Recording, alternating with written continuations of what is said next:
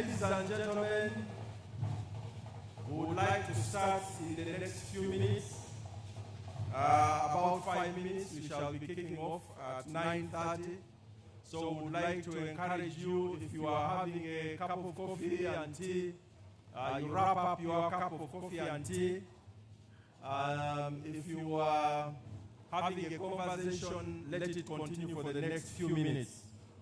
But you are all welcome. We shall be starting in about 5 minutes. So we'd like to ask you to take your seats so that we can kick off on time. Welcome. This is the second Uganda annual SDG conference. As you all know, this is the second time we are convening here, and I'll be telling you more in terms of background. But for now, it is just to alert you that we are starting soon. So please take your seats, and we'll start in the next 5 minutes.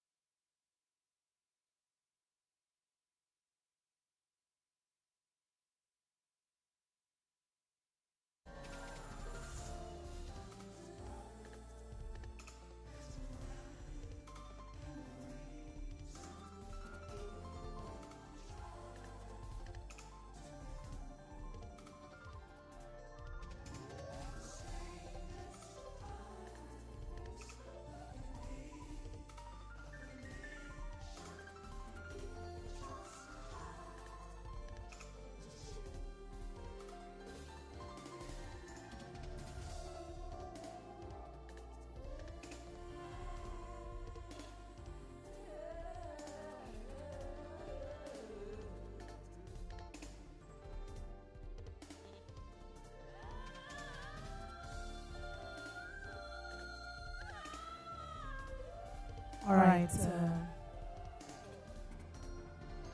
Good morning, ladies and gentlemen. Thank you so much for sparing your time to be with us. And thank you so much for making it here. We do apologize because probably what you see on the program is not the time that we are managing or working with. But we kindly seek your indulgence for another not more than 10 minutes. We'll be having our Prime Minister coming through, and we will also be having a Minister and focal point person for the Sustainable Development Goals joining us.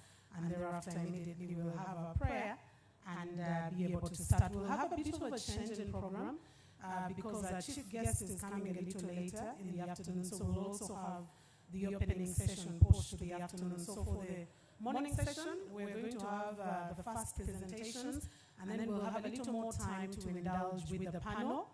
We'll have our panelists who are all already here, and thereafter we'll have a plenary. Then go for lunch, which will just be 1 hour, and then when we get back in the evening, or in the afternoon rather, we'll have our opening session start, because then the President, His Excellency, delegated the Vice President to be here in his capacity. So in the afternoon is when we'll have. So do not get amazed at the changes, but that's a bit of what we'll be having. But in the next less than 10 minutes, we should be kicking off. Thank you so much for your patience. We'll be starting in a few.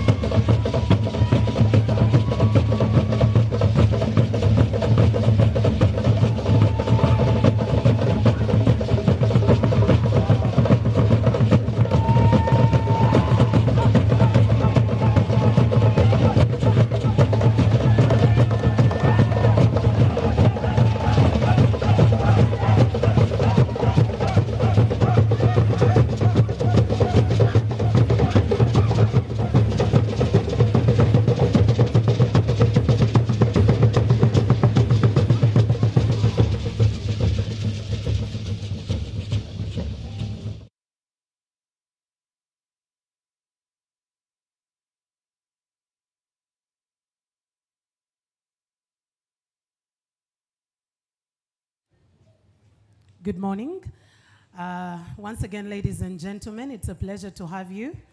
The person who has just arrived is the Minister, General Duties, and also the focal point Minister for Sustainable Development Goals, Right Honorable Justine Kasule Lumumba, who is the Minister, General Duties in the office of the Prime Minister, which is also the reason why we are here this beautiful morning. So welcome, Honorable, and thank you so much for sparing time to be with us. We can now be able to get seated. And ladies and gentlemen, good morning once again. Hey, good morning. Do we still need some more caffeine? There's still a bit of coffee outside if we need to be energized a little bit more. Good morning, ladies and gentlemen. Oh yeah, that sounds a little bit better. My name is Mildred Tuhaise, and I will be working with Mr. Sewachirianga, who will be coming up just shortly to help us go through this very beautiful event. I want to officially welcome you to the second Uganda Annual SDG Conference.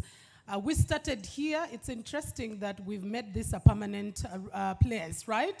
This is the permanent venue for the Sustainable Development Goal Conference. We started last year in 2022, and it was quite an interesting one, and this clearly shows that it's going to be continuous as we struggle, as we make all efforts to ensure that we can realize the Sustainable Development Goals. And this year's theme is on promoting inclusive national and continental actions for accelerated delivery on the SDGs and the Agenda 2063. We clearly know that the Sustainable Development Goals are as well echoed in African Union's 2063 agenda that was okayed, I would say, for lack of a better word, 10 years ago in 2013. We get to ask ourselves, how far are we? That is the biggest question for the day-to-day. Even when it comes to the Sustainable Development Goals, the biggest question is, how far are we on the road to realizing those Sustainable Development Goals? But I want to say a special thank you to the efforts that have been done by the various ministries, departments, and agencies, particularly the Office of the Prime Minister. Thank you so much for the work that has been done, because through their coordination, together with partners in the United Nations family, the civil society organizations, are not forgetting the private sector, because in Uganda we always use the statement that it is a private sector-led economy. I want us to give a round of applause to Uganda particularly, because we've managed to move from position 143 to position 136. A round of applause to the OPM, the Office of the Prime Minister, for all the efforts they've done to ensure that there is localization, because one of the biggest gaps in realization of this agenda, even when we look at the 2063 agenda of the African Union, is the fact that the greater percentage of the citizens tend to look at this as an elitist kind of conversation and discussion, yeah? We speak a lot of our English in such beautiful places, but do these messages, does this information trickle down to the last person? In Uganda, we call them omuntu wa wansi. Does it trickle down to them? It's only when we get to that point that we'll see a faster realization of many of these discussions that we normally have. Ladies and gentlemen, I don't want to take a lot of time. Allow me for our opening prayer. Like I said, our opening session is going to be pushed a little bit later to the afternoon when our chief guest arrives. But of course, we cannot start off this without handing it over to God. And allow me invite the religious leaders who are available, who are also the Interreligious Council of Uganda council presidents, led by the Metropolitan, Hieronymus Mosei. I'm kindly requesting that you lead the team to come and give us an opening prayer right now before we can be able to start. Bishop Serada, thank you so much for making time. I will expect, together with Mama, you come up, and also His Eminence, the Second Deputy Mufti of Uganda, Sheikh Mohammed Waiswa. I am kindly requesting that you come and give us an opening prayer. So we hand over this conference in the hands of God.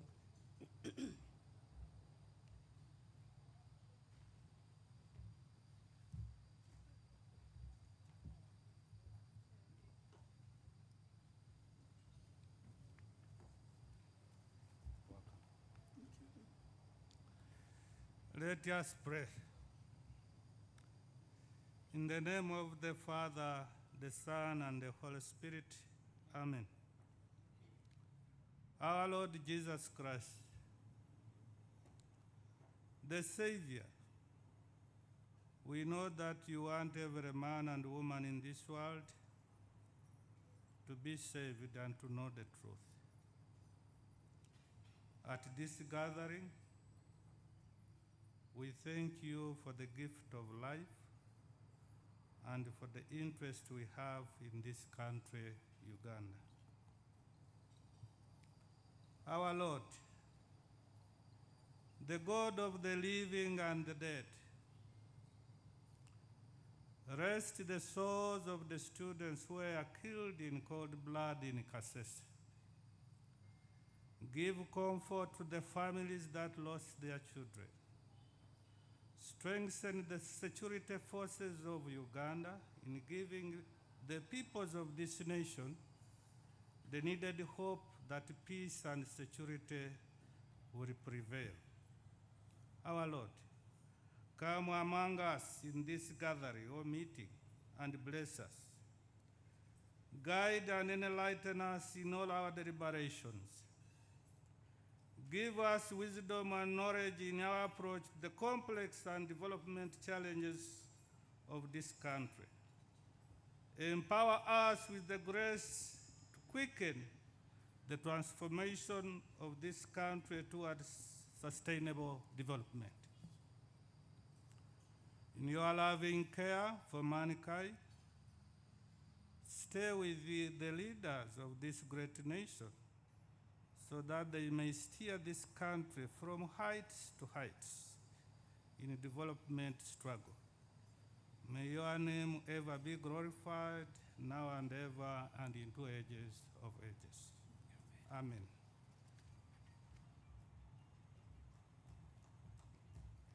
A round of applause to our religious leaders. Thank you so much, Your Eminence, Metropolitan Hieronymus Mosei, for that brief prayer, and very insightful as well. Now, before we get to know what the 2 days will look like, allow me invite the Permanent Secretary in Acting Capacity, Office of the Prime Minister, and that is Rose Alenga, to come and give us welcome remarks and make us feel welcome here before Mr. Richard Sewachirianga takes us through what the 2 days are going to look like. We're here today and tomorrow, and then we will have a presentation of our overview, how we are performing from the SDG Secretariat, some of the key findings, and probably we'll be able to know what do we need to do to get better, so that in the next year we'll come to report that we've also moved from 136 to a much better number. Madame Rose Alenga, please come and speak to us. Let's give her a round of applause.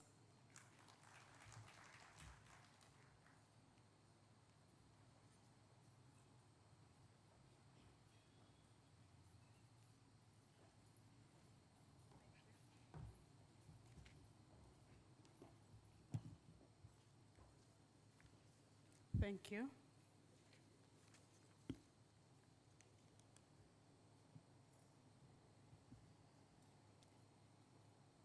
The Right Honorable Justin Lumumba, Minister, General Duties, Office of the Prime Minister, the Head of Public Service and Secretary to Cabinet, Permanent Secretaries present today, the UN Resident Coordinator, Madame Susan Namando, heads of diplomatic missions and agencies, representatives from private sector, media and civil society, our religious leaders, distinguished delegates, esteemed guests, ladies and gentlemen. I'm pleased to join you at this second Uganda Annual SDG Conference 2023, which has been organized under the theme Promoting Inclusive National and Continental Actions for Accelerated Delivery of the SDGs and Agenda 2063. We have gathered here to review the midterm status of implementation of the SDGs, review the sub-national and regional actions and commitments for the integrated implementation of the SDGs and Agenda 2063, share experiences, good practices, and lessons learned in the implementation of Agenda 2063 and Agenda 2030. I would like to extend my appreciation to the government of Uganda, which through the National SDG Secretariat in the Office of the Prime Minister organized this conference. Thank you so much.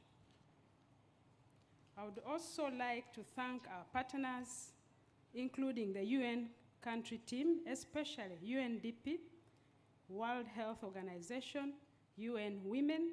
I also thank the Royal Danish Embassy, World Vision, Save the Children, Bank of Uganda, Uganda National NGO Forum, and the SDG champions, among others, who are supporting the second SDG conference. Ladies and gentlemen, I appreciate all stakeholders who may not have financially supported this conference, but are in many other ways working towards achieving the 2030 agenda.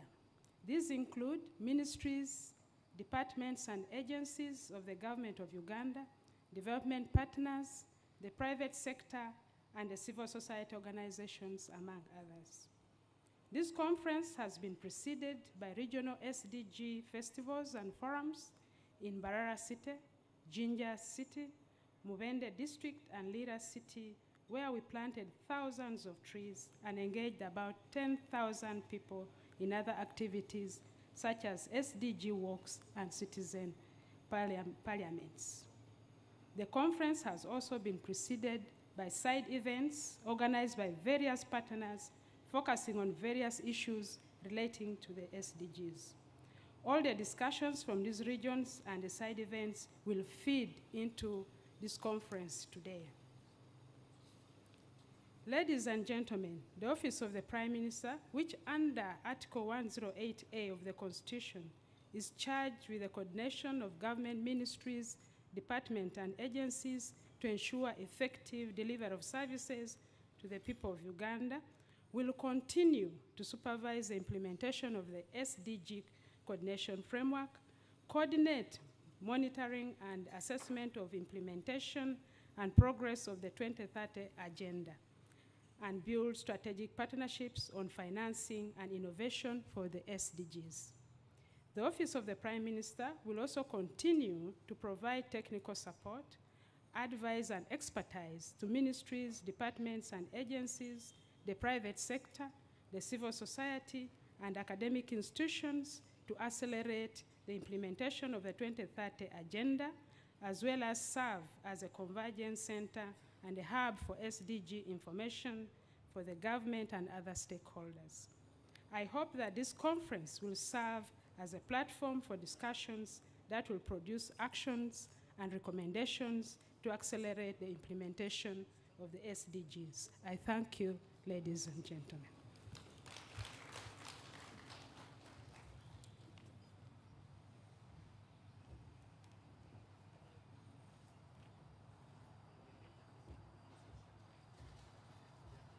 Thank you very much, Acting Permanent Secretary, for your kind remarks and for setting the scene for this conference.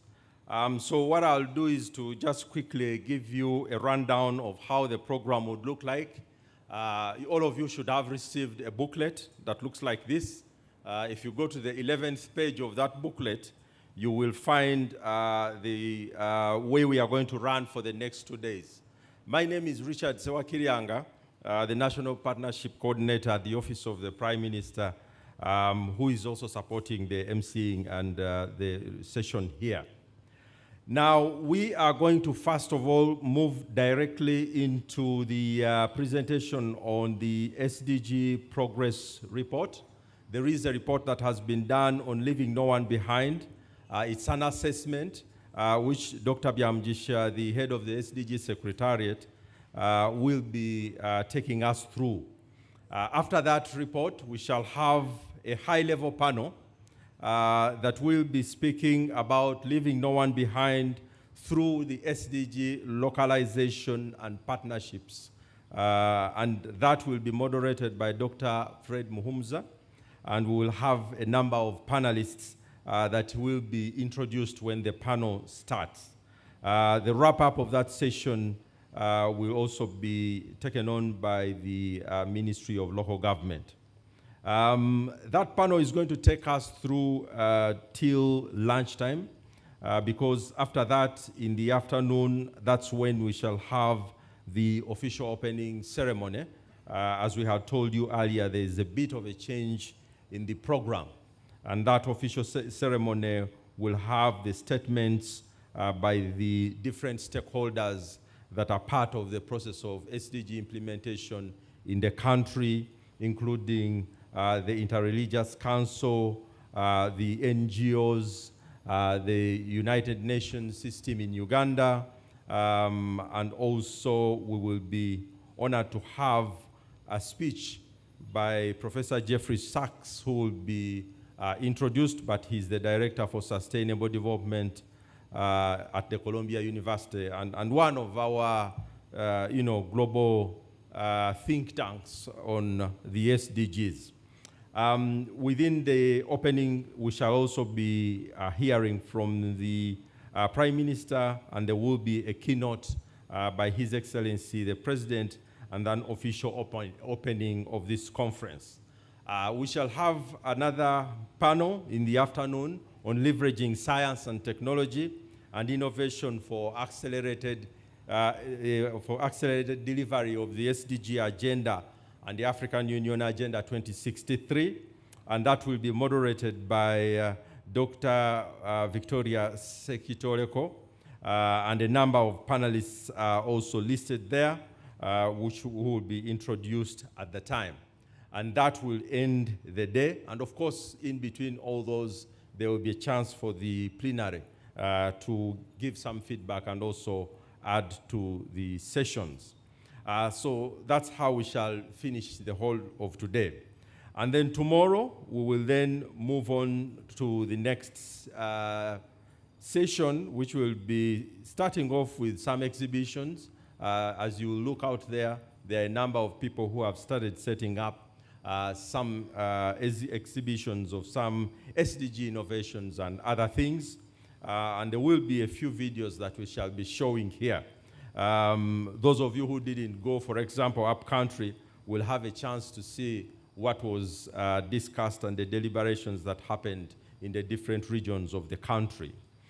There will be a high-level panel tomorrow morning on financing frameworks and opportunities for regional cooperation and accelerated delivery of SDGs and Agenda 2063. We will be having a keynote speaker, the Chief Economist of the Regional Bureau for Africa for UNDP, Roy Gilpin, kindly accepted to be here in person, so he will be giving us a keynote, and then we shall have the panel moderated by the resident representative of the UNDP with a number of panelists, the PSST, Bank of Uganda, PS Trade, and the private sector expert at the World Bank. We will then have a few statements from the floor, from young people, from the private sector, and also from the children. We expect to have the Speaker of the Parliament of Uganda, Right Honorable Anita Among, who will be also coming to grace this occasion. And then in the afternoon, we will have His Lordship, the Chief Justice of Uganda, Alfonso Owinidolo. Then in the afternoon, we will have another, and that will be the last panel, that will be looking at the SDGs in focus, the SDGs that will be reviewed this year at the high-level political forum that will be happening next month at the UN. Those include SDGs 6, 7, 11, and 17. And those, we shall have a few people giving us some insights around the progress that we have made as a country, the PS Ministry of Water, the PS of Energy, of Lands, a member of Parliament who chairs the National Resources Committee, Natural Resources Committee, and also the Permanent Secretary of Foreign Affairs will be speaking to us, and we shall have a wrap-up by the Honorable Minister for State for Planning, the Ministry of Finance, on partnerships and how they can help to revamp and accelerate the delivery of SDGs.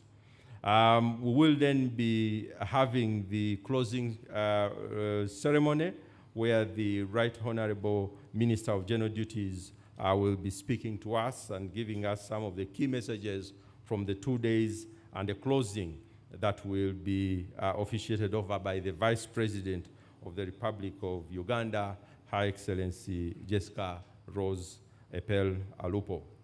And that will be the 2 days that we shall spend here. This time round, we shall all be in this room, so most of the action will be here.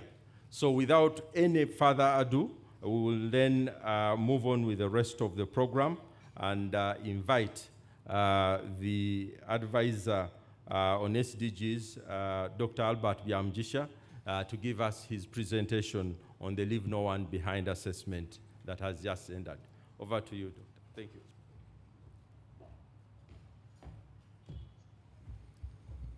Thank you, our Master of Ceremony this morning.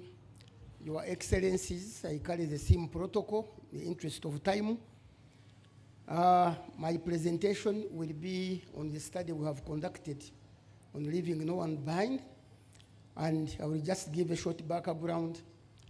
Leaving no one behind, who are the people left behind per goal in this country, then the key findings of the study, conclusion, and then end up with the recommendation. As a short background, as you are aware, Sustainable Development Goals were adopted in 2015 by the UN member states, and they aimed at addressing social, economic, and environmental challenges to end poverty, protect the environment, and ensure that all the people enjoy peace and prosperity through partnership by 2030. It has 5 key principles: universality, integration, and the key one is leaving no one behind. And these goals are interconnected and indivisible. They are inclusive and carry a multi-stakeholder engagement, which we have now. So I will concentrate on the people who are left behind.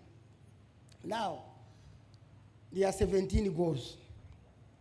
Out of the 17 goals, of course, the targets are 169 with 231 indicators. And for the case of Uganda, it's only 201, according to Uganda Bureau of Statistics, the indicators that can be measured. But currently, we have 121 data points of the indicators, which can tell us the story in this country. Now, leaving no one behind is central transformative promise of the 2030 agenda.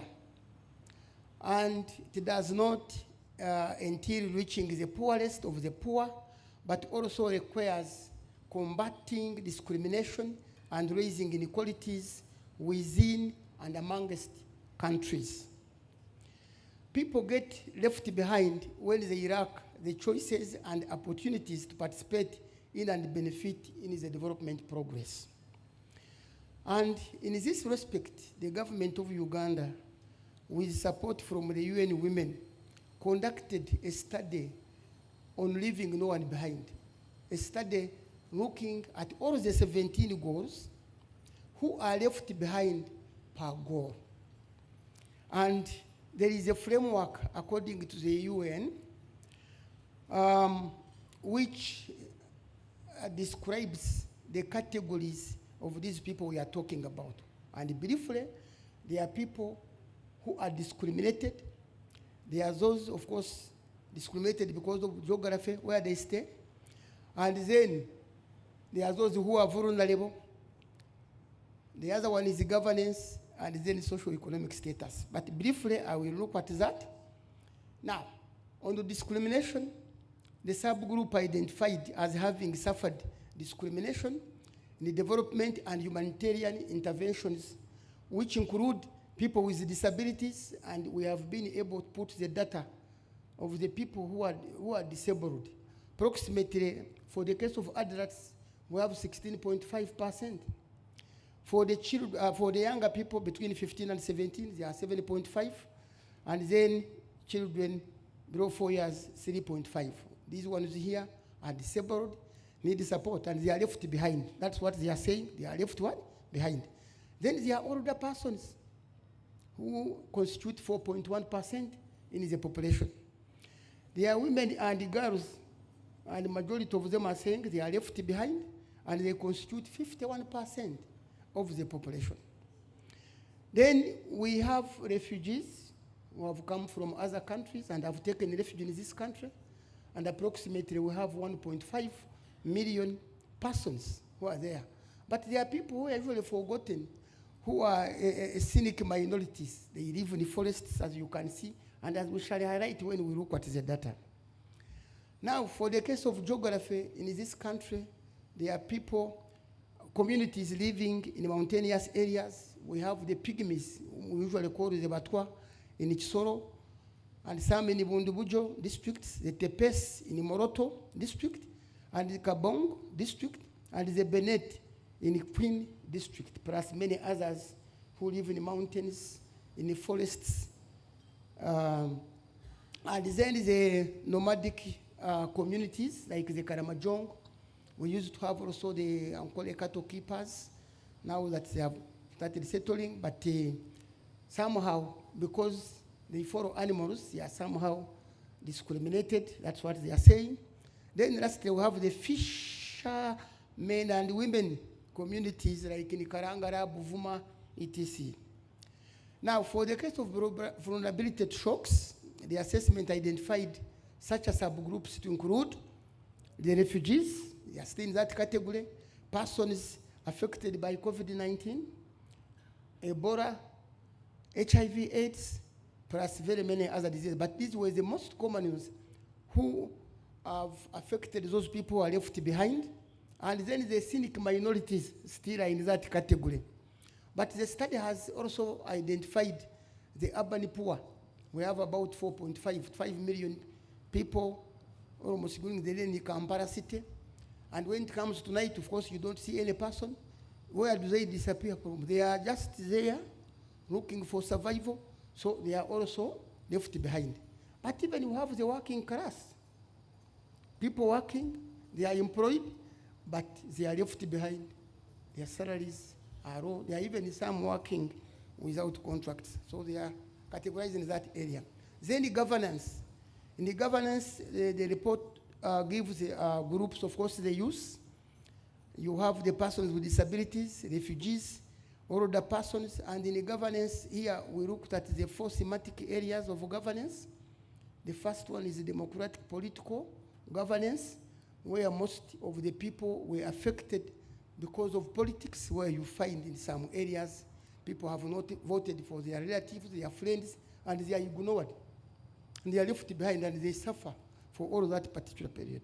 Persons with disabilities, again, they are finding it a problem.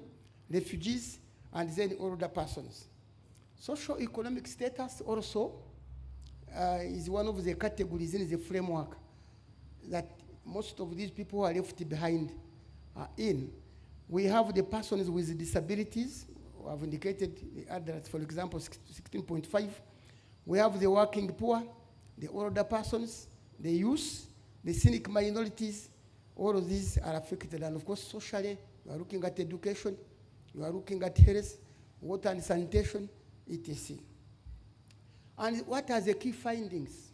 And very quickly, in the interest of time, I will rush through the key findings. For the case of no poverty, subgroup, the people living with HIV/AIDS, rural and urban poor, persons belonging to ethnic minorities, disabilities, older persons, is it. So you can see the trend from 56.4 in the early 90s to 20.3 in the last 3 years.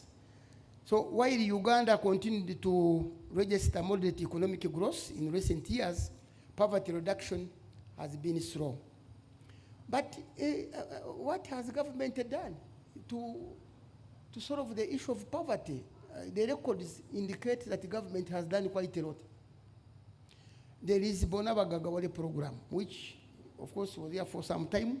The Youth Livelihood Program, the Social Assistance Grant for the Elderly, the EMIOGA, the parish development model, which is there. Government has sunk in a lot of money. So what have we done to end this, to end the poverty, when the government has put up all the strategies, all the money? So there must be something wrong, which in our discussions must come up with actions, with strategies to make sure that we utilize what is already available. Then for the case of hunger, the persons affected are almost the same people. And you can see when you look at the percentage of food poor households. I have picked some few areas in this country where you start, for let's say Kampala, 20% of the people don't have enough of the food they are eating. And then nationally, you see 37. The previous year, and this year it is 39. And the highest, of course, Acholi, followed by Karamoja. And what does that mean? It means that from the figure, as you can see, 3 in every 10 households don't consume sufficient quantity of food. And that's important.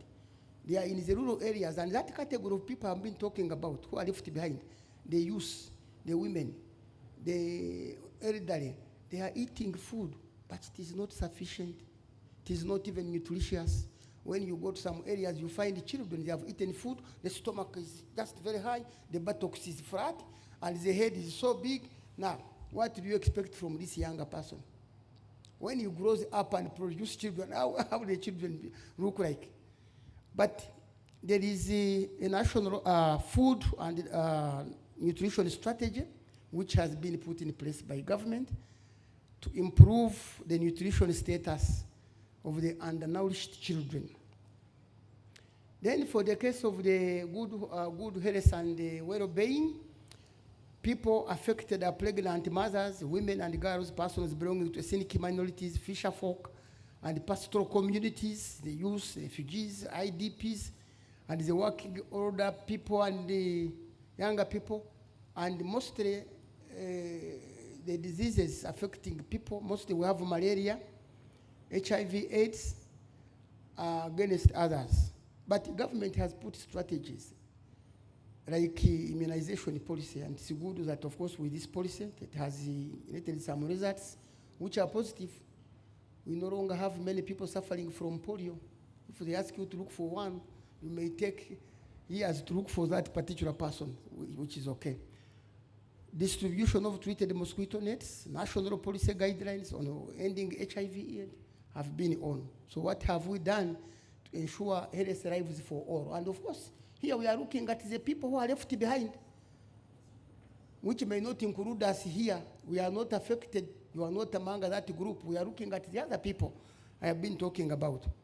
Then for the case of quality of education, the people affected, mostly women, adolescent girls, people with disabilities, children, pastoral communities, etc.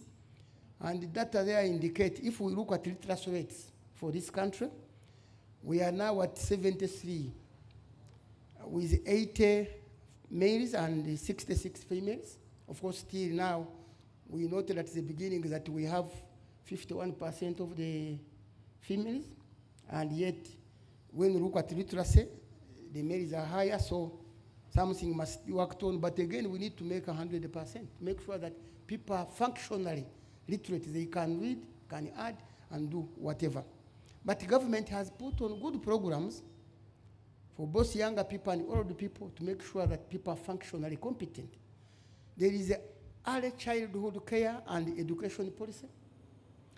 There is universal primary education, which allows all children of eligible age to go to school and study free.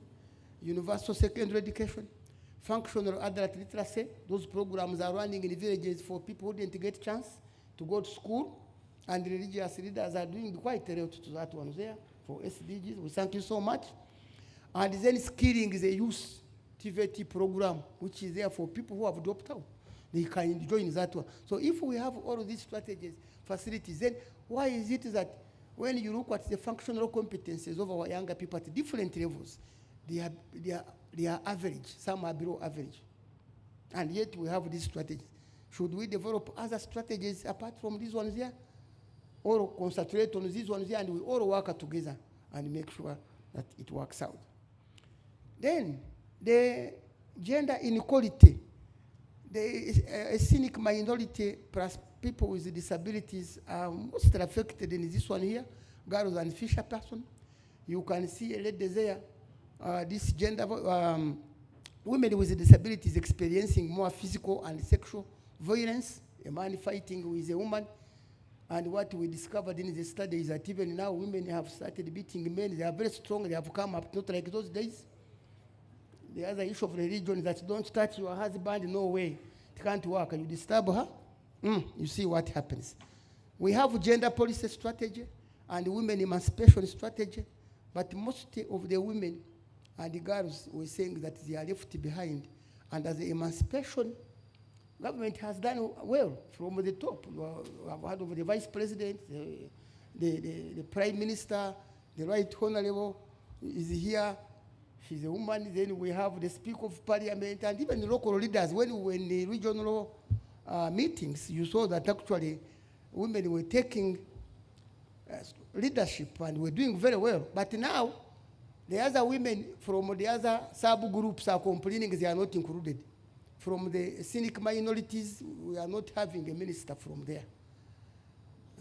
They are saying now why? Why don't we have such? 6 is the water and sanitation. People suffering, mostly ethnic minorities, people with disabilities, older persons, women, working group. And according to the sanitation and the environmental development plan, government has been able, I think, to provide water, urban 90%, in the rural 75%. But then the other group, the subgroup suffers because they are not able even to utilize the water which is around. If you go to the slums, they have to pay for that water. And they cannot even cheat because they put a padlock on every tap. So they are saying they need to be considered so that they are not left behind. Then for the case of the 7th one, on energy, subgroups suffering under that one are older persons, ethnic minorities, fisher folk, pastoral communities, they are suffering. So the problem is the high cost of electricity, averaging to about 25,000 shillings, which is too high. For the other living behind, because we are talking of people who are left behind, can they manage electricity? And you can see that high power voltage, government has provided infrastructure, but then where it goes in rural areas, they don't see that power. But there are other strategies, of course, like using the solar, biogas, etc., which they can use, but they can't manage. The one on the on economic growth, subgroups, of course, mostly people affected are women and girls, and then people with disabilities, youth, and working poor. Now, according to the graph, you will notice that government has been able to commit efforts to eliminate the child labor. Child labor, very important, especially in the worst forms. However, child labor is still high, especially in northern Uganda, younger people. And you will notice that according to the National Labor Force Survey report which came out last month, a high proportion of the youth, which is 41%, were not employed. 41% not employed. They are not even educated. And they are not attending even any training at all. And it is 41%. So we need to look at this category. But the government has put strategies which can alleviate that one there. The National Employment Policy, which does not allow child labor, though it is still on. The presidential skilling on a girl and a boy child. And results, I don't have data, but for this skilling project of the president has generated some good results, where younger people who have passed through this one here are able now to generate income. So I think we need to support that program and make sure that we have more younger people trained. Then the one, number 9, on innovations and infrastructure. The group suffering most is older persons, women, girls, ethnic minorities, fisher folk communities, slum dwellers, and working poor. Now here, we will find that government has made tremendous infrastructure development projects. In the past years, we have many roads coming, which have come up, factories and industries coming up. But then again, we are looking at the people left behind.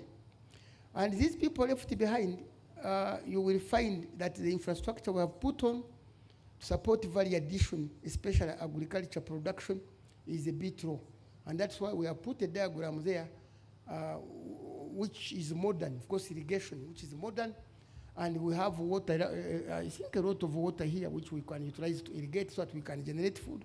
But on the diagram, again, you see a lot of agriculture, which is like animals, products, honey, you have tractors, whatever, but those cannot be used to generate the outputs which we are talking about. But there is agricultural value chain development projects which are up. Now, the other one is on inequalities.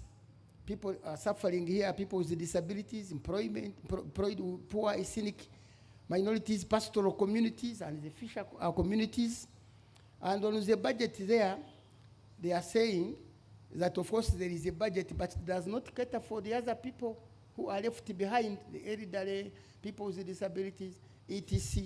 And you see that person with a cake, eating it alone, and the others are wondering. But then somewhere in the middle, you see, of course, girls and boys are equal, and that's what now some of the strategies are. They are all equal, but in practice, when it comes to employment, you will see the woman ending up in the kitchen, cooking, and the other man just walking in a briefcase, getting work. So employment, again, becomes the problem. So government has put in an Equal Opportunity Commission, which I think has done some good work, and then certificates of compliance. Even the NPA has developed that, and it has generated some positive results. But there are development and pacification programs which government have put in place, like for northern Uganda, to make sure that the people who are left behind are supported. Now, with the sustainable cities, people suffering with the cities, people with disabilities, elderly, urban poor, youth, women, and the streets. And of course, you will notice that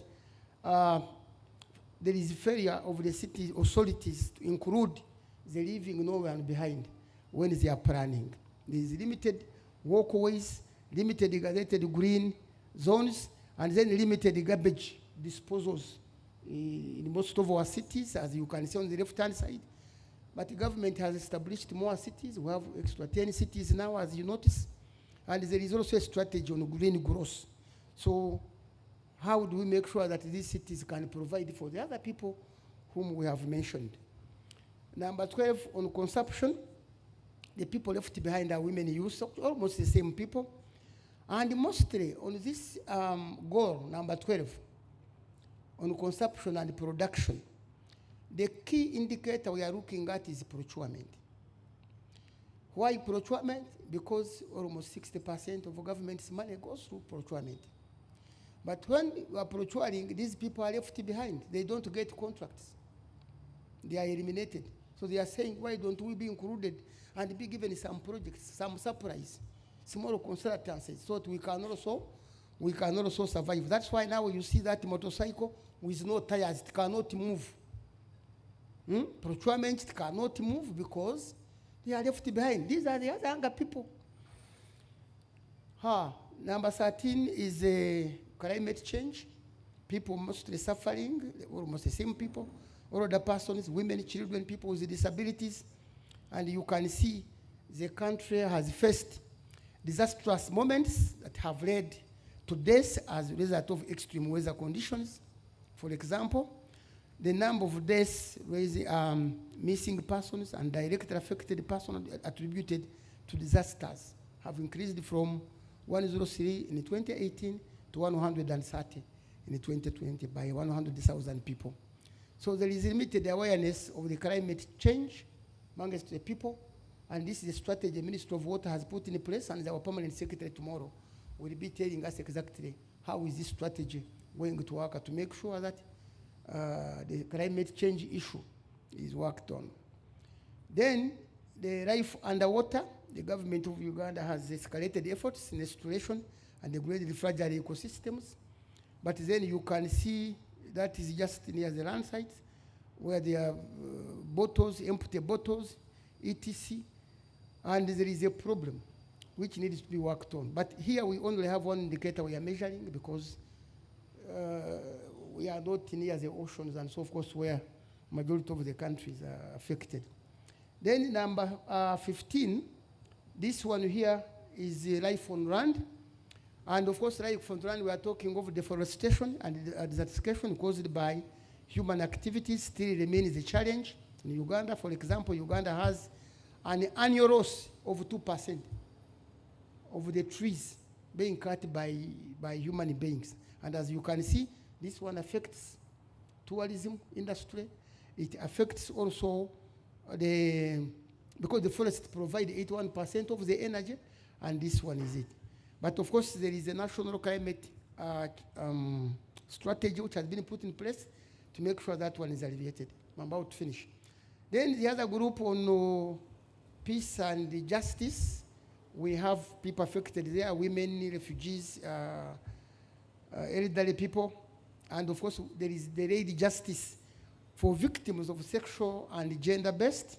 And of course, this subgroup has been receiving support to access legal assistance and legal remedies, but still it is not enough in the courts of law. We shall hear from the Chief Justice tomorrow what strategies they have to make sure that people left behind in this category are left behind. And I think they have developed strategies, so he will tell us tomorrow. And lastly, on number 17, on partnerships, the same grass are the same which are affected. And one indicator that is prominent is actually mobile phones. They are very, very important because if people are connected, they are able to know exactly what is happening and they are able to engage in the trade. So these people, if they can get mobile phones, know how to use mobile phones connected to the internet, then the rest will solve itself. Conclusion, for most of the subgroups I have mentioned, continue to suffer inequality and discrimination due to policy, legal, and institutional dysfunction affecting the inclusion in the development and humanitarian delivery mechanisms. However, a number of government strategies still exist to address, as I have mentioned, per every goal. We have enough strategies which can solve that one. So what did we recommend? We recommend that we increase awareness among the subgroups we have talked about and tell them about the opportunities which are available, like the parish development model, and their rights and their responsibilities. That's why the Prime Minister has invited all the arms of government so that we handle the problem together. Then there is inclusion of this category in the budgeting, planning, and implementation. That's why even the planning issue is. And I hope National Planning Authority does that when they are planning to make sure they are not left behind. Then increase the funding, infrastructure expansion and rehabilitation, and finally strengthen the partnerships across the stakeholders. And that's why now this conference has invited all of the people. We have a mixture of all of the people who are actually implementing the SDGs. So I thank you so much, and we are saying leaving no one behind, the strategy we want to have. Thank you.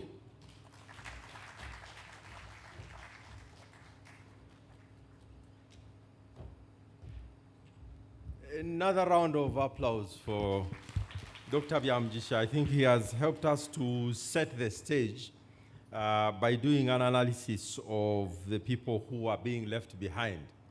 And I think this is very helpful because the next panel will be talking about leaving no one behind through localization and partnerships.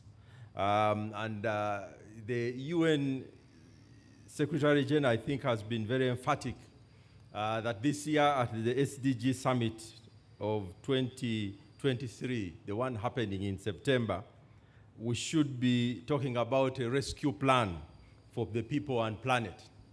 And clearly that means that even for us as Uganda, probably from this data, we should be thinking what should be our rescue plan. because there are several areas that, as the study shows, we need to do something about. So for the panel, we are going to be having the moderator, Dr. Muhumuza Fred, who is an economist and is at the Makerere University Business School. Please, moderator, please come forward so that they know that the panel will have a real moderator. So you are welcome to take the stage. And the panelists, we have a number of them from the academia, someone who will be speaking about the academic perspectives, representing Professor Barnabas Nawange, the Vice Chancellor, will be Professor Hisali. So please come forward and take your seat. You will have to give them a small hand clap so that they feel energized to come to the front. Sometimes walking without noise is very complicated. The other one who will be speaking will be from the National Planning Authority, speaking on behalf of Dr. Joseph Muvawala, the Executive Director, will be the Deputy Executive Director himself, Honorable Charles Olenyi Ojok. You are welcome. Please come forward and take your seats. I haven't seen any panelists. They are waiting for the moderator, so please, moderator, come and take the panelists, bring the panelists with you. We will be then followed by someone from the UN Women. UN Women to represent Dr. Paulina Chiwangu will be Evelyn Letio. Please come forward. Welcome. She will be speaking to us on issues around the SDG 5 and fast tracking, that's the SDG. That will be, and the next panelist will be Dr. Chris Mukiza, the Executive Director of the Uganda Bureau of Statistics. Dr. Mukiza, you are welcome to come forward and we start. And then we will have, lastly, High Excellency Signe Winding Alberg, the Ambassador of Denmark to Uganda, who will be also on the panel. So you are all welcome, the panelists. Your moderator is going to come. He's just doing a housekeeping issue, but please sit on the panel and he will be with you in half a minute. I think he's taking an urgent call or something. So this panel will be, as we said, speaking about leaving no one behind through the SDG localization. And the way we have agreed is that this panel, as you can see, is a very high-powered panel, will be helping us to shape and take some of the issues that have been mentioned in the different slides that were shown by Dr. Byamjisha, but also we have specific questions that they will be touching on. So the moderator will be taking us through that. So thank you very much, and over to you, moderator. You stood behind me and I was looking for you in front of me. So you can come and then you take over. Thank you very much.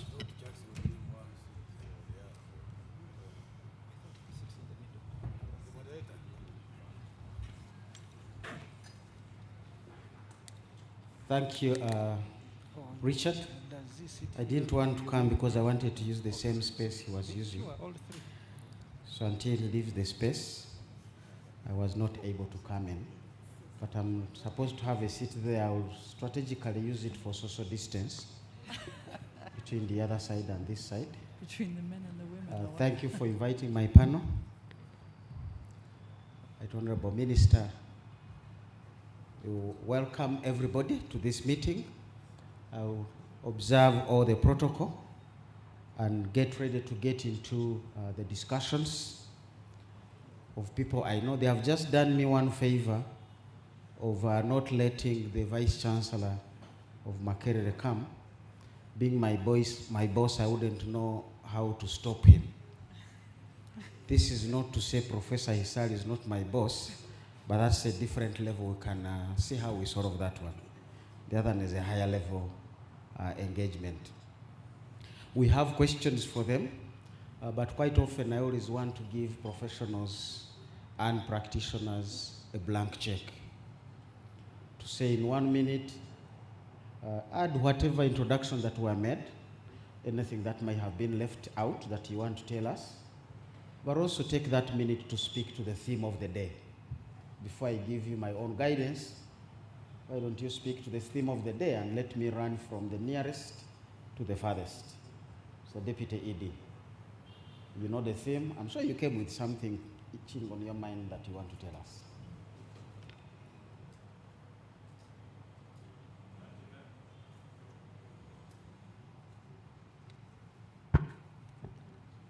Thank you very much, Dr. Fred. All protocol observed. I am here to represent the Executive Director, Dr. Mugaola, who was not able to make it. But first and foremost, let me, on behalf of the National Planning Authority, associate very much the importance of the conference, because it brings into the perspective the progress that we as a country in Uganda are making towards the achievement of the Agenda 2030, but also Agenda 2063. And if you'd like me to mention very quickly that as a country, we are very proud to be one of the highest ranked in terms of the alignment of our development planning processes to, first of all, the Agenda 2030 itself. Then you come down to the Agenda 2063. And in this regard, allow me to thank the UN resident coordinator, who just about 2 weeks ago was able to support the National Planning Authority with an expert, whereby we are developing the national planning and the reporting tool. You supported us from, rather with an expert from the UNECA, United Economic Commission for Africa.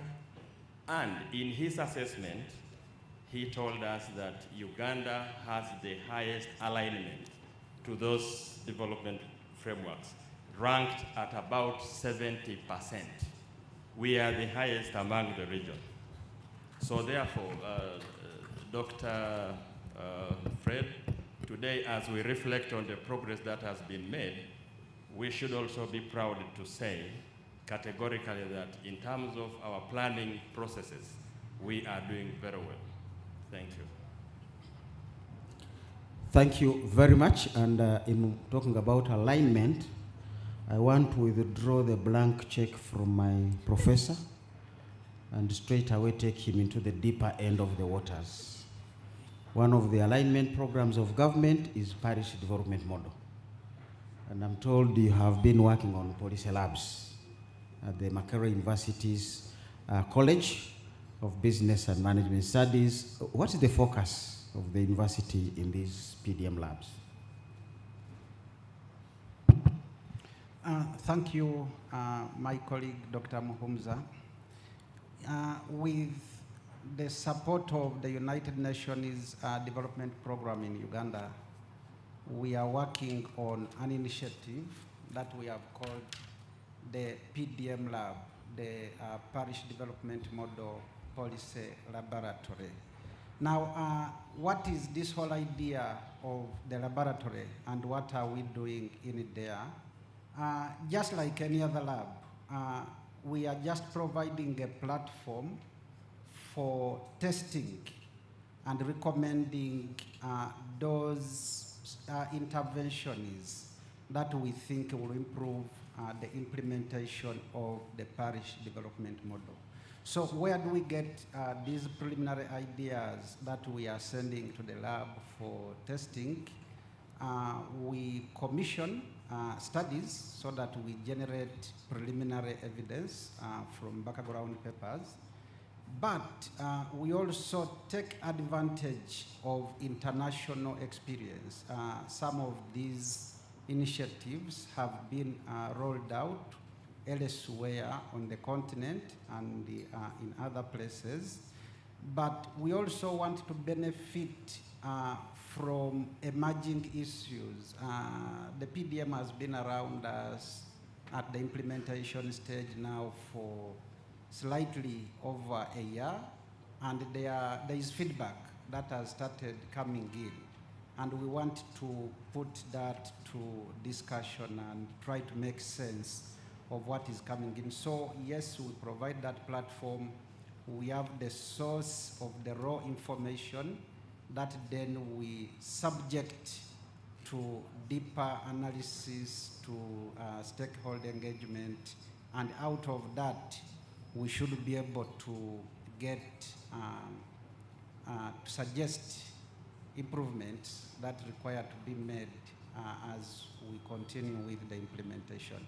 So that's the brief background to the lab. And in terms of the structure, we have an oversight structure called the steering committee, headed by Office of the President, Professor Ezra Suruma.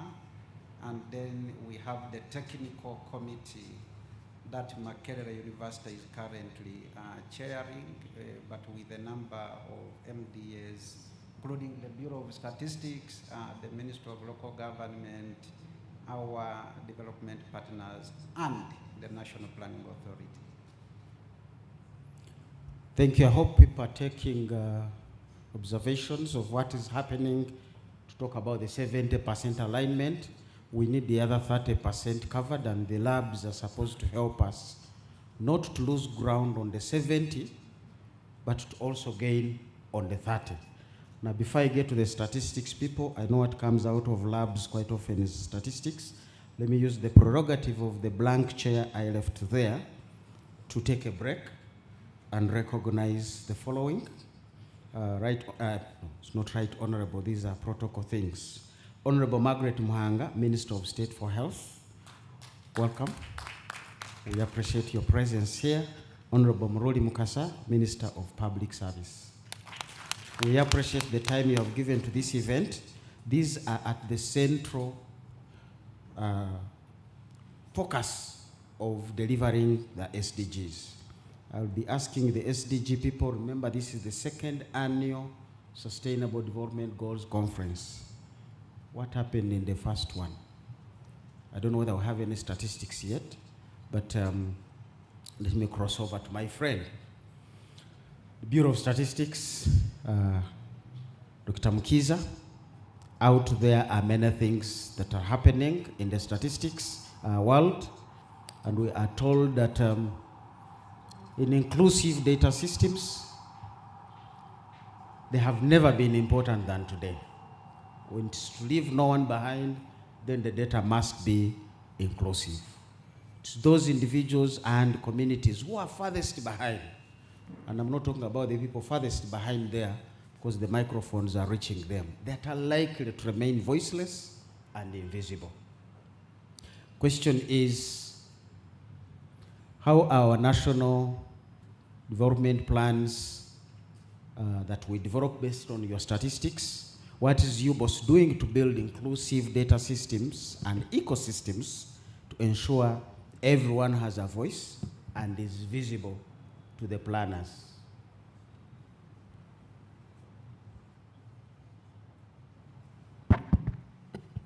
Thank you, moderator. Good morning all, protocol observed. As you've seen from the presentation from the Secretariat, much of the discussion was premised on the data. And you have seen how we have progressed gradually but steadily to 121 indicators out of the 2001 that we promised to provide for monitoring the performance of SDGs. By the end of this year, we shall have we shall be able to provide 150 indicators. Now, when SDGs came to the fore, we of course aligned our statistical production and dissemination to NDP 3. NDP 1 and NDP 3 by developing a plan for national statistical development that covers the entire national statistical system. National statistical system involves all the producers, users, academia, as we have heard, and private sector. And those members in the plan are developing strategic plans for statistics in order to cover all indicators in the indicator framework of the NDP, which we have been told is around 70%. At the Bureau, our strategic plan for statistics has a theme of transformation using digital technology and innovation, so that we move beyond the traditional data sources. The notable ones are censuses, surveys, and administrative data, to harnessing other non-traditional data sources, using geospatial technologies,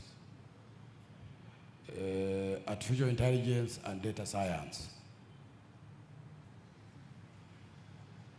I want to mention that even those traditional data sources, we don't leave anyone behind. All the categories, the other subgroups that are vulnerable and left behind by policymakers are covered by statistics, and data exists. The main challenge to all of us is how we intentionally must use these statistics to inform decision making. We know that you cannot manage what you can't measure. Or the other way, you cannot, in order to manage it, you should first measure. So, even the little indicator, the few indicators we have, how are we using them in decision making and the policy formulation to reach those people that are being left behind? And that's the challenge I'm giving to all the users of statistics. Now, in the non-traditional data sources, we also worked with the development partners to develop citizen-generated data handbook, because as they operate, they generate a lot of data. Citizens include those minorities and vulnerable groups.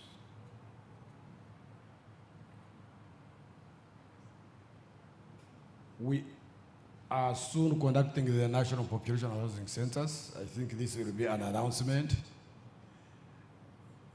And many of the indicators and those people that are normally left, especially minority tribes, minority communities, those in refugees and refugee host communities will be counted. And once we count them, we know where they are, how many they are, how they live. Then it will be upon the decision makers and policy people to ensure that they use that statistics fully. I think I have attempted to answer your question. You've not only attempted, you have answered it, but in the process excited me to create another question, which will come to you in another round. You said we can't manage what we can't measure. But these days, I know we can't measure what we can't manage. They call it big data. Even as we are here, Google knows I am here. Surely you can't manage Google. But between me and Google, we are generating data. I've just paid my electricity bill, so my people home can go back or avoid going off. Google knows that payment. Umeme might know about that payment. So when I get back to you, I will be looking for conversations on how can we harness, harvest, analyze, and draw lessons from big data. People are right now doing lots of things. And that data is needed for us to understand. There are those who have not been left behind and who must not be left behind, but there are those who are already in front. Quite often we lose them. And they are running ahead of us and we can't manage them. But we need information about them.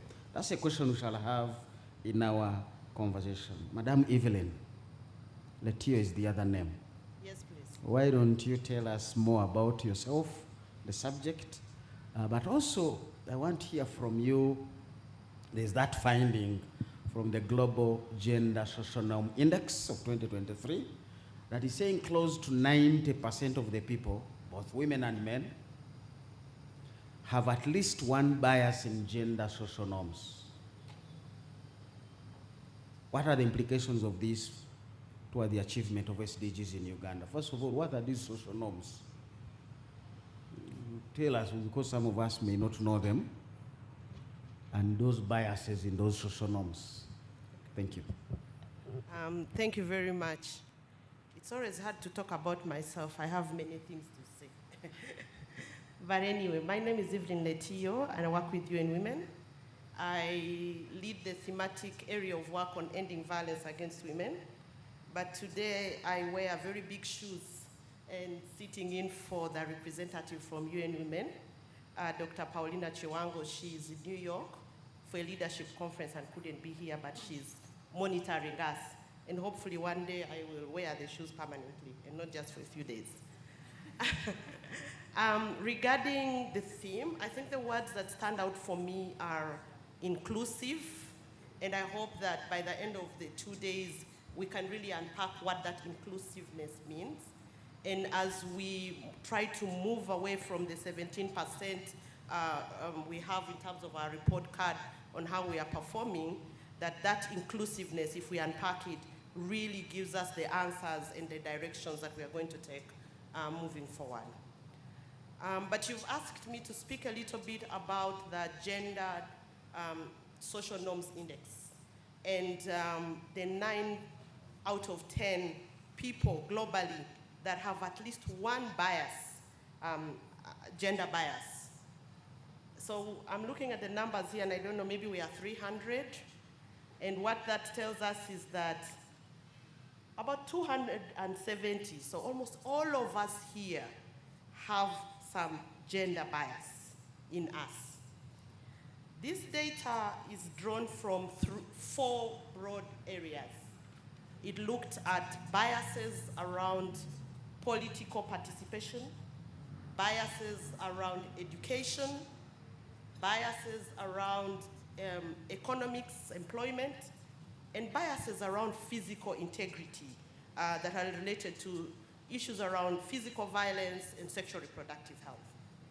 And so I think for me, while it's depressing, because we know that we have not registered significant shifts around biases in the last 10 years, I think it points us to what needs to be done, but also the criticality of addressing social norms if we are going to achieve the SDGs and also our national development goals.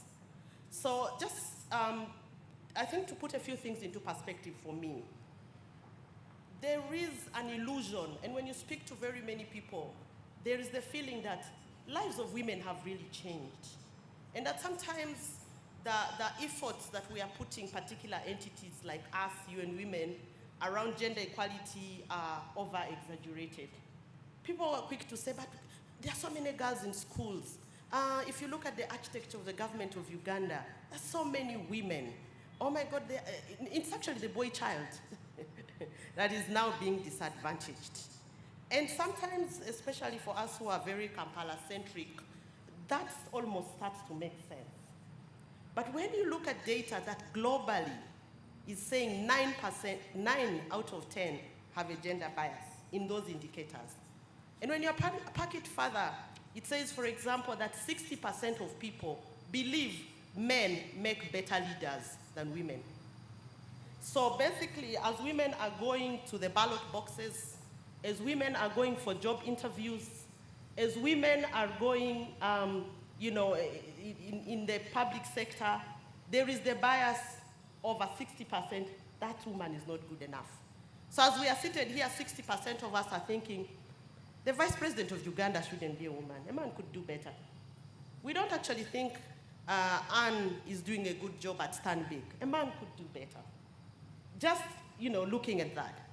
And equally, same number of people are thinking, in terms of economics, women, they can do something, but they need to stay more at home and take care of the family.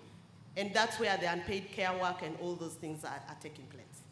And 30% of the same people are saying, university education, not necessary for women.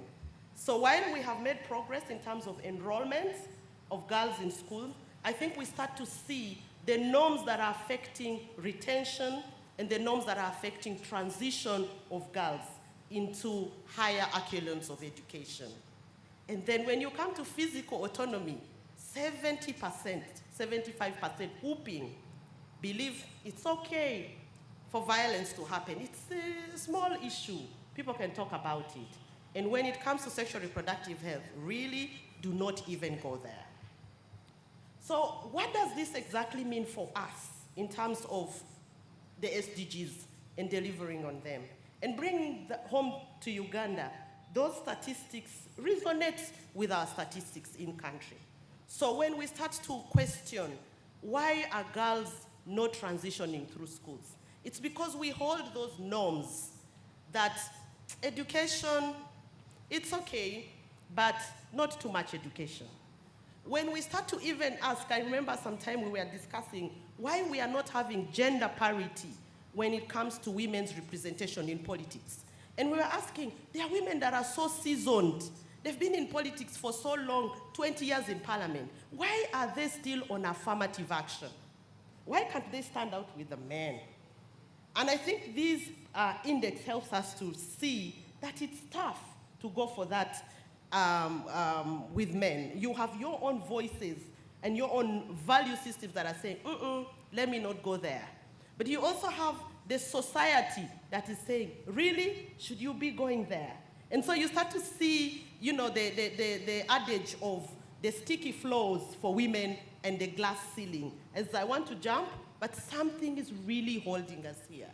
And so I think in terms of really SDGs, what we see here is all the 17 SDGs. As long as we don't address social norms, as long as all this that we are holding, 9 out of 10 of us here, do not start interrogating those deeply held values that we have, attitudes that we have, then we are not going to be on track for SDGs.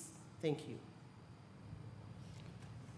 Thank you very, very much for that explanation. Look at your table. 9 out of 10. Now, some of you, the figure is bigger because you are not 10 on that table. So it is possibly 1.5 of you has a bias, more than you. Question is, which bias do you have? Is it about the women? Is it about the children? Is it about a certain tribe? Is it about a certain height? Is it about a certain, what bias do you have? Because these are social non-biases, and there are quite many. And leave no one behind. Some of us, we work with our research minds. And 2 weeks ago, I looked through my students' list as I was beginning to compile their coursework results. And one student had done the first coursework, but not the second. So I called the class representative. I said, I don't want to leave anyone behind. What happened to this person who didn't do the second coursework? He had dropped out of school even before the semester could close. This is a third-year student left with one semester to finish, dropped out of school. So these things are real. We're talking about real human beings. Behind the numbers are people out there. And many of the partners who have helped us move on, and we can't wind up. You know why I've only zeroed in on that name. Not only the other names hard for me, but this one also speaks to, we are not going to wind up this business of SDGs. Your Excellency, the Ambassador of Denmark, you have been a key partner in rolling out these and localization of the SDGs. They are global, but we've been localizing them in Uganda. I want you to share with the people here some of your reflections on the recent SDG localization efforts, Your Excellency. Thank you very much for that, and thank you very much for inviting me here. It's a great honor to be here. I've been asked to speak a bit about the SDGs and localization and what we have been doing. And I wanted to speak about two different ways in which we've tried to support localization of SDGs in Uganda. One is about the awareness raising and the information and the involvement, and another one is more practical in terms of how we do it in but first of all, I think it's important to realize that with the SDGs, also coming from what we just heard presented of how far we all have a role to play. So it's not a job of one government or one institution. It's really the global goals. That's also why we call it the global goals. So even for us as development partners, we have a role to play in supporting the attainment of the Sustainable Development Goals in Uganda. And the way we do it has a big impact on how well we can actually achieve it. So something is about the way we are working with the SDGs. One of the priorities for us in terms of localization is really looking globally as how can we shift power and resources towards local actors. Local actors, especially in the global south, in countries like Uganda, how can we make sure that our support actually enhances the capacity of local actors and not just central actors? And how can we ensure that the needs and the interests of local actors are at the core of what we do, in terms of identifying needs, in terms of identifying priorities, in terms of planning and implementation. And one of the things is the more, you could say, popular and festive way, what has been going on in Uganda for the past weeks, the local SDG festivals that Denmark has been supported. We heard the PS speaking about it. We went to Jinja, to Mbarara, to Mobende, to Lira, in what was called the Joint Initiative for Accelerating the SDG Implementation in Uganda. That initiative, or that partnership, actually originated from 23 Ugandans coming to an SDG course in Denmark. The 23 became SDG champions. Many of them are here today. I've met several of you now. And one of the things they identified in this course was a need to strengthen the SDG awareness and localization in Uganda. As we also heard from the presentation, the awareness of the SDGs at the local level were not very high. This is true for my country as well. Although we've been speaking about SDGs for so long since it came out, there's still limited knowledge. So the need to actually go out there in the whole country to speak about the SDGs was identified. And then this idea of organizing these festivals with the purpose of engaging people in a, as we heard, in a fun way, in an engaging way, and getting people to think about what do the SDGs mean for us, what are our needs locally, and getting people actively involved at the local level, and starting to think about how can we actually use these SDGs that are for all of us to ask our local governments, ask our local councillors, ask our government to focus on us, to hold them accountable as well. So we are looking a lot forward to August, where there'll be a national festival, bringing in all the information, all the ideas from the local festivals into the national level. So that's one of the things that we do. Just creating awareness, starting conversations, using it to understand that this is something that belongs to all of us. Then a little bit more about the more technical in terms of how we do our programs, because it's also quite important that we take localization very seriously in the way we support Uganda in our development engagements. We have a lot of bilateral programs at country level. We are developing a new program, 2023-2027. And one of the things we do as development partners as Denmark is that we align these programs very, very closely with the national and local policies. We look at the choice of implementation modalities and the choice of partners in deciding how can we get as close as possible to the local levels. I give you a few examples. We have a program targeting refugees and host communities in northern Uganda. We've been having programs like that for many decades. One program is building resilience and climate and supporting climate-smart agriculture and jobs. The other one is providing sexual and reproductive health and rights to the communities. And in these programs, we put the support of local capacity and leadership at the core. So we are utilizing existing local structures and systems to the extent possible, working with the local district governments at Paris level, working with the local district plans, the local authorities, not just working with them in terms of planning, but really utilizing the local structures to understand what are the needs, what should be the plans, but also involve in implementation and in monitoring. And I think it speaks to what he's talking about in terms of data.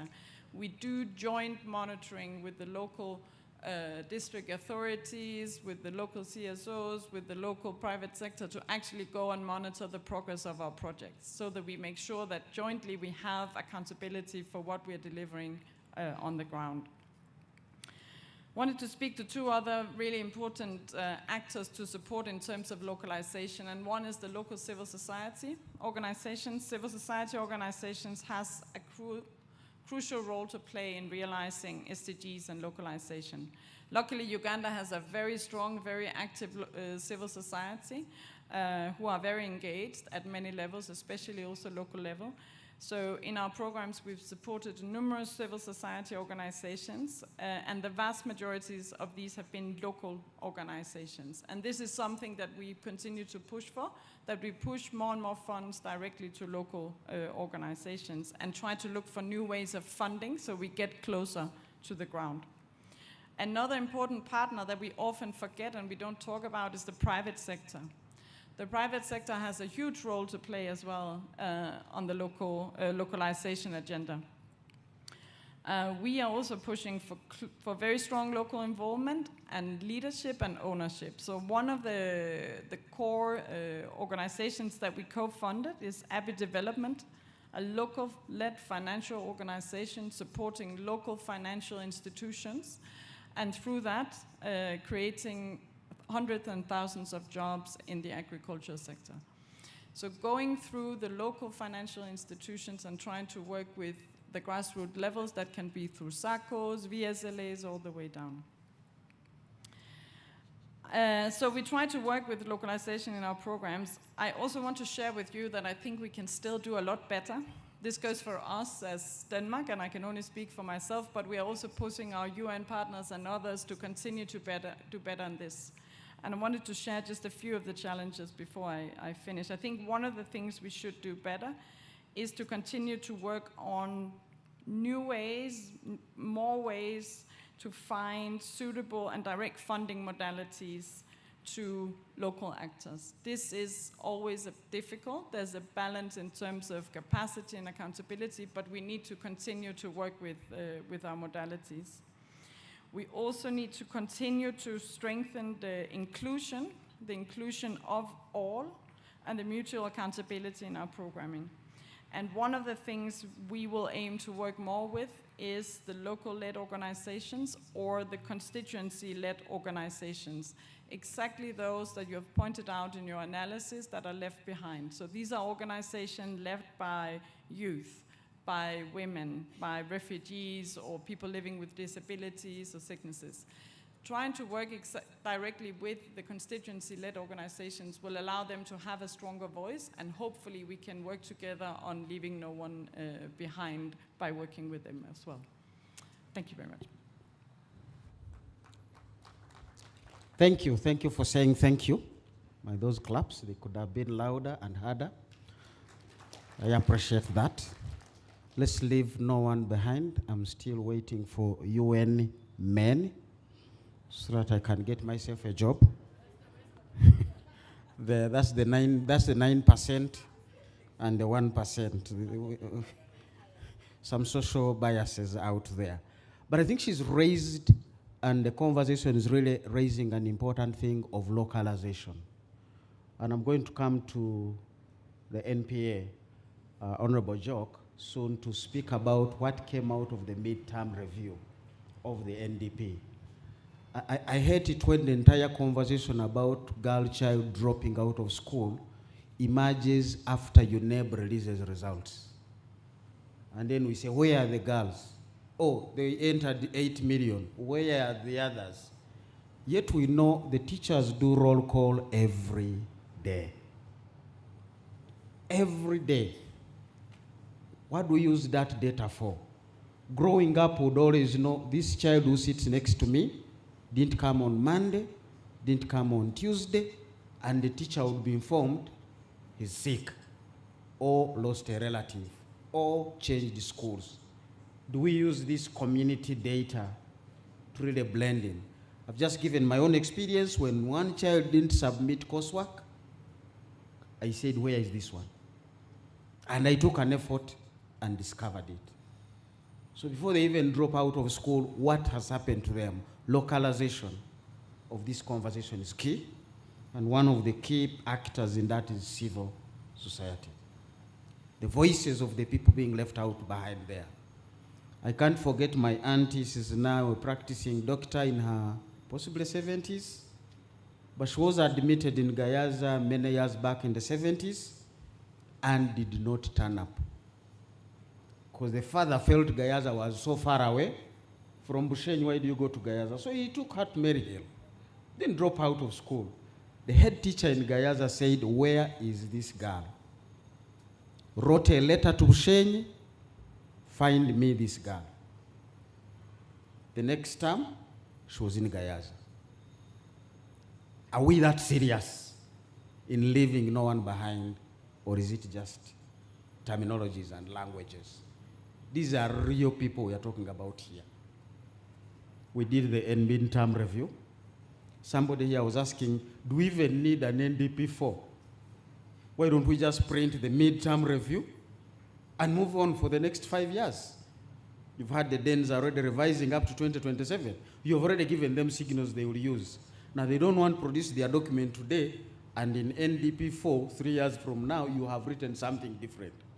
What lessons really came out, especially in terms of reducing vulnerabilities and inequalities?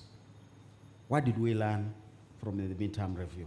These people need to listen and capture that in order to synchronize with government. Honorable Jock.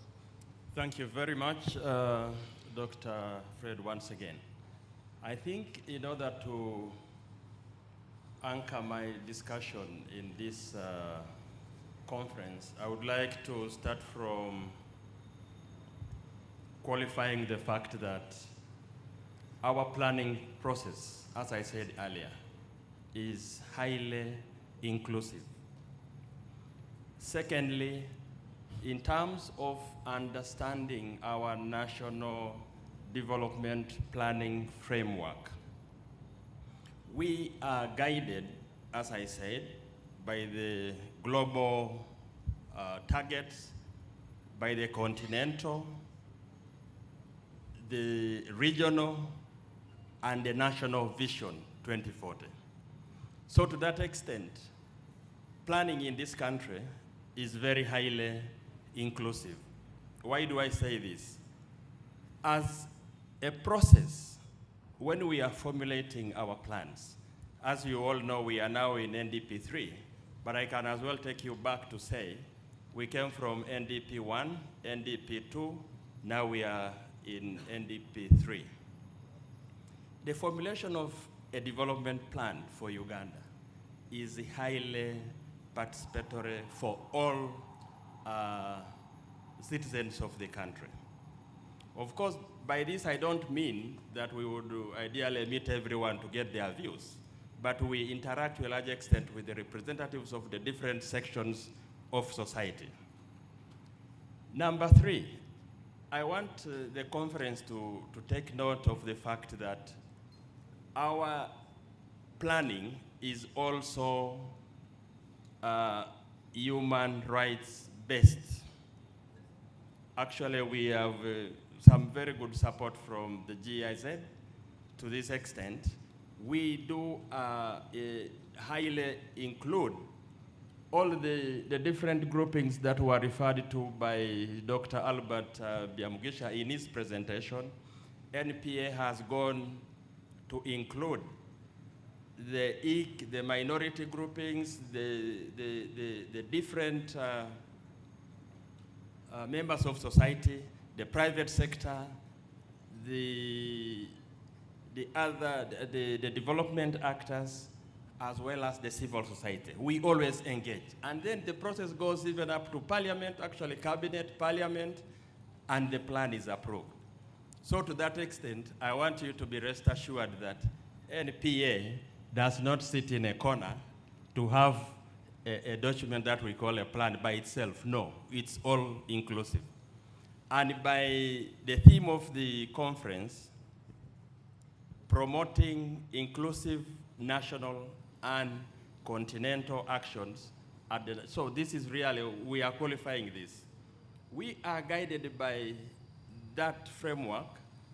In other words, we can say National Planning Authority collates the formulation of this process, but it understands the fact that we think globally but act nationally. Or you could say, think globally and act locally. So to that extent, I want this to be underlined, that we are all inclusive in terms of the intentions of the plan. The fourth point is now to come to the midterm review. Yeah, the midterm review was commanded by our development framework, which compels the National Planning Authority at the midpoint of the implementation of the plan. We do need to ask ourselves, how have we moved? How have we progressed? Just like we did for NDP 1 and NDP 2, we did the same. We did the midterm review. We also carried out the end term evaluation. So, Doctor, you quickly said, why should we even have the next plan?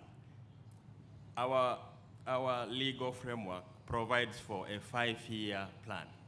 But that does not mean we do not carry what we were doing in one plan to the next plan.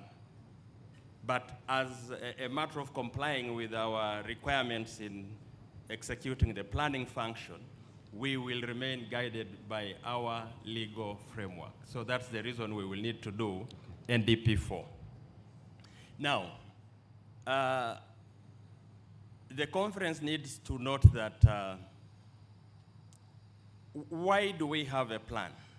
We have a development plan because it articulates the clear understanding of the issues that we face as a country. And I will use quickly one proxy of the measure of vulnerability, poverty. In developing and formulating the plan, the analysis is done to show what is our level of poverty.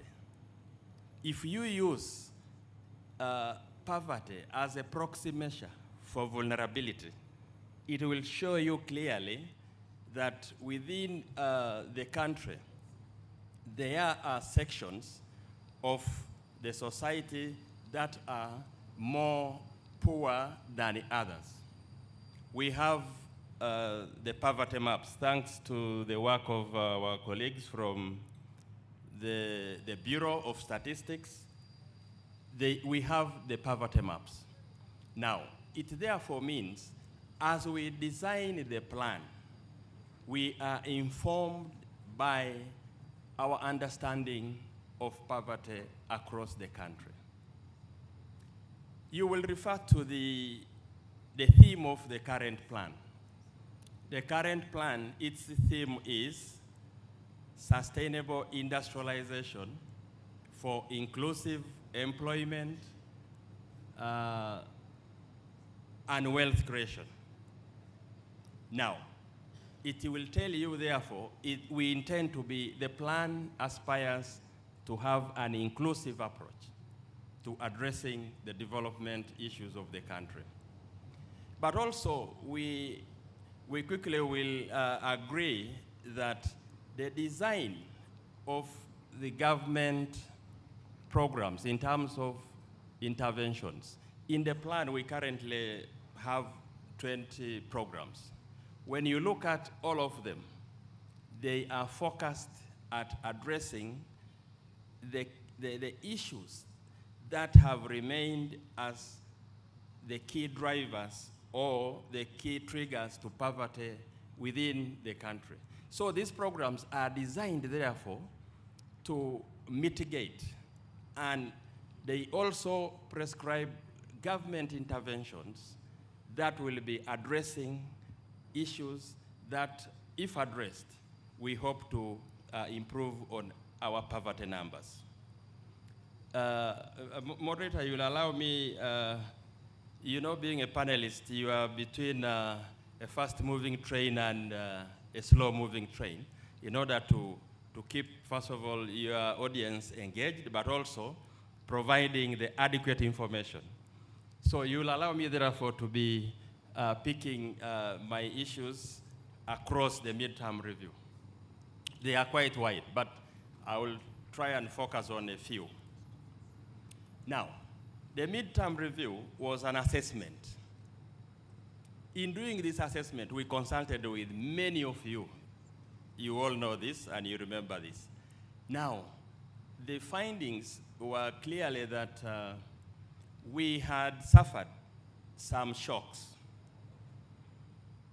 During the implementation of the plan, we all remember the locusts. We remember the COVID-19 pandemic. You do remember the floods. You do remember the most talked about, the Ukraine-Russia war. This clearly had an overall effect on the performance of the plan implementation.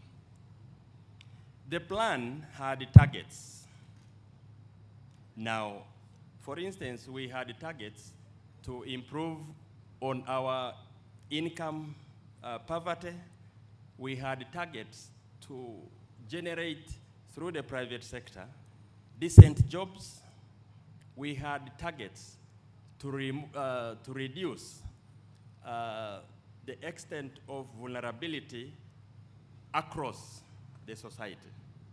But all of these we found out, they were negatively affected. But nevertheless, allow me to say, from within the region, you remember the lockdowns. We had 2 serious lockdowns.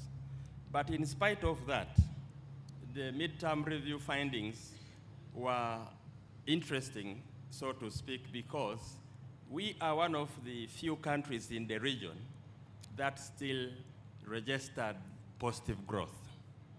There were countries in the continent that went below zero growth and went into negative.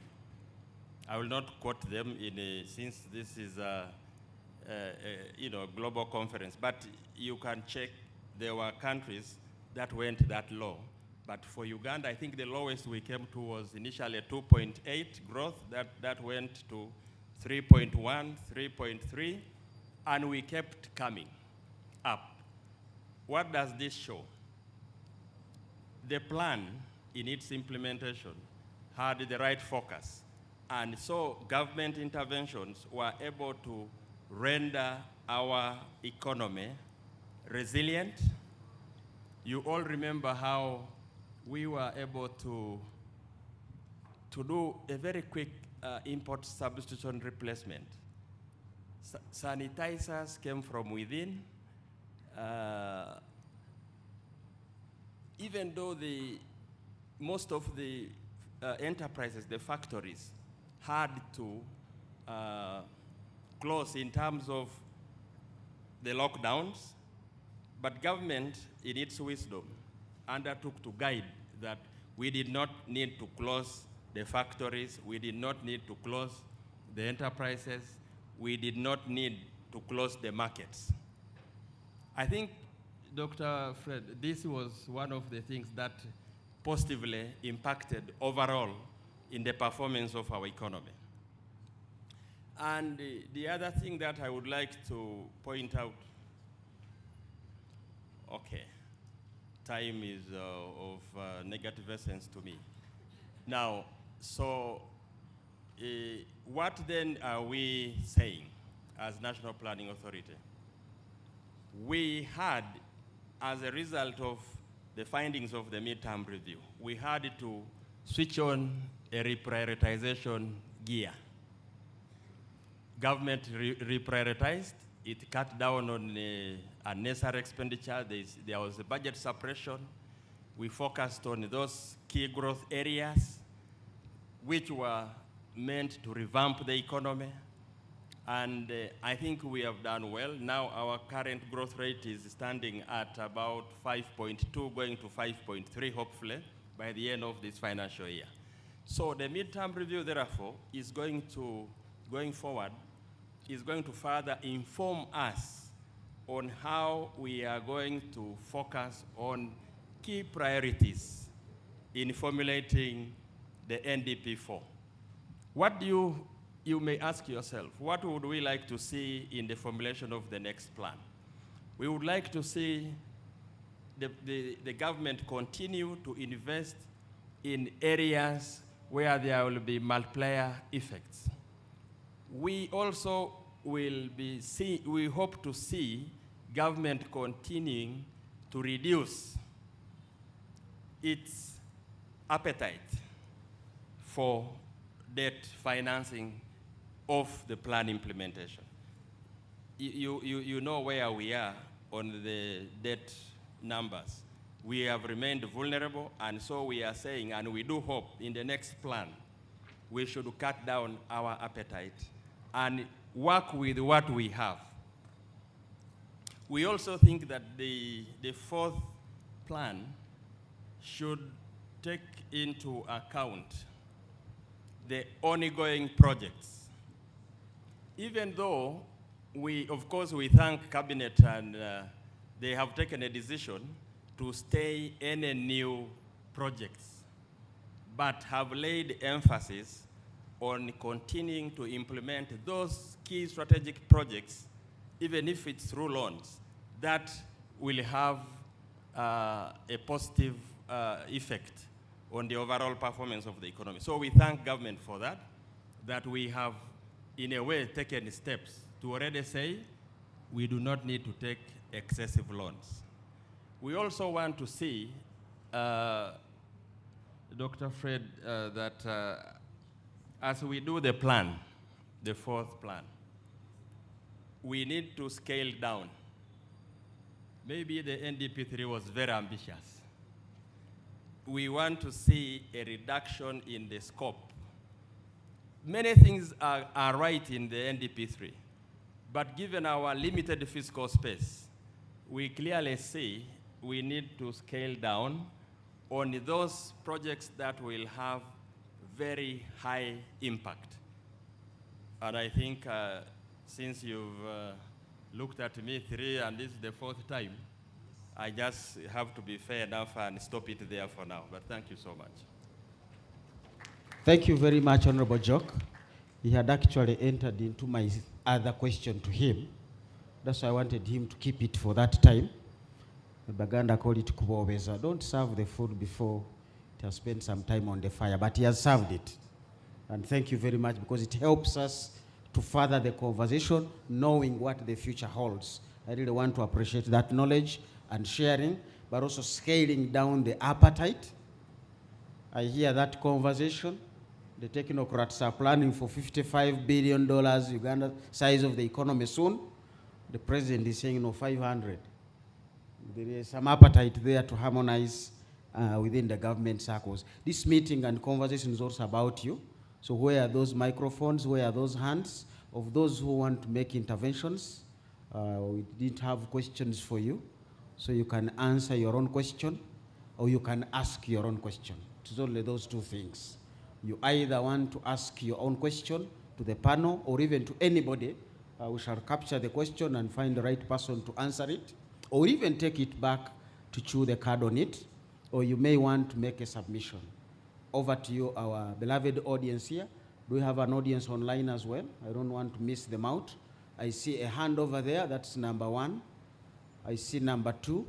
I see number 3. I really wanted to push up to number 7 for the obvious reason, but let me first say 1, 2, and 3. There is 4.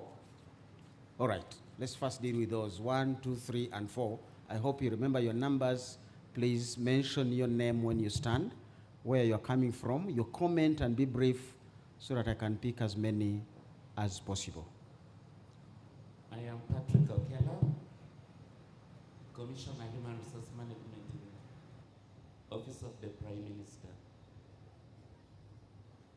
My first question is to National Planning Authority, and really to seek clarification on to what extent our current national planning framework is responsive to the implementation of the SDGs. And secondly, to seek further clarity on how we can motivate the local population to appreciate and participate in the implementation of the SDGs. The second goes to... That is the third one, actually. The third goes to the Vice Chancellor. He talked about the PDM lab in Makerere, and I wanted to know the relationship between this PDM lab with the PDM Secretariat and the Strategic Coordination Department in Office of the Prime Minister. I am raising this issue because having various implementation centers raises the question of high cost of implementation. Isn't all these causing high costs of running out PDM, taking into account the fact that already we have our members of parliament and our ministers monitoring the implementation? Then again, we go and duplicate. So thank you very much. An interesting question that raises other questions. This is Office of the Prime Minister in charge of coordination. So when they are concerned about the too many different centers, that requires really a conversation and who should be doing what. But you have also touched something for me that is fundamental for Honorable Margaret Muhanga here, being in charge of primary health care, the human resource. We don't want to debate the issue of health care workers. I hear questions there that we are failing to resolve. Yet that is at the center of the SDGs. She should be interested in hearing from even you at Office of the OPM, how you are supporting her to deliver the health care at the primary level. This conversation is true. You have the floor, sir. If your microphone doesn't work, we can always change to the one that worked.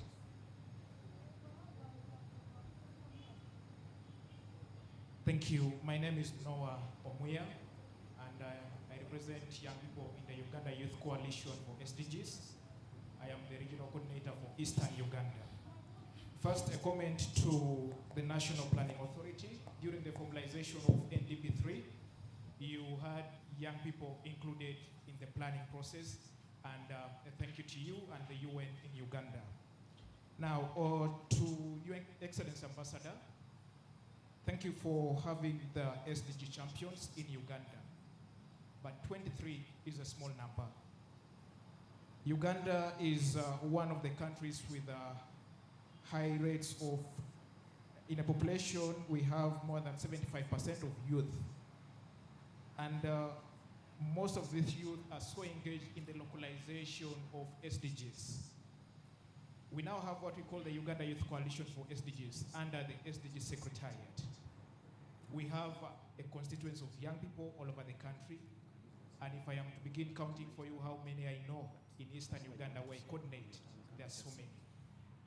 Since we are talking about partnerships for the localization, have you thought of having more engagements, maybe with the SDG Secretariat and the Youth Coalition for SDGs? Maybe tap into this potential that we have in the Youth Coalition for SDGs and extend what you're doing with the SDG champions and add even the number, because 23 is really small. Thank you.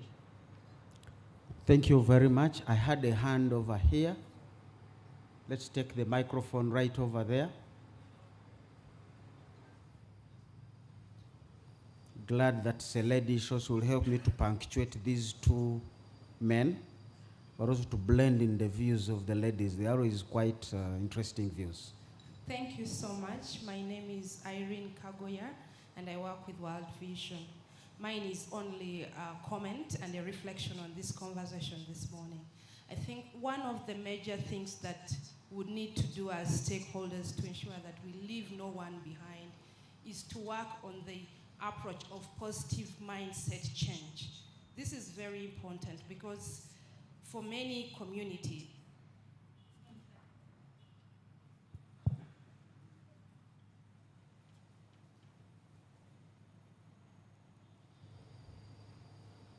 I think there are some people to be left behind, Bafere. They are disturbing our microphones. Thank you. This is because for many communities, it's not that they do not have the capacities, that they do not have the resources to be able to change and improve their well-being, but rather it's because of the mindset that often is holding them behind.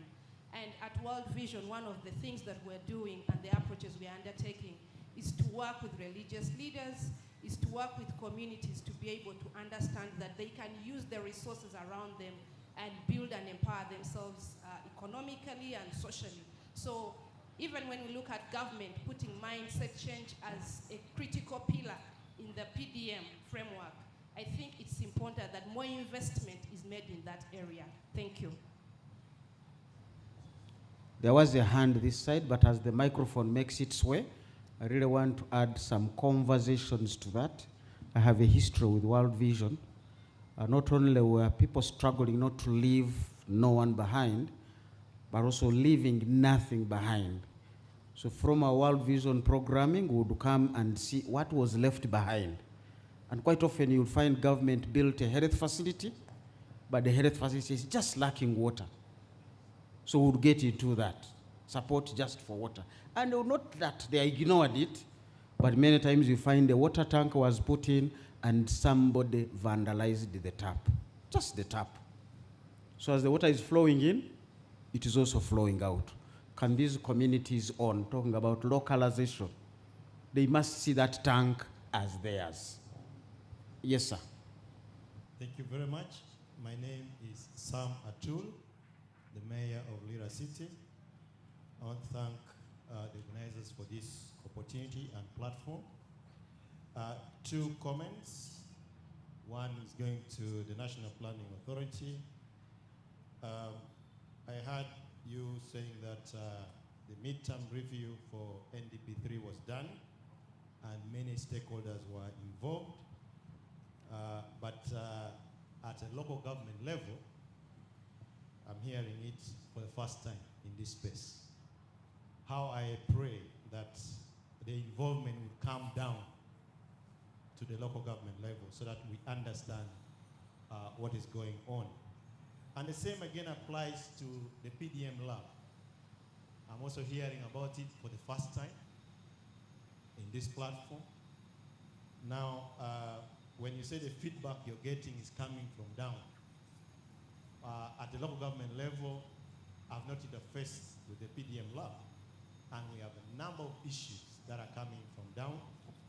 And right now, as we speak, it's like we have now too many cooks around PDM.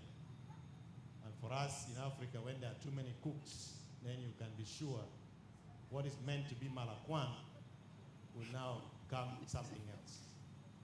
And now I pray that this could be corrected so that we all move together. Thank you very much.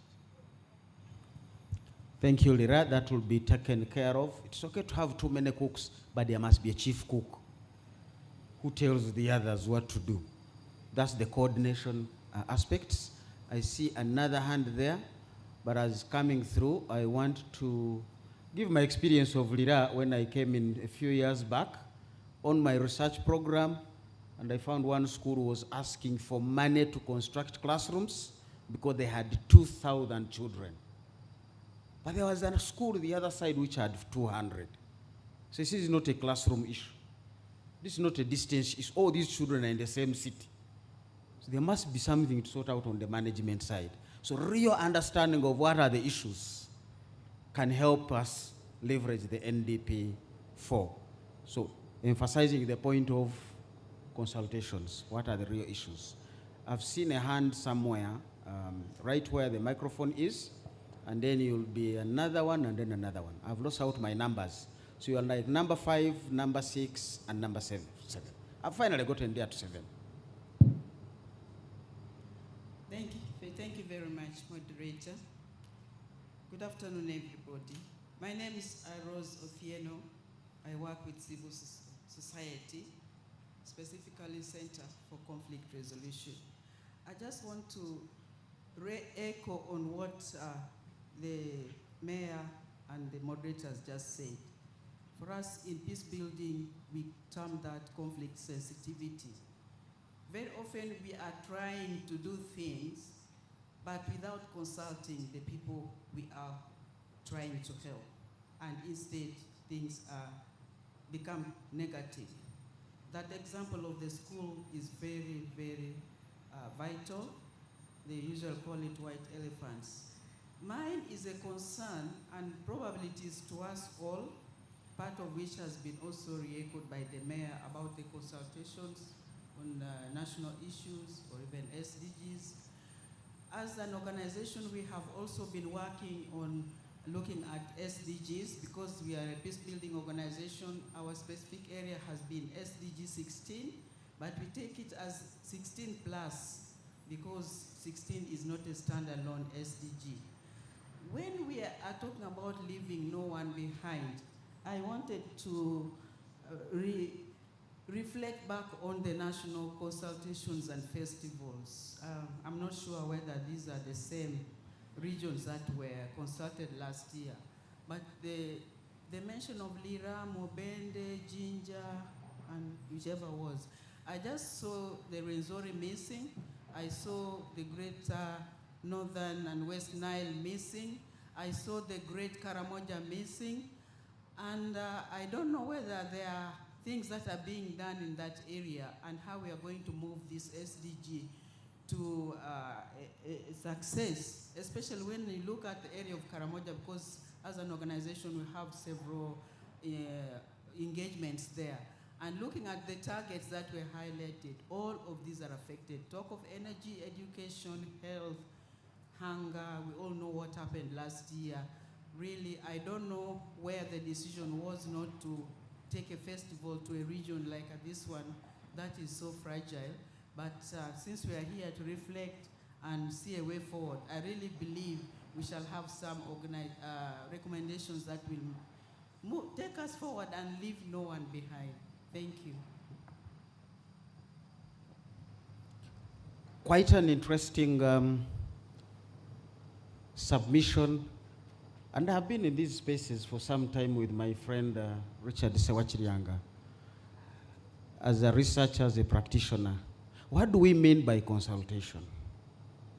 What is the whole purpose? Sometimes we meet people And every time I would sit in consultative meetings at budget frameworking level, they would always come and say, we gave you views, you never took them. That was when I was doing my tour of duty at the Ministry of Finance. And even next year, I would plan another consultation and never take their views. And never explain to them why. Data sometimes speaks.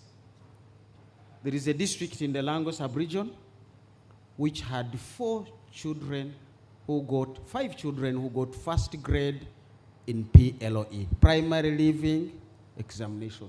5 first grades. 1 girl and 4 boys. If that is a situation at primary level, what do you expect at O level? Leave alone A level. Those are already left behind. Because without a primary living certificate, where are you going?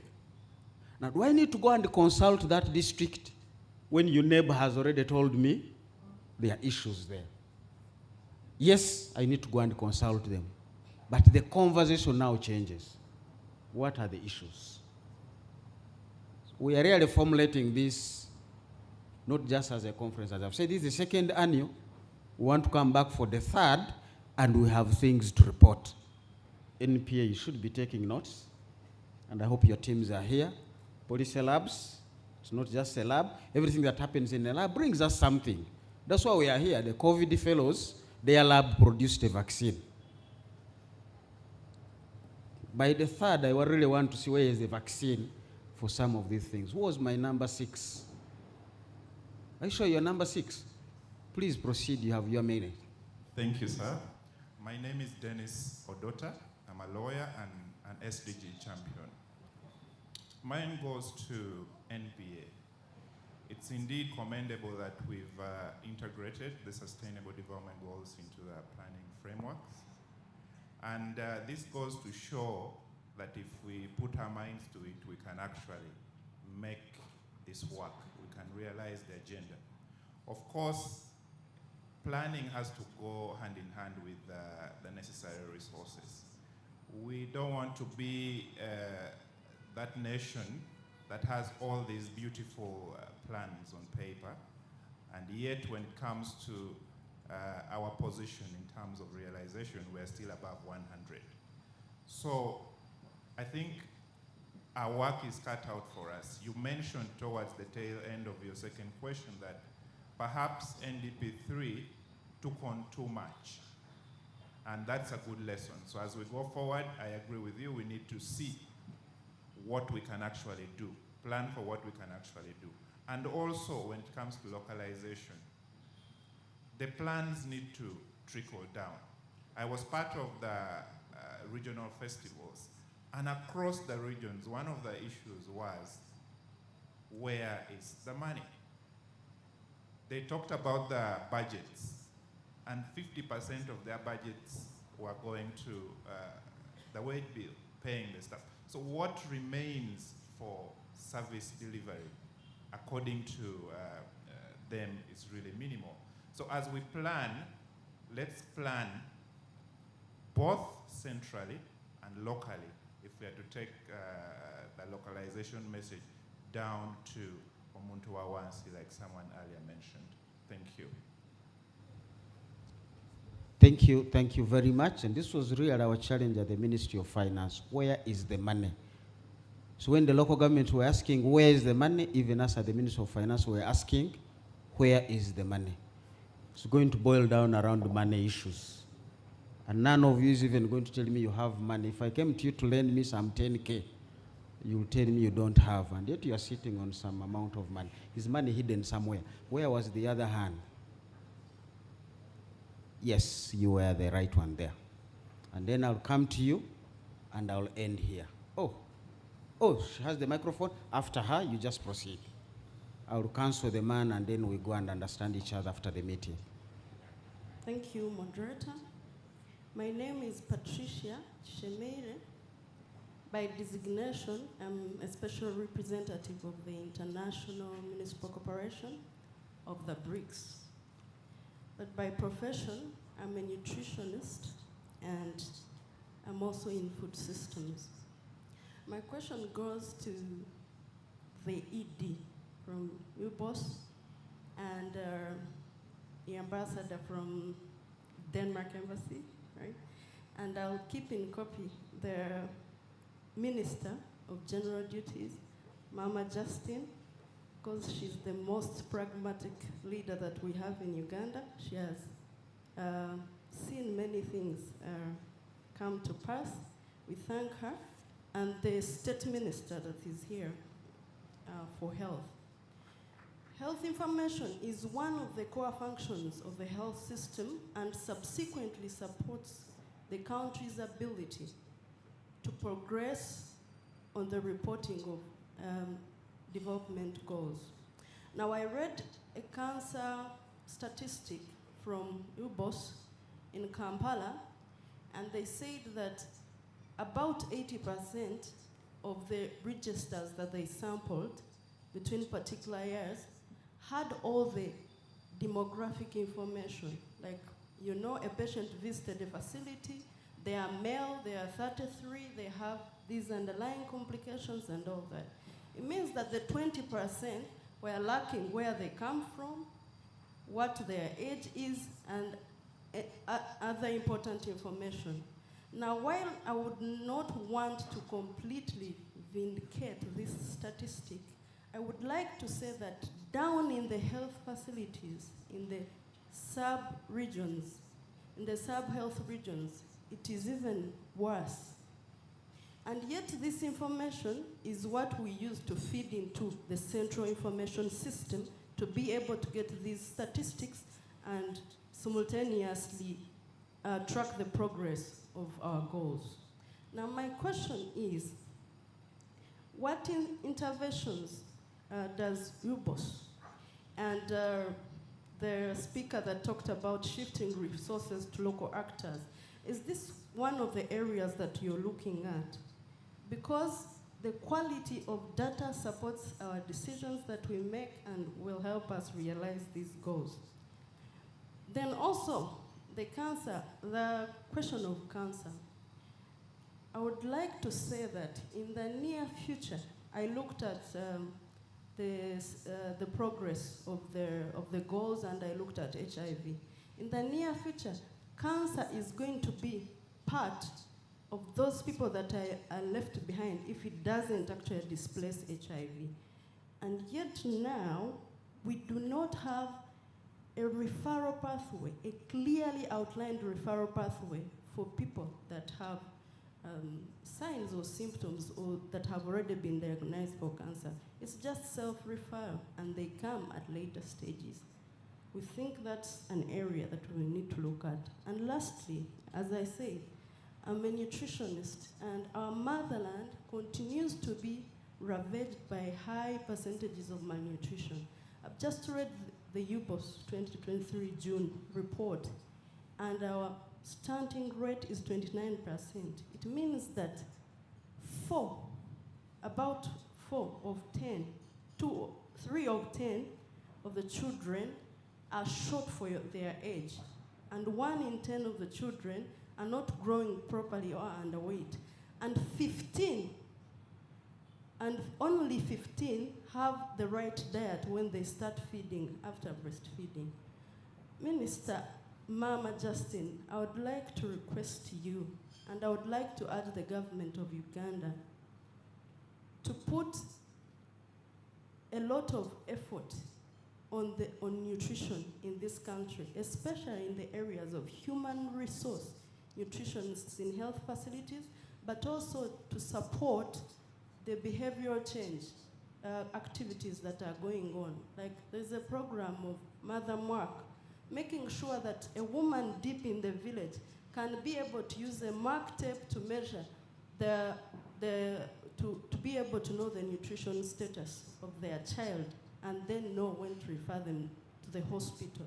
Because as a developing country, if the burden of malnutrition increases and the only people we have in health facilities are those with severe acute malnutrition, it will be even bad for us because we cannot handle. But if we prevent it, it is cheaper and not expensive, like if we have to treat severe acute malnutrition. Thank you.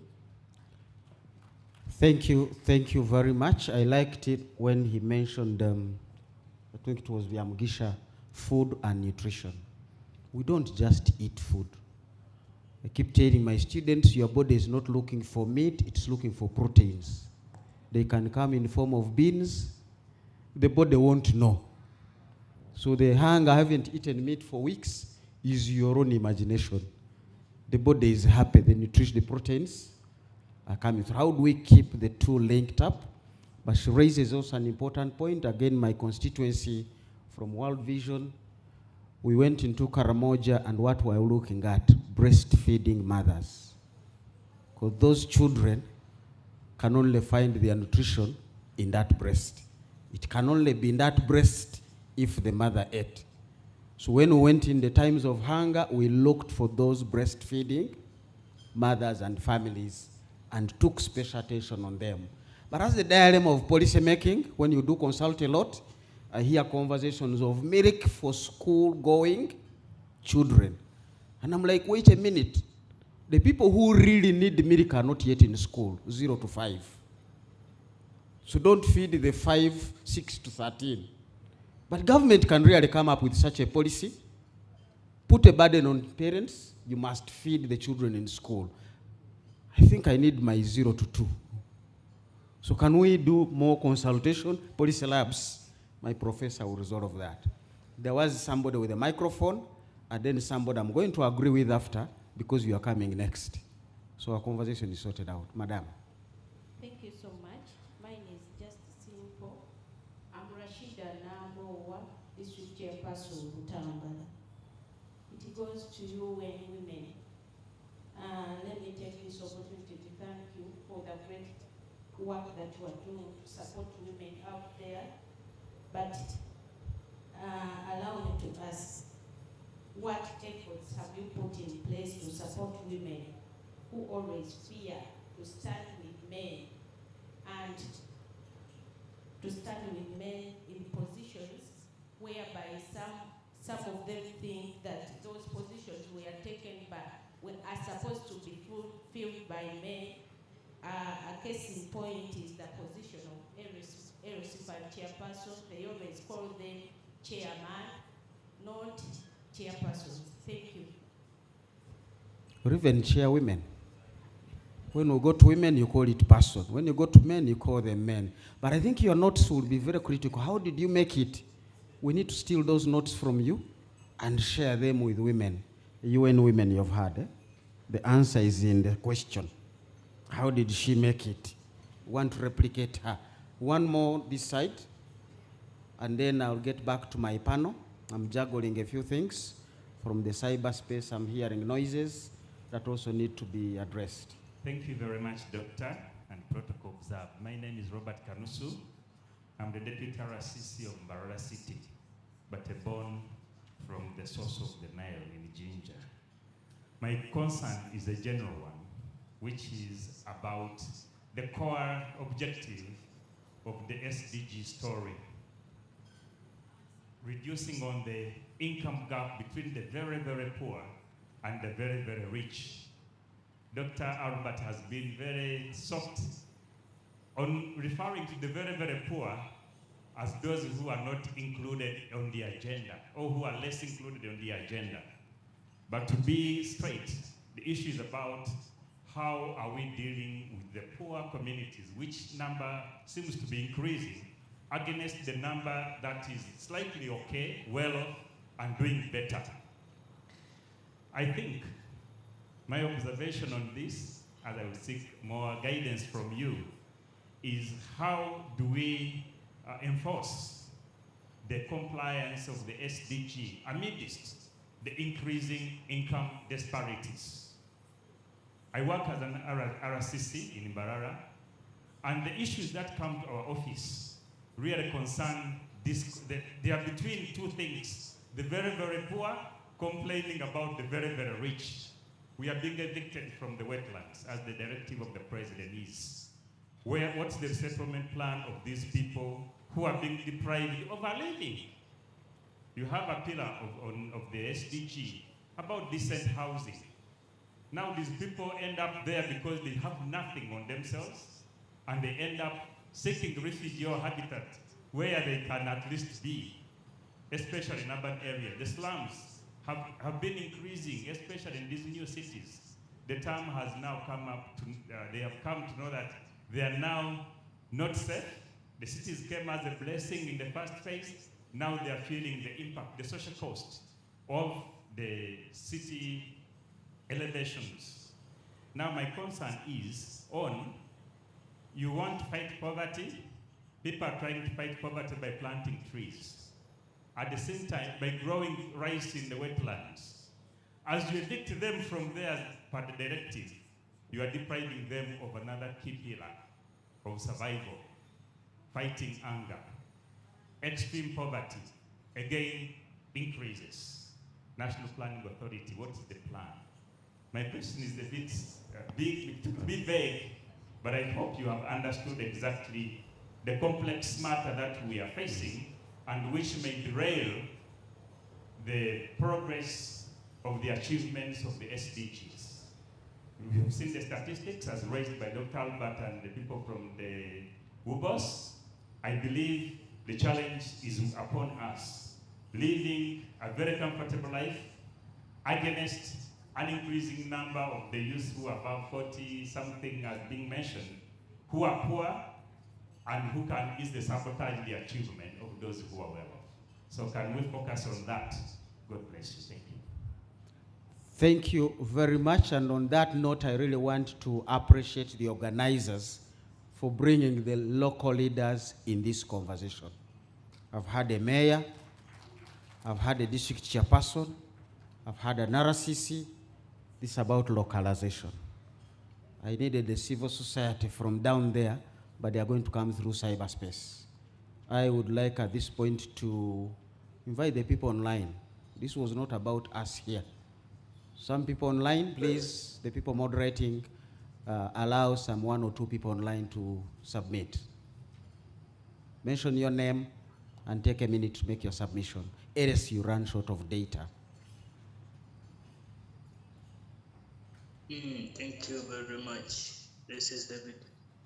I would like to know, how can someone deep in the village get to know about the programs or the committee that runs the programs of the SDGs, such that whoever is there and is capable of doing something can also give a hand, or him or herself get involved in the programs? Thank you. Thank you. Another voice from online. Honorable Minister Amos Logorobi, you're welcome. Bishop, you are welcome. I owe you coffee as you owe me tea, so we'll agree on which one comes first. Some online voice, please.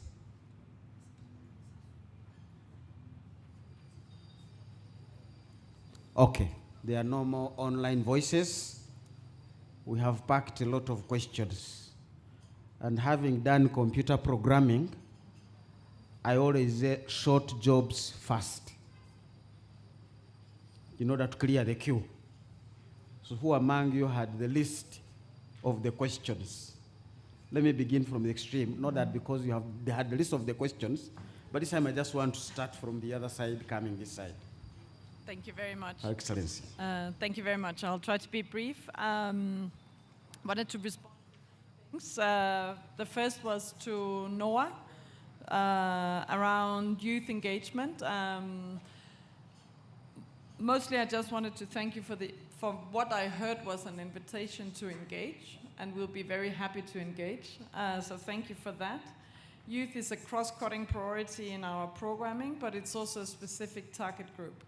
The Danish Embassy has established a youth sounding board where we've picked youth from all of our programs and all of the regions, and we use this group to bounce off ideas, but also to give us feedback on our programming, on our implementation, how we're doing, and they're challenging us in looking at our programs and seeing how we can better target youth. Also, I mean, through that as well, we'll be happy to engage and have similar conversations with you. I would also like to say that, as I mentioned before, youth-led organizations will be one of our priorities for funding civil societies in the next round. So we'll be announcing calls for proposals, and of course we are happy to see suggestions. The other I wanted to respond to was Patricia in terms of whether interventions to support data is also part of localizations and shifting power to local organizations and actors. And I would definitely say, yes, this is one of the areas that are extremely important. One of the things we would like to support, and I believe you should support if you support localization, is finding ways to empower local civil society organizations and other actors to bring evidence-backed advocacy towards government. One thing is doing advocacy based on rights and principles. That is also important.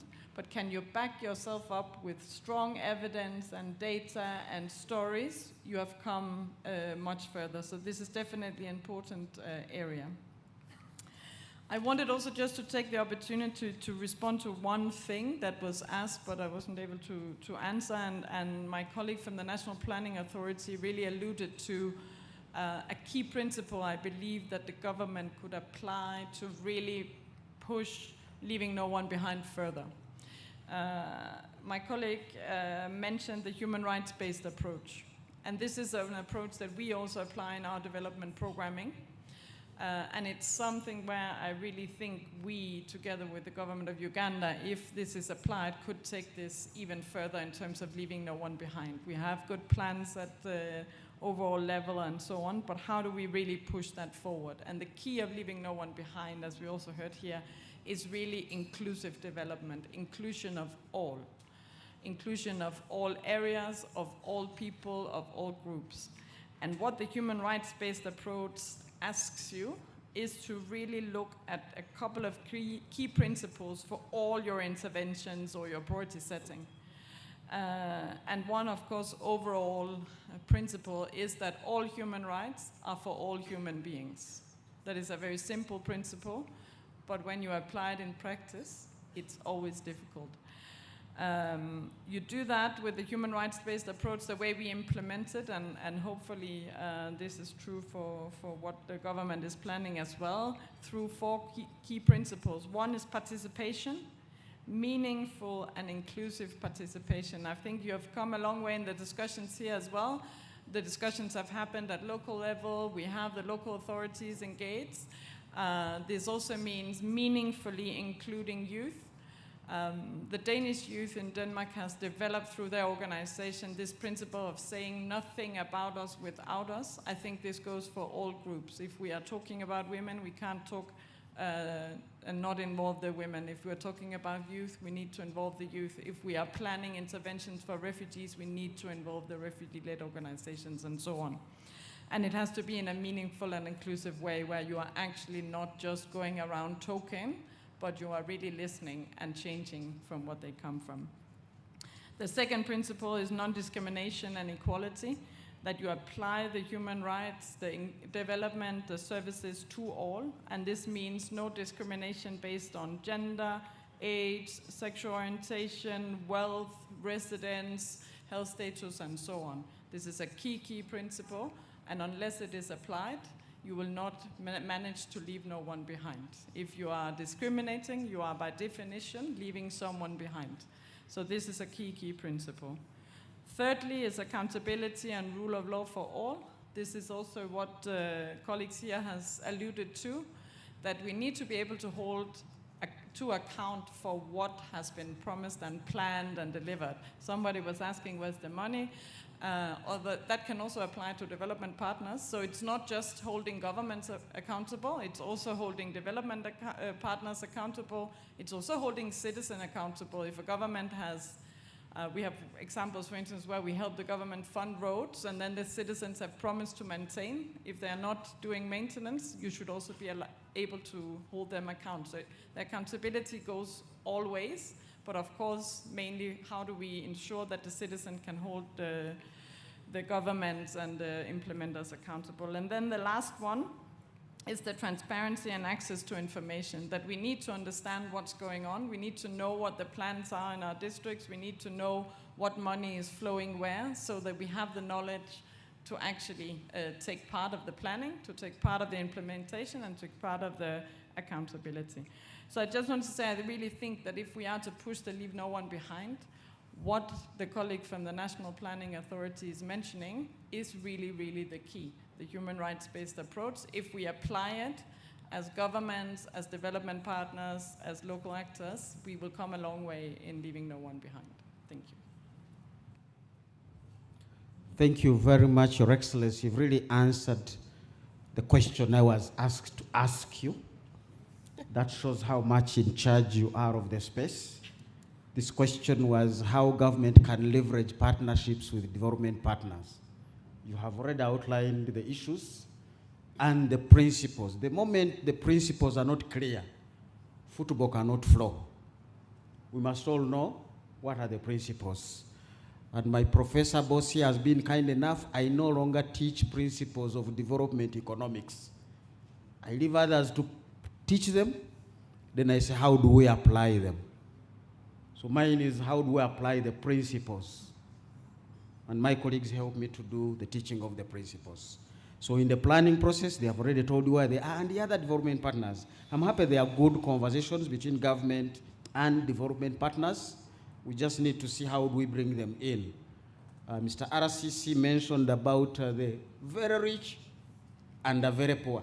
Some of these things in our principles, we talk about intergenerational poverty. We talk about chronic poverty. In that district where there were 4 first grades, what do you expect? That generation is already going to be poor. And the next, that's the intergeneration. So if we do not apply the principles that come from the policy labs, we will have lost it at that level.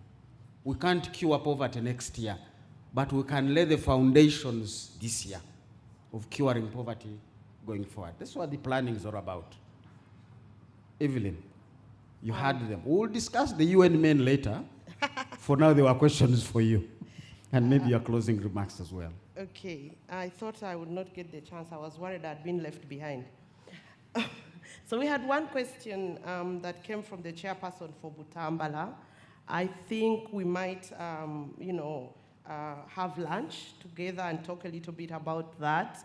What I can simply say maybe for now is that as UN Women, we have a whole thematic area on women's political participation, because we fundamentally believe that when we have more women in decision-making spaces, right from local government up to the highest level, then perspectives of women, needs of women can be addressed, but also issues around inclusivity can be put there. So in this program, we work with women aspirants, starting to prepare them to, including confidence. How do you speak? How do you start building consensus? If you're going to stand for a political position, we work with the Electoral Commission. So a whole program area, and I'm happy to speak to you about that. In terms of closing remarks, and I had hoped that we would have a second round of questions, but I will try to summarize what I had hoped to talk about. We spoke elaborately about the Gender Social Norms Index and said that perhaps it's one of the big puzzles that is missing and holding us back in achieving our aspirations for the SDGs. I have a colleague, I think, from World Vision who did say that we have a pillar on mindset change in PDM, and in different ways we try to do work around social norms and mindset change. But I think we sometimes throw around the words on social norms and do not really unpack what they mean. I think we sometimes even trivialize them when it comes to prioritization, because we have so many issues, and so we try to sometimes deal with the bigger issues before we come to this. But I hope that from this conversation we will realize that we could put in place all the formal processes. Yeah, we could put in place the judicial systems, could put in place the schools, we will put in place the hospitals, but when the value systems that people hold are still not addressed, there will be the white elephants that we start to see. And two things for me around addressing social norms. One is, in the bid of addressing social norms, we usually focus on changing the old norms. So we are looking for the hardcore people and saying they must change. But what are we learning from the field? That while it is good to change those norms that are old, what actually works more is when new norms can be created in a way that starts to overcome and question the old norms. So as you're working, for example, with the men that are using violence in your communities, saying you must change, you must do all this, when you start working with young people to start to see a view of equality in relationships and alternatives to violence, you start creating a generation that starts to grow, and gradually they start saying, I don't want to be like that. So how do we do social norms work? How do we do mindset work would be critical. The second one is around recognizing that for social norms to change, there needs to be a tipping point. And so isolated instances, few radio programs here and there, may not necessarily change these deeply held norms.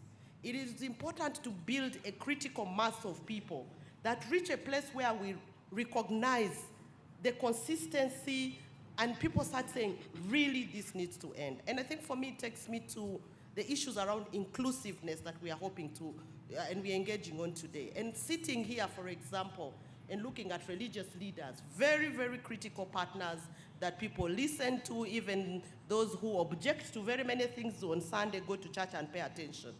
How do we start working with different categories of people so that there is a consistency, there is a critical mass of people, as I said, that can help us to tip the point to change social norms. Of course, a host of many, many other issues that can be addressed, including strengthening social protection so that we don't leave people behind, issues around working with the private sector, strengthening insurance, increasing access to economic opportunities for women and girls, to be able to address the social shocks and economic shocks that the groups that we spoke about experience. So I want to end there, but to just say that it is possible to shift norms. We have seen norms shift. They are difficult, but when we are strategic in how we do that, and I think we can be strategic. This space is one where we can start to be more strategic in how we engage social norms. And I think perhaps our next report card will be better than 17%. Thank you very much. A round of applause to Evelyn about the social norms, and she mentions very critical things regarding all things must be put in place. That's inclusiveness. Leaving no one behind will require many programs. I know have talked about issues of SME recovery. In the ministry, we planned for 200 billion, and then only less than 10 billion was taken up. I said maybe the word recovery was not inclusive. There are those that needed SME resuscitation, not recovery yet. There are those that needed SME resurrection. They died in these shock things. So if you're only coming to recover the living, you are going to leave some people behind in the mortuary and in the graveyard. What plan did we design to resurrect them, resuscitate them, and then they can recover? These processes have to be very inclusive. And one of the people doing that is Jeffrey Sachs. I will tell you my story. Are we ready? Okay. But my experience with Jeffrey Sachs, we were in the business of restructuring the National Planning Authority, and rest in peace, Honorable Monio Jok. We decided to go and visit one of those millennium villages. You remember them, men? And when we went there, we found government had done everything. A health center 3 with solar energy, with an ambulance, with everything there well fenced off. I had gone with the minister in charge of planning as we improved the plan and were bringing in the NDP1. While we were there were journalists. We had the district chairperson. This is Isingiro. And to our surprise, a media person came and said, there is a woman delivering there. Somebody was delivering just outside the fence of the health facility. What happened? It wasn't about access. She had come at 3 a.m., labor pains, you know, they graduate. By 11, she was ready to give birth, and she found a safe place outside the fence. Had to leave the hospital to go and deliver outside the hospital because the midwife comes at 12. And the maternity ward is locked until she comes. Small issues, but they really matter. Here I was with the minister in charge of planning. It informed our NDP1. How do we make sure the last mile matters? And when we asked the midwife finally, when she turned up, say, the man I get paid, I can't buy food. I'm supposed to be here 24/7. You know what that means? So I begin in the morning when I'm still energetic in my gardens. Remember, women don't have an agenda on what time to deliver. The last mile matters. Leaving no one behind is going to ask us to ask the questions we've never asked ourselves. And this is the question of the midterm review. Let me go to the policy labs as we plan for a transition into. That was my experience with Millennium Development Goals. But what it means is to go down to consult and find out what are the real issues. It is very easy to say absenteeism of health workers. Put clock in and clock out. You're paying them 200,000. It includes their lunch, fees, and their own medical treatment.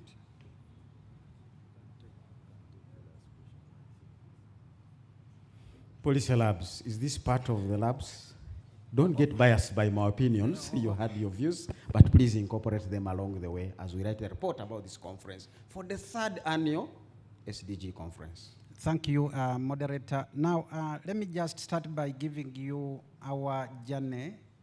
We are a fairly young outfit. The technical work on the lab began in December 2022. And up to this point, our first step, because this is a multi-stage process for the lab, our first step has been to put together the ingredients that will eventually end up in the. Number one, we've prepared background papers to inform, which we think will inform the discussion. And we've done this so far across 9 different areas, spanning from community profiling, spanning from access to markets. We have issues of which enterprises can do well in which parts of the country, and what size of land do you need to do for what. All these things, at least at the first stage, have been put together as part of preparing the ingredients that go and that should go into the lab. And even as part of this background work and the ingredients, we can already see certain things emerging. And at the technical level, we are looking at 3 different things for now. One is to come up with an implementation strategy for the parish development model, which I think we will all agree is missing up to this point. And up to this point, we have a draft implementation strategy, which should be subjected to further scrutiny. So that's one key output coming through.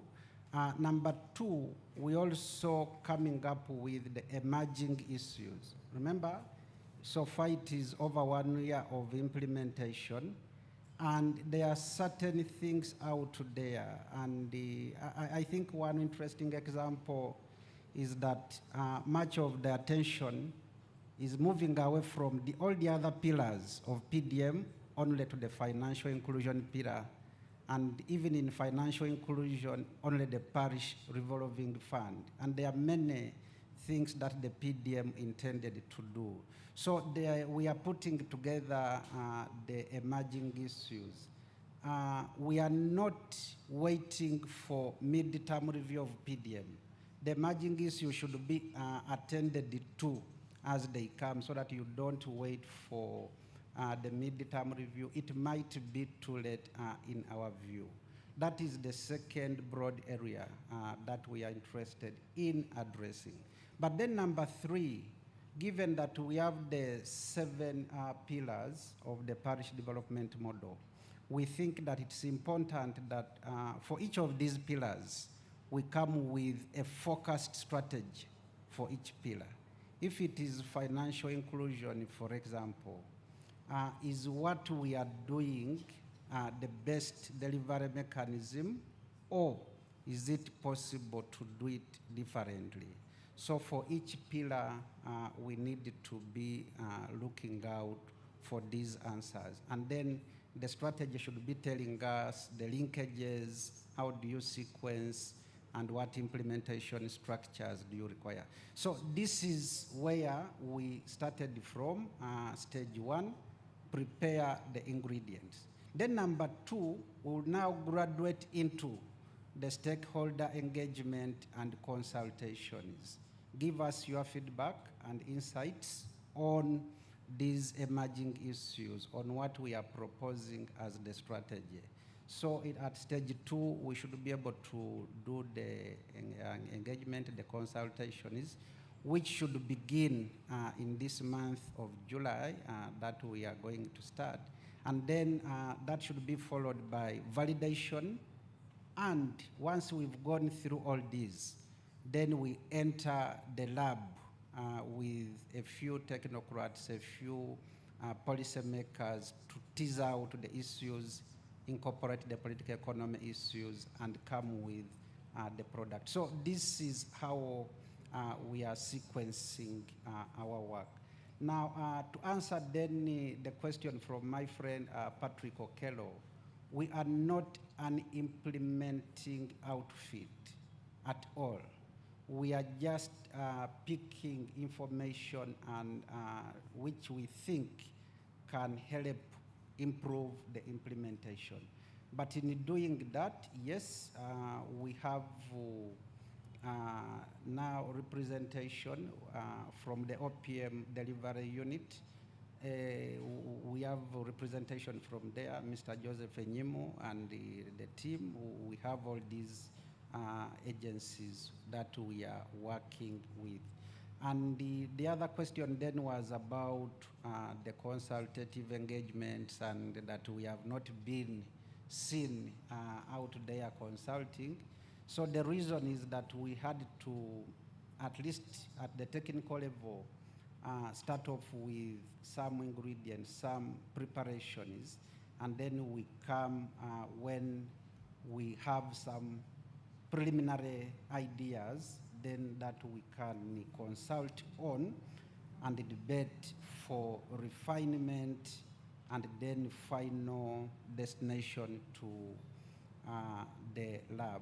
Maybe the last thing I should say then is that the lab then should be a continuous process, because the issues will not stop after one round of consultations or even after our midterm review, but issues keep coming up. We need to study each of the pillars, propose strategies, but as you implement, issues emerge, and you have to incorporate these, if possible, as quickly as possible, so that you don't wait at the end and then begin to think that we wish we had done, we wish we had given this attention in real time. So I think, Mr. Moderator, that will clarify on what we are doing, and how I wish we could have such a platform to consult with after we have received our ingredients in the near future, so that we benefit from all the insights that are out there. Thank you so much. Thank you, Professor Hisale. A round of applause to him. Blending the academics and the practice, the policy and practice and the academia is a very critical space that I'm glad the UN has supported this. Well, in 1990, when I walked into Makerere University, they told me your lecture for geography is in theater number 2. I said, but theaters are for medical students. What am I going to do in theater? So when you hear lab, we are not talking about the biology lab. This is a conversation of laboratory where ideas and chemicals, these are chemicals from the brains, meet and come up with results. And what I've liked about this is real-time issues. Because you're discussing, and the politicians here have 2 years left to the other year. So Honorable Kasule Lumumba here will be wondering, are you for me or are you against me? But as you've said, you keep incorporating, because she needs those views to go along. I have just listened to the president telling us, why don't people begin to pay back after 2 years? So what you thought was a revolving fund, it will go and stay there for 2 years. There is nothing coming back. So how do I add more people? Those conversations get into the lab and they actually come out. Because the politicians are the owners of these programs. We just want to make sure we feed into those conversations as they go along. Science must inform our practice and the very many things we do. I don't want to stand in between you and your lunch, because it's 1 o'clock and lunch should be served soon. But allow me to finish with the 2 people remaining on the panel so that we all go for lunch knowing the afternoon is a different session. You deal with the statistics. Dr. Mukiza, there were some questions for you. There are things you may want to wind up with in this conversation. We've talked about the data and its importance really for us to get in there. Your closing remark and maybe some end responses to the questions that came to you. We received one question from the audience, and I got one question from you, moderator. So I'll start with Patricia. Is it Patricia? On the intervention UGANDA'S is doing to strengthen the health information systems. I want to start by saying that one of the difficult tasks is coordination. Coordinating the national statistical system is one of our mandates. And we discuss with all stakeholders, including MDAs and local governments, on how we can strengthen the administrative data. Of course, our conversation with the Minister of Health, in as far as HIMS is concerned, has gone very far, and we're happy that we can now access the health information system real time, online. And when we do that, we look at how we can strengthen the administrative data registers from the Ministry of Health.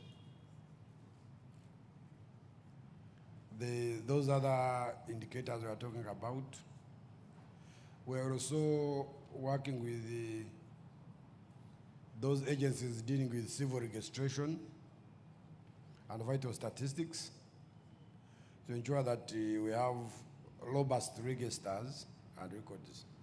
Of course, these administrative data that are generated by the ministries and agencies, sometimes they collect these out of their day-to-day work, and eventually it forms part of the statistics. So we are trying to see how we can standardize and also address the demands from the public,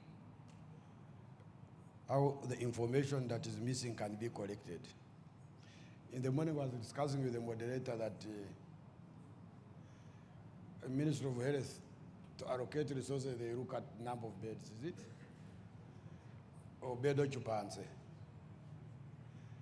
Yet, you may have, a hospital may have beds, but there are no patients. Or there may be more patients than beds. So if you target beds, then you don't get to the people who are utilizing the hospitals.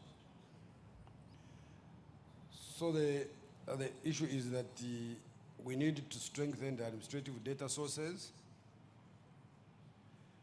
and also must stress them with the regular surveys and censuses. Regarding the nutrition status vis-a-vis food availability, it's clear that there are other correlates beyond food availability that determine the nutrition status, the stunted-ness of people. You may be consuming enough food, but the water, access to clean water, jeopardizes the benefits. The proteins you are getting may be jeopardized by the dirty water you are taking. So also water and sanitation becomes an issue. So there it is not the Ministry of Agriculture and Health alone. Then also the education. The education contributes, access to education contributes to the nutrition because you would know what kind of food. Then of course the economic pressure. One of the districts I will not mention, which is in Southwest, produces a lot of food. But the number of stuntedness is high because people are looking to sell, to get money, and they leave the children starving. So, and that's where now the question of mindset, you are saying we are throwing mindset just like that. We need to go deeper and explain that it's not the real money that matters. First feed your household, homestead, and then the surplus should be used for the resources. I think that's, we are trying to coordinate and standardize the administrative data sources from the agencies that generate them. Moderator, you asked about the big data. Yes, yes, quickly. The big data and how we want to place ourselves in harnessing the big data. Yes, at the Bureau of Statistics, we have now taken in consideration that there is a lot of data being generated down there, and we have set up a structure that will be able to address that. We have data scientists now. We are going to establish a data science laboratory, but this one is different from the laboratory of the universities. This is a real lab that will be generating, harvesting all the big data, and we use it and see how we can mainstream it into the official statistics. And I'm happy that the minister has come here, supported us in trying to go towards that way. Thank you. Thank you. Thank you very much. Round of applause for Dr. Mkiza. The reason we're looking at big data issues really is very important. Uganda's GDP this year or thereabout was 163 trillion shillings. Momo alone last year transacted 92 trillion. Big data, that's what I had. Can I correct you? I'm looking at the other year, not this one that you're on. Okay, so why are you giving all data? No, I'm not showing the data, but I'm trying to emphasize the big data, the electronic data. So for me, the interesting part is when more than half of your GDP is moving on Momo alone, leave alone the other one of Airtel, there is that cap provision of what is the money doing. Remember reason? You want to go there and say, what was the reason for this movement? What are people doing? The data is in there. So we are going to work with you, boss, to see how do we mine that data to understand. But he has also talked about beds. I know the doctors have what they call a bed occupancy rate. So why don't we use that? Planning. You don't have to answer all the questions, there were many, but because you are planning NDP4. So carry them along in NDP4. So what is it, as they call it, a katalekeka? Because I have 2 minutes for you, sir.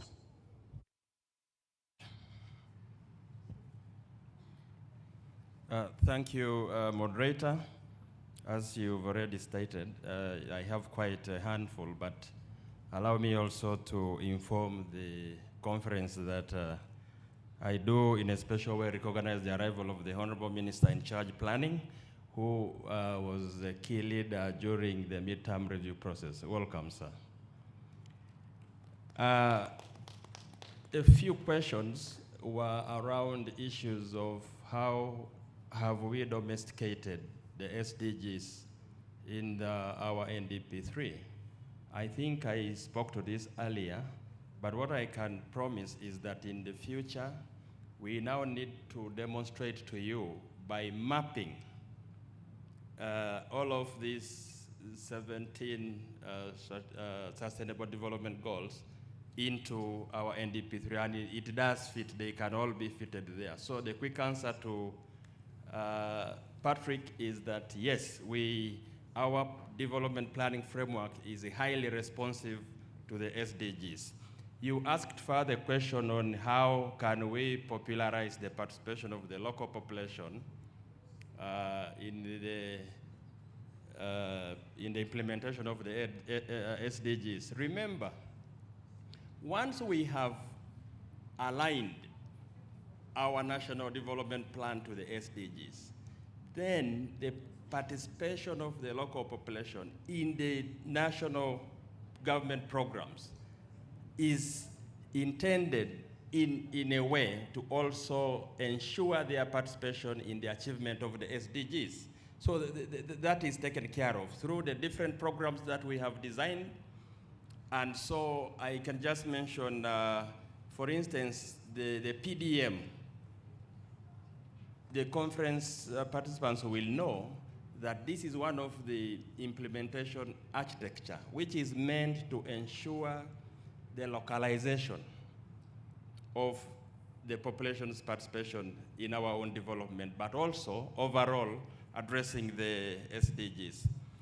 Allow me speak to one of the programs in 1 minute. Okay. We have a big problem, and I want this conference to be alive to this issue. You alluded to it, that the government put in place a stimulus fund for the SMEs. The uptake of this particular stimulus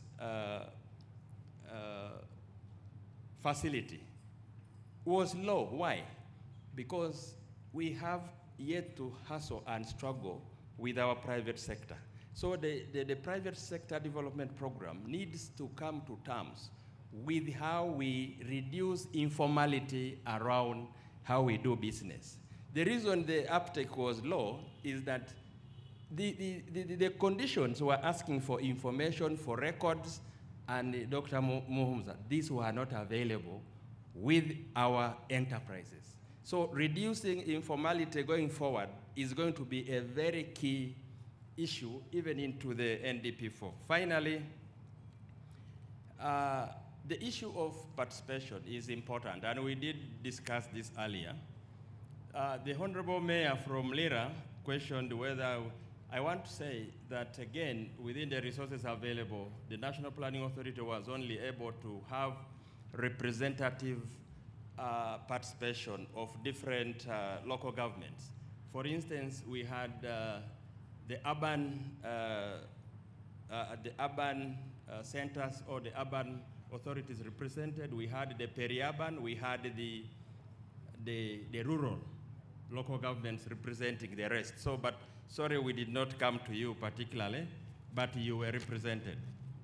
Also, Dennis made a very important point, and I think for the benefit of this conference, it is good for you to note, how are we aligning budgets to the plan? All of you would be asking this question. I can tell you that this process has been enabled by the provisions of the law.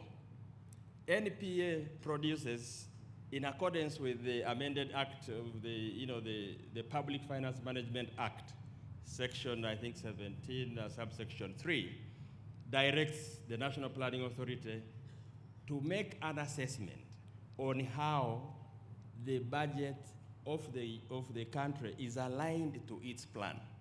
So we do issue these certificates of compliance to inform, especially the critical decision makers, such as cabinet and parliament. And this we issue to parliament. The honorable members of parliament do receive this, and it is aimed at helping them in their oversight role to keep the implementation of the plan accountable to that process. So I want to conclude by saying, Patricia alluded to something that is again very important. What are we doing around service delivery standards? The question she actually posed is to say, as we deliver government services, do we have standards which we hold ourselves accountable to?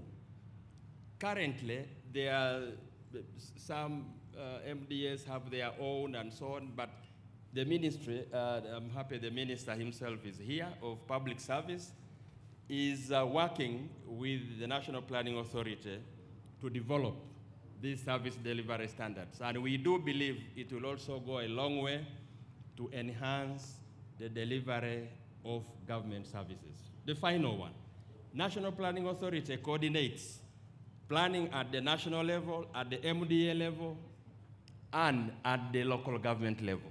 So it means that at all levels, when we have done the alignment, the SDGs are therefore accounted for up to the local government level. Thank you so much. Thank you, Honorable Jock. Another round of applause for my panelists, and I will ask them to take leave of this so that they too can get your view of the room. They will be able to see the different sponsors, and we really appreciate UN Women, UNDP, Save the Children, Ministry of Foreign Affairs, Denmark, and World Vision, Save the Children, quite a number of them as you can read them. My panelists, thank you very much. Over there or over here, as they come through, I heard the president give a remark and he said, your budget. Now, if these guys are doing harmonization of a plan and a budget and the president is not owning it, we have a problem. The politicians, this is about the politics of the day. You take lead, this your people gave you the mandate to lead this period, and we really can't end this conversation without asking the politicians to give us a remark of what they have heard, what they want us to hear. Honorable Kasule Lumumba, I want to invite you to give a remark, and then we'll get back for the closing guidance, but you come and give us a remark on any of the things you need to have. And on that note, I want to use a Ugandan-made sanitizer to make sure the president is safe and yourself. Thank you, everybody. Let's clap for Dr. Muhumza once again. Let's clap for the panelists. Good afternoon, everybody. I welcome you all.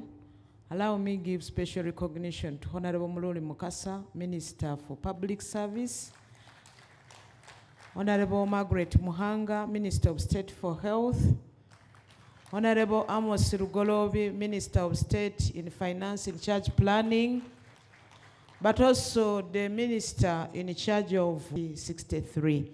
Welcome, I work with him closely. I want to also request you, let's clap for our panelists. I will welcome you in details later, but I wanted to make a comment about what Dr. Hisali Eria from Makerere University, representing the Vice Chancellor, about the discussions in the lab and the outcomes. From his explanation, it looked like we as government have not provided space or a platform to have the discussion of the outcome so that it is incorporated and taken on both by government and private sector, development partners, and the NGO world and the Interreligious Council, all those who are implementing, the local governments.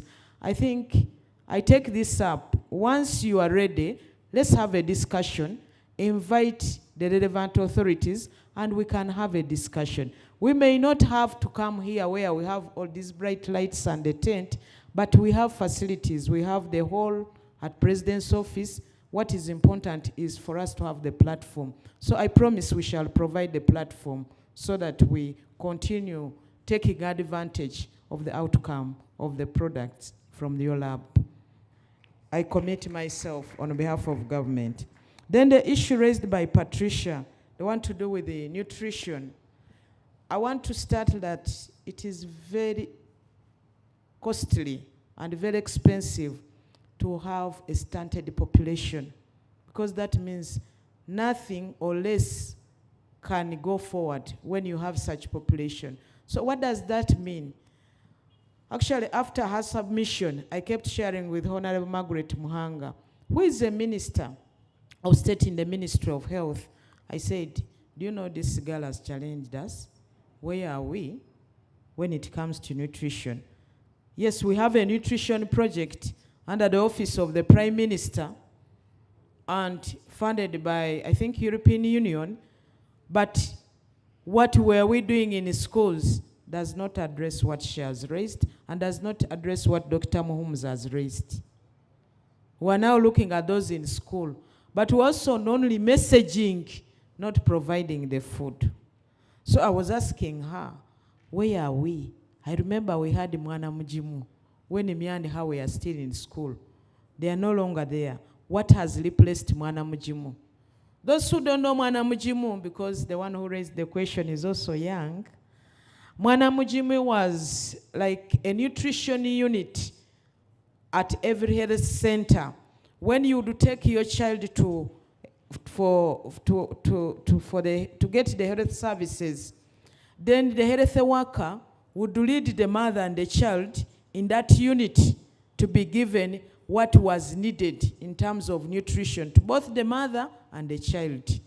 But we have realized we didn't replace it. So now this one advises us to go and inform policy on issues to do with health so that nutrition is part of the health we are providing in our health facilities. We have agreed to take it to the next level as a team because it is something that we must pay attention to as leaders, but also the children are growing. So if we bring it much later, they would have missed out and we will not have the opportunity to bring them back and make sure they take advantage because time is gone. I want to welcome you. It's time for team Dr. Albert Byamugisha. That's what I wanted to commit myself on, especially on issues of those two policies. Thank you so much.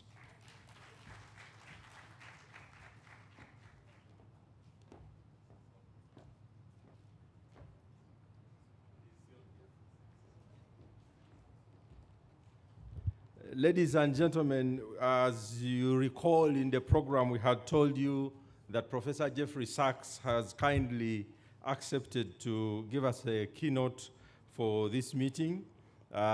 Professor Jeffrey Sachs is a renowned professor who works very closely on issues of SDGs. He's a university professor and the director of the Center for Sustainable Development at Columbia University in the US. Where he directed what is called the Earth Institute from 2002 to 2016. He is the president of the UN Sustainable Development Solutions Network.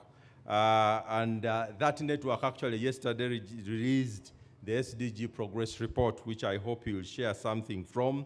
He's a co-chair of the engineers for the energy transition, a commissioner of the UN Broadband Commission for Development, an academician of the Pontifical Academy of Sciences at the Vatican, and also at the Tan Sri Jeffrey Chair, Honorary Distinguished Professor at Sunway University. He is also the special advisor, and I think that is critical, and has been a special advisor to 3 United Nations Secretary Generals, and currently serves as the SDG advocate for the Secretary General of the UN. He has spent over 20 years as a professor at Harvard University, where he obtained his BA, MA, and PhD, and he has received 42 honorary doctorates, and his recent works and awards include the 2022 Tang's Prize in Sustainable Development and the Legion of Honor by decree of the President of the Republic of France, where he will be speaking from today, and also the Order of the Cross of the President of Estonia. His most recent books, for those who want to read, there's one called The Ages of Globalization, Geography, Technology, and Institutions, and then another one which was published last year, Ethics in Action for sustainable development. So as you can hear from that CV, we have the right person to give us a keynote for this conference, and would like now to hand over to Professor Jeffrey Sachs to give us his keynote address. Over to Professor Jeffrey Sachs. Thank you. Thank you so much for that very warm introduction. Thank you for having this SDG summit for Uganda and for including me. I am indeed today in Paris. President Macron of France and Prime Minister Mia Mottley of Barbados have jointly called for a new global pact for financing the SDGs, and the meeting is today and tomorrow. And the idea is the right one, and that is that the Sustainable Development Goals are an investment agenda. In other words, investing in our children, investing in roads, in power, in water and sanitation, in agricultural upgrading, and so forth. And investment requires finance. And yet the global financial system is not providing the financing needed for countries like Uganda to achieve the Sustainable Development Goals and the climate urgency of adapting to ongoing climate change and building a fully green energy infrastructure. So that's the purpose of the meeting in Paris, and it's the remarks that I'd like to share with you and some ideas for Uganda, and hopefully in any way that I can help, you can count on me and the UN Sustainable Development Solutions Network to provide support. The SDGs are an integrated agenda covering economic, social, and environmental objectives. And so they're not an easy agenda. They require investments at large scale in several areas. And I've tried to think about the SDGs in terms of 6 major areas. The first is education. And it's first because, to my mind, it's the most important. Having every child in school and achieving at least an upper secondary diploma, but for those who can, to continue on to tertiary education as specialists in various fields, a bachelor's degree or a skill-based degree, or an advanced degree in business or law or medicine or some other area. So that's the first investment. It's expensive. It may be the biggest single investment. Think of all of the young people in Uganda that should be in class with a quality education. Second is health.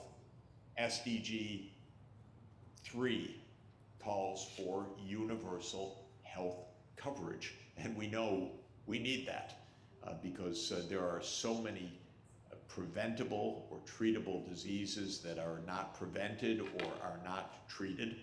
And the problem, of course, is the health sector costs money, and a lot of money. And this is typically beyond the budget of most countries, actually, or at least most low-income and lower middle-income countries. The third area of investment is energy and industry, but now especially green energy and industry. Building out a power sector that is based on wind, solar, geothermal, biomass, and other renewable energy sources, being able to convert to the coming future of electric-based transport, having an industry that can play an important part in the green transformation, for example, making solar modules or PV cells in Uganda, or building the wind turbines and so forth. The fourth area of investment is sustainable agriculture and land use. obviously a high priority for food security, but a desperate need also for managing ecosystems which are really threatened with pollution, with depletion of fresh water resources, with deforestation, and with the effects of other species of global warming. So sustainable agriculture, climate resilient agriculture is the fourth area of investment. The fifth area of investment is urban infrastructure. Every country of the world, I would say, without exception that I can think of, is going to be a predominantly urban society in the future. The world as a whole is now 57% urban. This will rise, according to the UN's estimates, to 68% urban by 2050. I think it'll even be higher. And in Africa, which has been more rural than urban, of course, throughout history, the rate of urbanization is astoundingly fast, the fastest in the world. And Africa will add 1 billion people to the urban centers of Africa between now and 2050.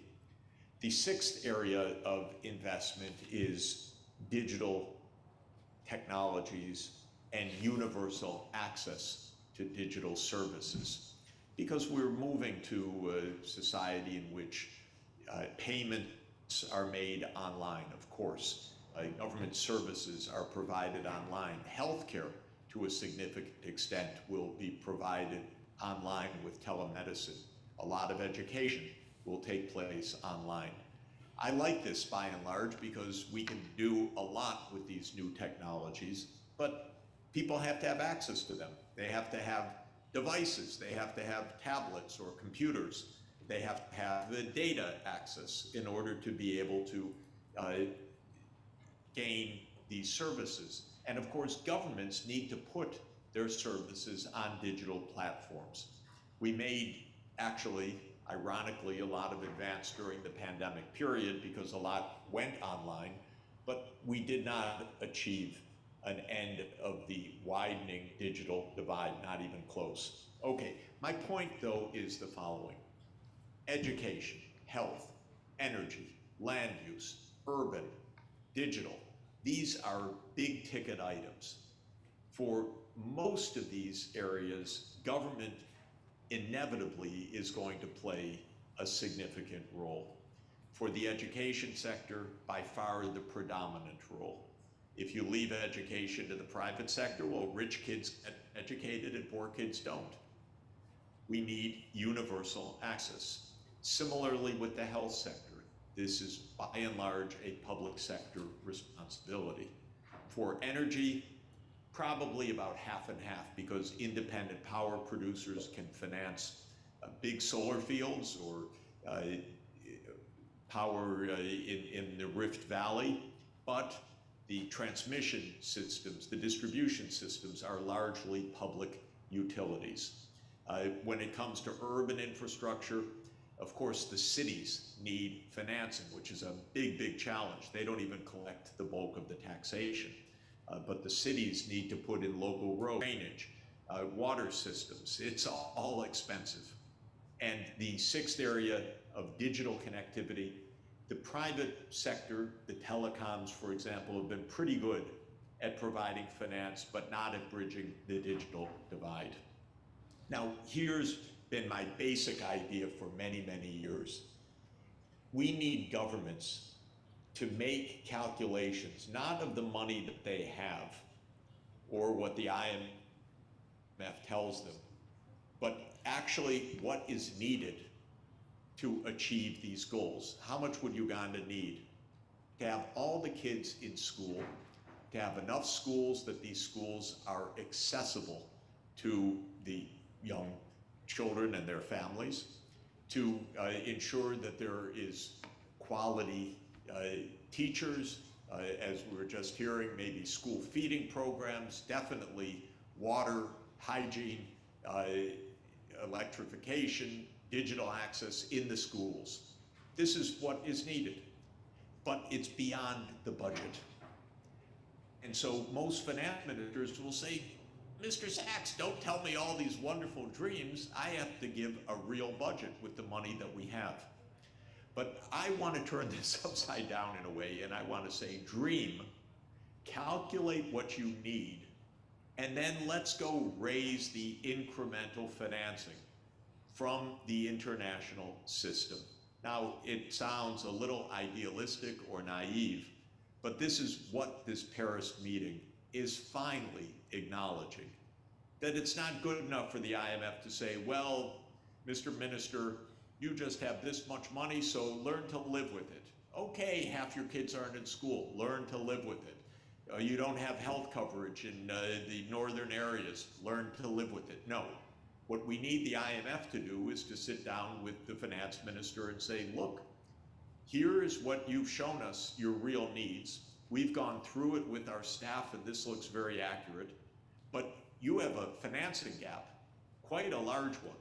We are going to work with you to close that financing gap.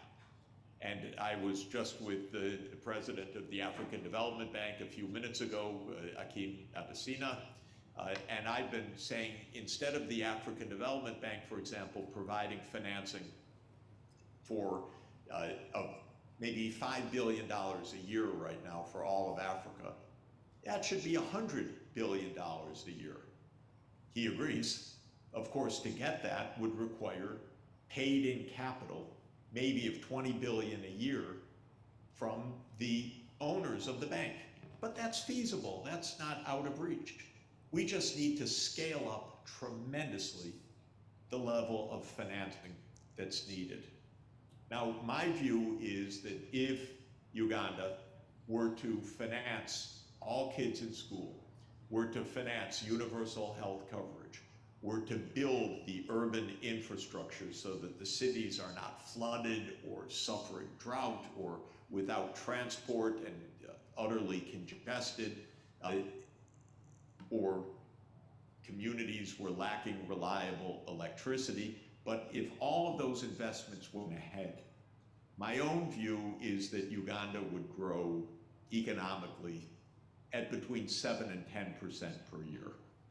I think the incremental investments would probably be about 20% of GDP extra, so maybe Uganda would invest 40% of GDP in new investments each year, like China did. And based on that, Uganda would achieve growth much faster than now. I'd say 7 to 10% per year. And if that's right, then borrowing on long-term loans at low interest rates would actually be quite feasible for Uganda, because even though the amount of borrowing would make the debt rise maybe to 200% of GDP or something,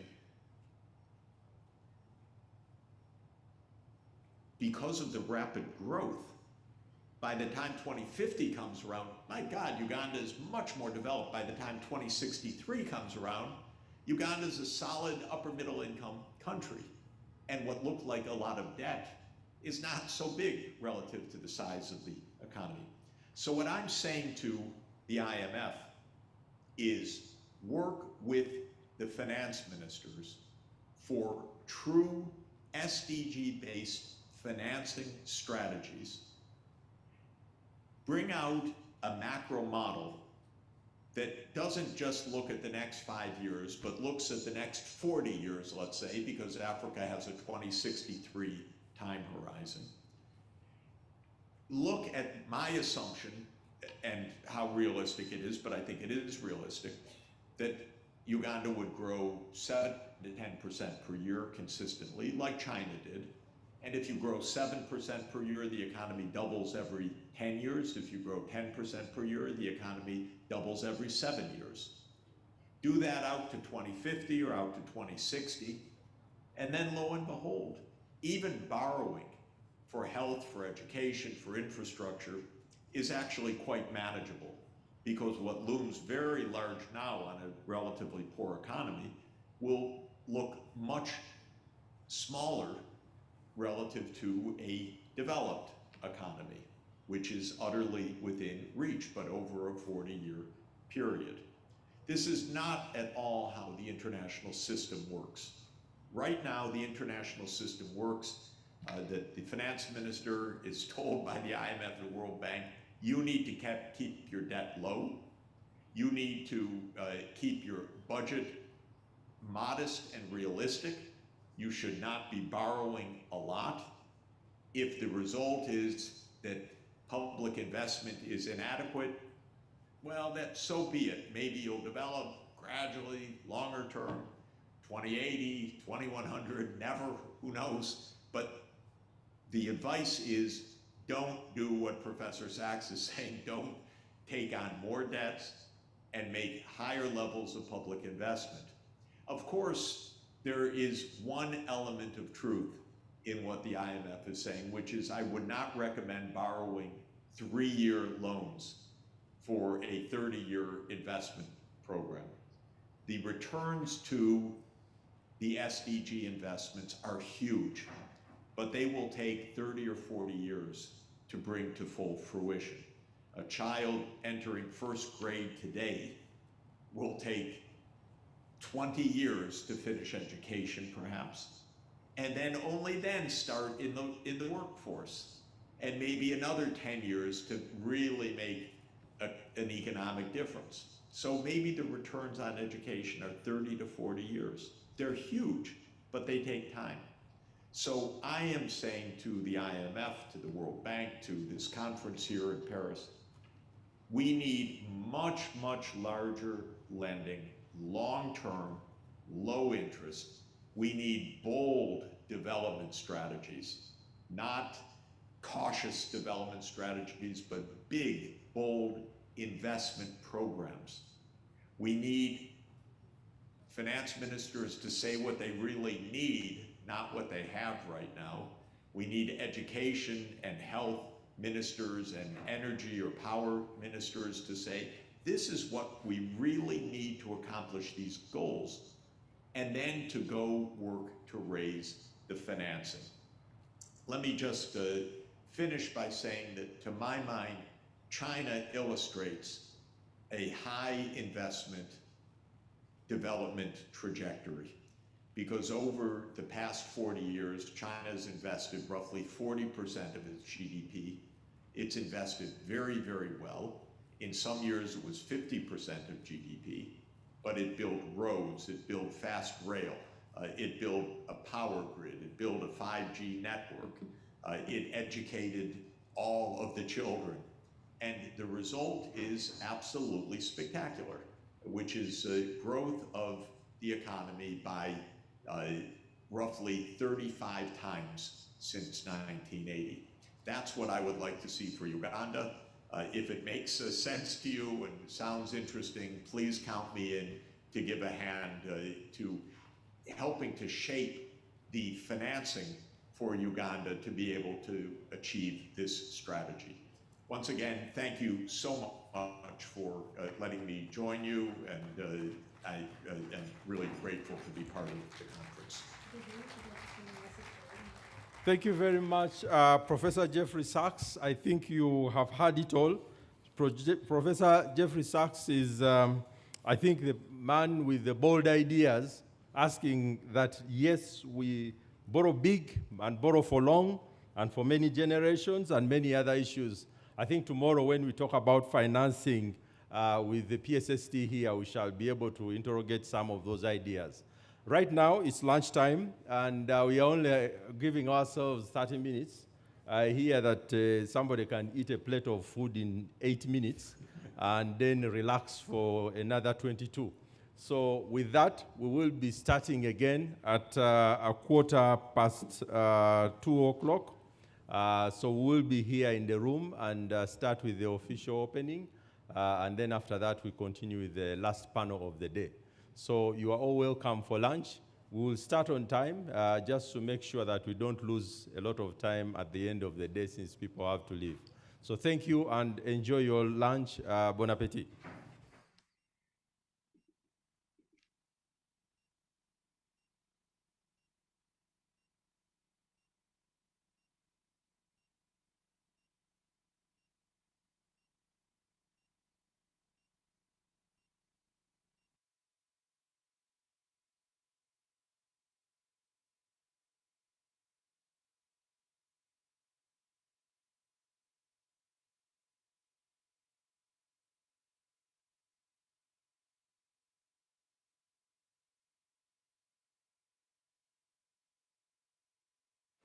So the address for the lunch is Victoria Hall. So you get out of the of this tent and you go up, you will find Victoria Hall. There are ushers there who will be ushering you to Victoria Hall. So please make your way to Victoria Hall. Lunch will be waiting for you. I thank you very much. And there will be people to give you coupons along the way as you go. Thank you.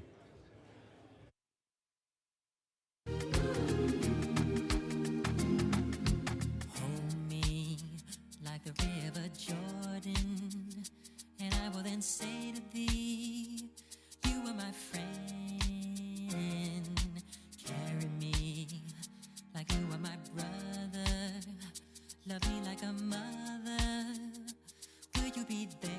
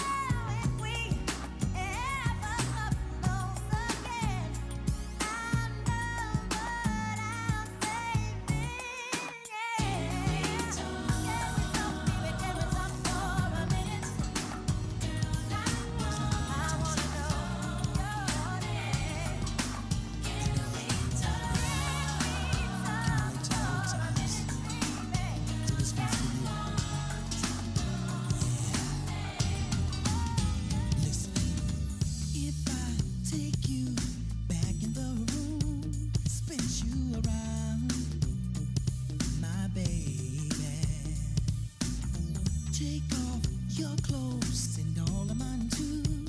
Lay you down, way down. We can be discreet, nobody has to know. We don't need no sheets, we can just close the door. My baby, I can take you places you ain't been before. Soon as we get there, baby, you'll be coming back for more. 'Cause if it ain't good enough, baby, I'll work harder. Pumping every minute, girl. And baby, I'll do you up, baby. And I will not stop till I know your heart. If I touch your body tonight, will you touch mine? Will you touch me, baby? Right here. Kiss both your lips and rub on those thighs. Taste your wine. Let me taste you, baby. I can do it softer, I can do it hard. I can make you scream if you let down your guard. My baby, it's not too far from here to ecstasy. I know you want good loving, so lay your body next to me. If it ain't good enough, it ain't good. I'll work harder. Hoping it's really good. And baby, I'll do you up, baby. And I will not stop till I know your heart. Skinhead, deadhead, everybody gone bad. Situation, aggravation, everybody allegation. Embassy on the news, everybody dog food, bang bang, shot dead, everybody's gone bad. All I wanna say is that they don't really care about us. All I wanna say is that they don't really care about us. Beat me, hate me, you can never break me. Will me, thrill me, you can never kill me. Shoot me, sue me, everybody do me. Kick me, catch me, don't you black or white me. All I wanna say is that they don't really care about us. All I wanna say is that they don't really care about us. Tell me what has become of my life. I have a wife and 2 children who love me. I'm a victim of police brutality. No, I'm tired of being the victim of fate. You're ripping me of my product, for God's sake. I need to come to fulfill this prophecy. Set me free. Skinhead, deadhead, everybody gone bad. Trepidation, speculation, everybody allegation. Innocent on the news, everybody dog food. Black man, throw the brother in jail. All I wanna say is that they don't really care about us. All I wanna say is that they don't really care about us. DJ Can Be. Tell me what has become of my rights. Am I invisible 'cause you know me? The proclamation promised me free liberty. No, I'm tired of being the victim of shame. You're throwing me in a class with a bad name. I can't believe this is the land from which I came. You know I really don't hate to see it. The government don't wanna see it. But if Roosevelt was living, he wouldn't let his people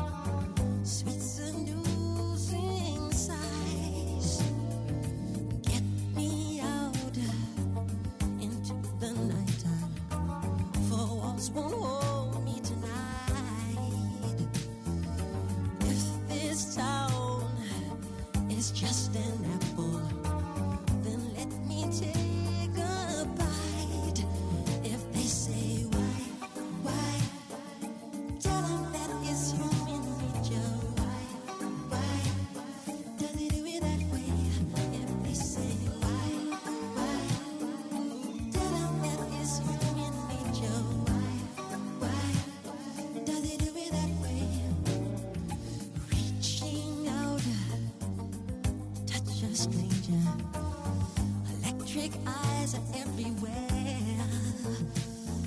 See that girl? She knows I'm watching.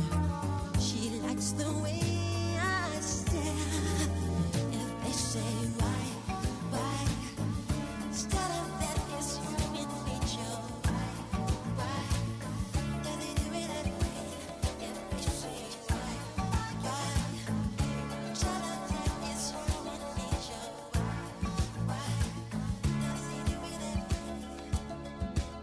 I hear the drums echoing tonight, and she hears only whispers of some quiet conversation. She's coming in 12:30 flight. The moonlit wings reflect the stars that guide me towards salvation. I stopped an old man along the way, hoping to find some old forgotten words or ancient melodies. He turned to me as if to say, hurry boy, it's waiting there for you. It's gonna take a lot to drag me away from you. There's nothing that 100 men or more could ever do. I bless the rains down in Africa. We're gonna take some time to do the things we never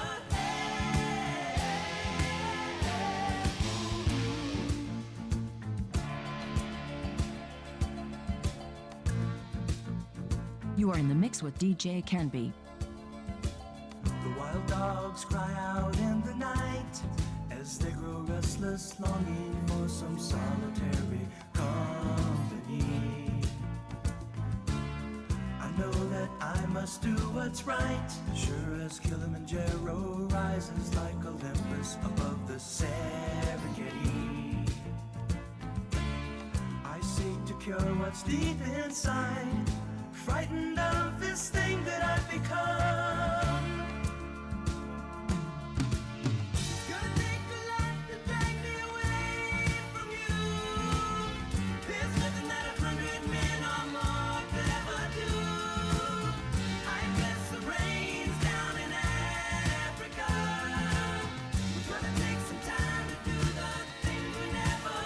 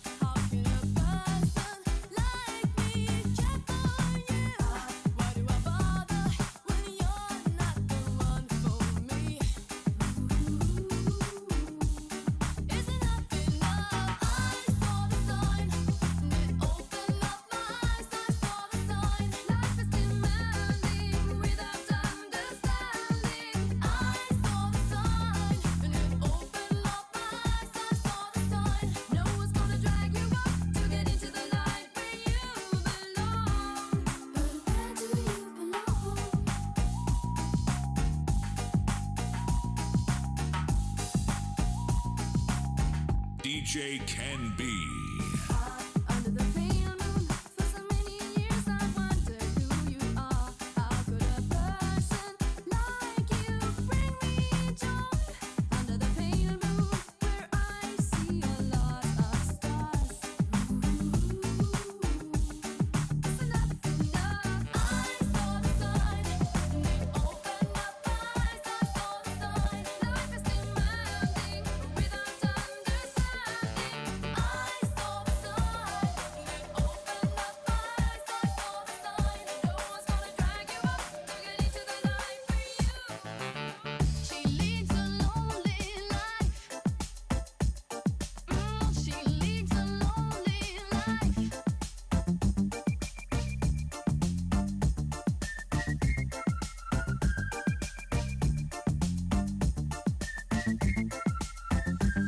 When she woke up late in the morning light, and the day had just begun, she opened up her eyes and thought, oh, what a morning.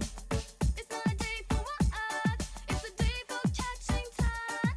Just lying on the beach and having fun. She's going to get you. All that she wants is another baby. She's gone tomorrow, boy. All that she wants is another baby. All that she wants is another baby. She's gone tomorrow, boy. All that she wants is another baby.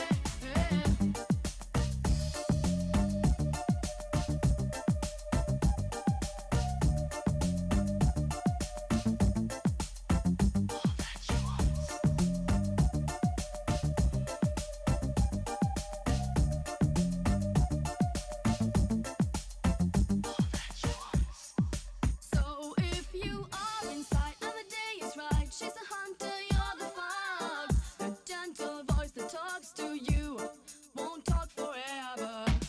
It is a night for passion, but the morning means goodbye. Beware of what is flashing in her eyes. She's going to get ya. All that she wants is another baby. She's gone tomorrow, boy. All that she wants is another baby. All that she wants is another baby. She's gone tomorrow, boy. All that she wants is another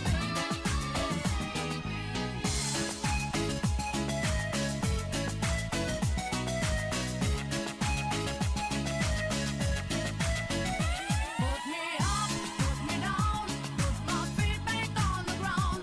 Put me up, take my heart and make me happy. Put me up, put me down, put my feet back on the ground. Put me up, feel my heart and make me happy. Here we go, getting smooth to the groove. Watching lovely ladies as I smooth as they move. Cause that's what they say, but I can't prove. So turn it up again and watch me move to the groove. As we get close, you whisper Coco. I hold you in my arms and you say Jumbo. Scream and shout, turn and say Colombo. Now I gotta go, so Coco. Put me up, put me down, put my feet back on the ground. Put me up, take my heart and make me happy. Put me up, put me down, put my feet back on the ground. Put me up, feel my heart and make me happy.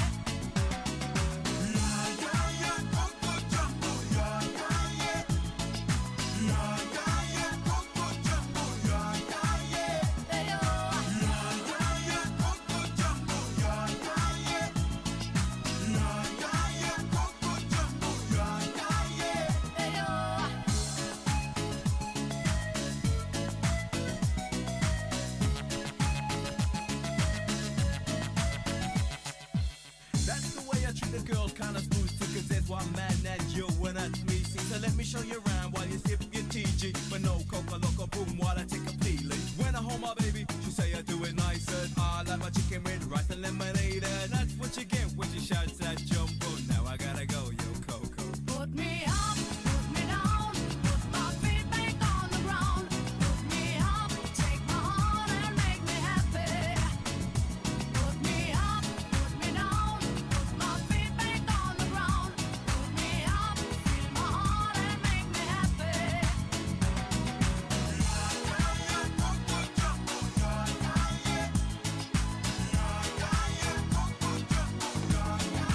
Here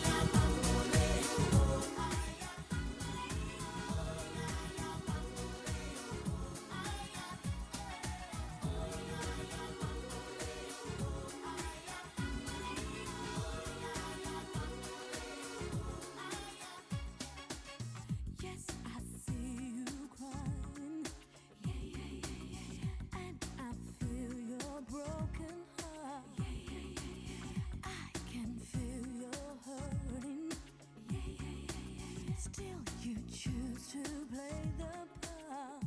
If you let me be, I'll be all you need, all you need. I wanna be the only one to hold you, touch you from the right. I wanna be the only one to soothe you, raise all my pride. I wanna be the only one to love you over again. I wanna be the only one, the only one, the only one I am. Now you deserve a mention. My Lord, you do. You can have the best of life. With all this, I'll give you a pure love that gold can't buy.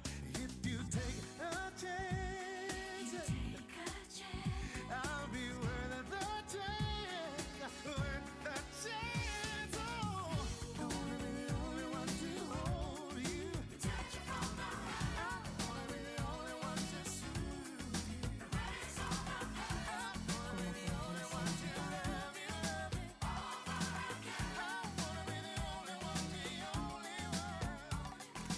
Last night I dreamt of San Pedro, just like I'd never gone. I knew the song, young girl with eyes like the desert. It all seems like yesterday, not far away. Tropical, the island breeze, all the nature wild and free. This is where I long to be, La Isla Bonita. And when the summer played, the sun would set so high, ring through my ears and sting my eyes, your Spanish lullaby.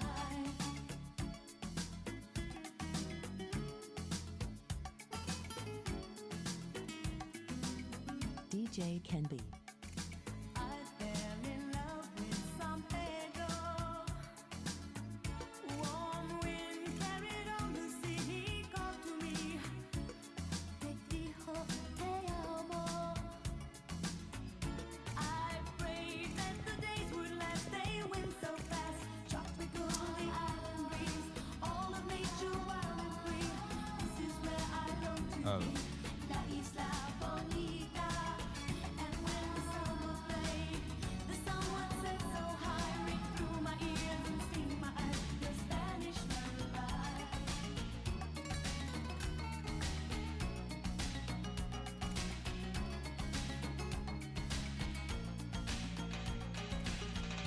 Winter city sighs, crystal bits and snowflakes all around my head and in the wind.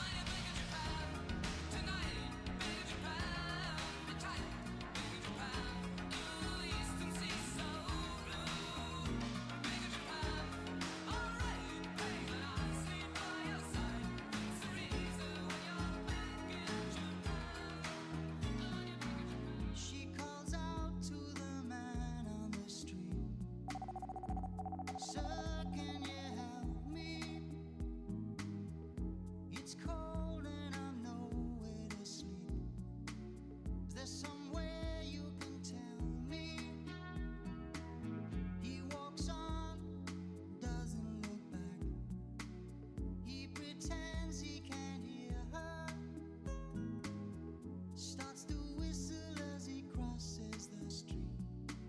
Seems embarrassed to be there. Oh, think twice, 'cause it's another day for you and me in paradise. Oh, think twice, 'cause it's another day for you and me in paradise.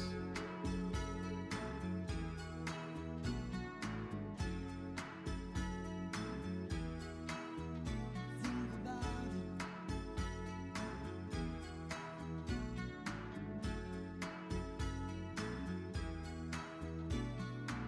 She calls out to the man on the street.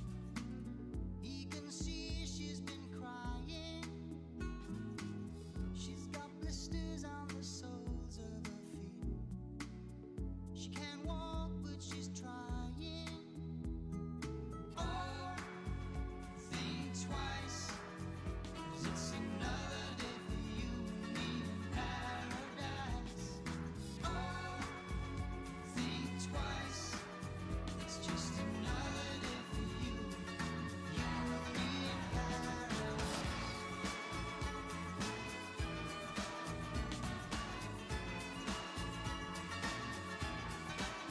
Just think about it.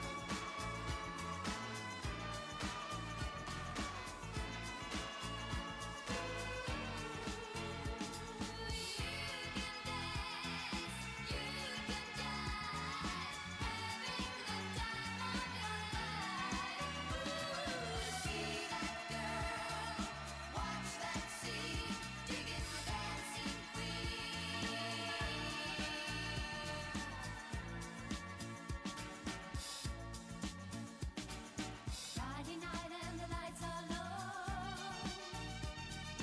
Looking out for a place to go.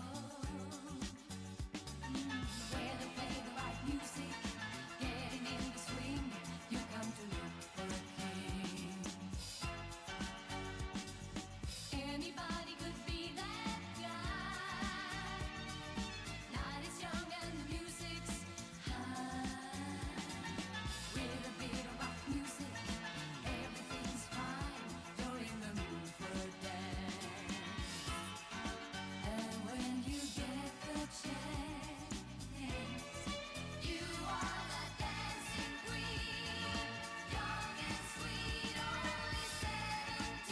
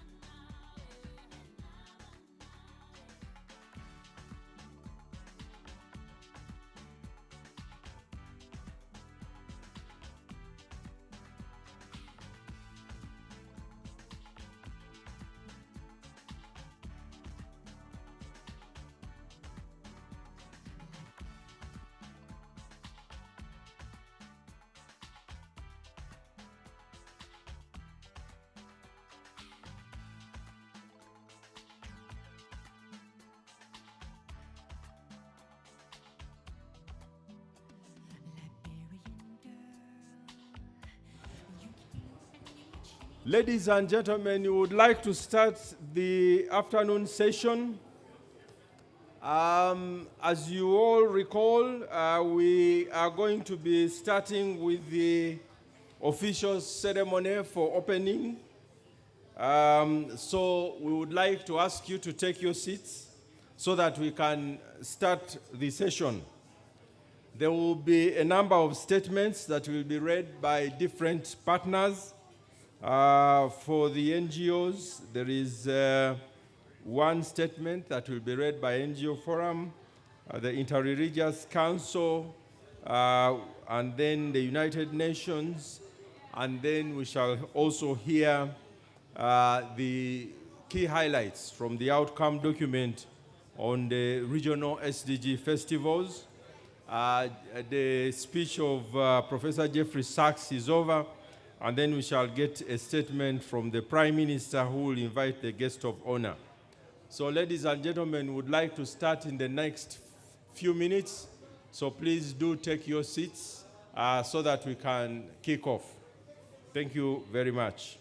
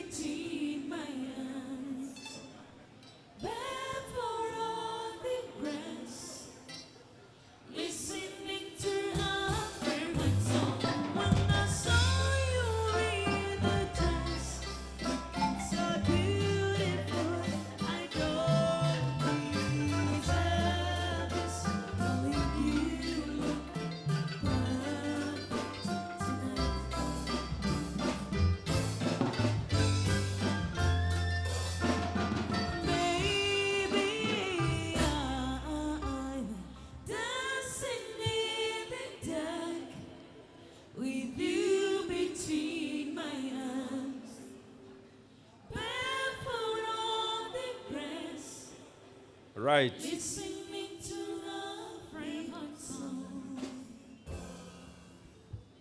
I can't join the chorus because I don't have the type of voice, but thank you very much for your entertainment.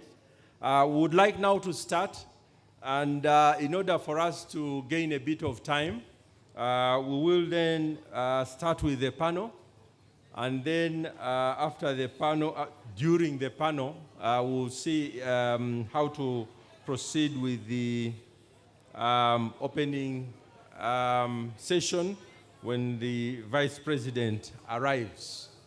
But for now, I would like to find out if the panelists are here. The moderator I can see is here. Honorable Dr. Victoria Sechitoleko is here, the moderator of this panel. The panelists, the PS of ICT and National Guidance, Dr. Amina Zawede, I think we have also seen her. Welcome. Thank you very much for coming.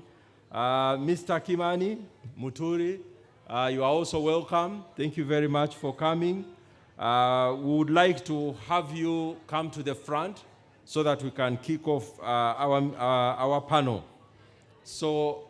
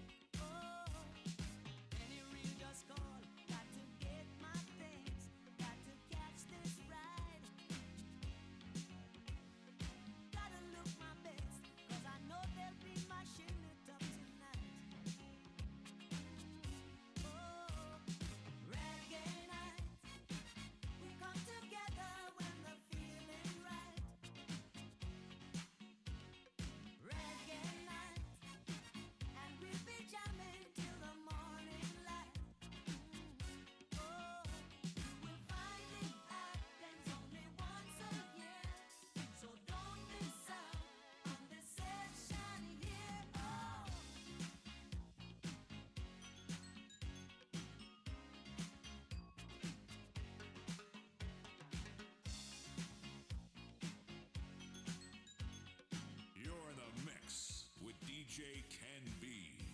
Every people coming from the north and south and east and west. So you better look your best, man. Now lightning strikes at 8, so you better not be late for this rubber dubbing, rockin', jamming, fun, loving, yeah. Reggae night, we come together when the feeling right. Reggae night, and we be jamming till the morning light.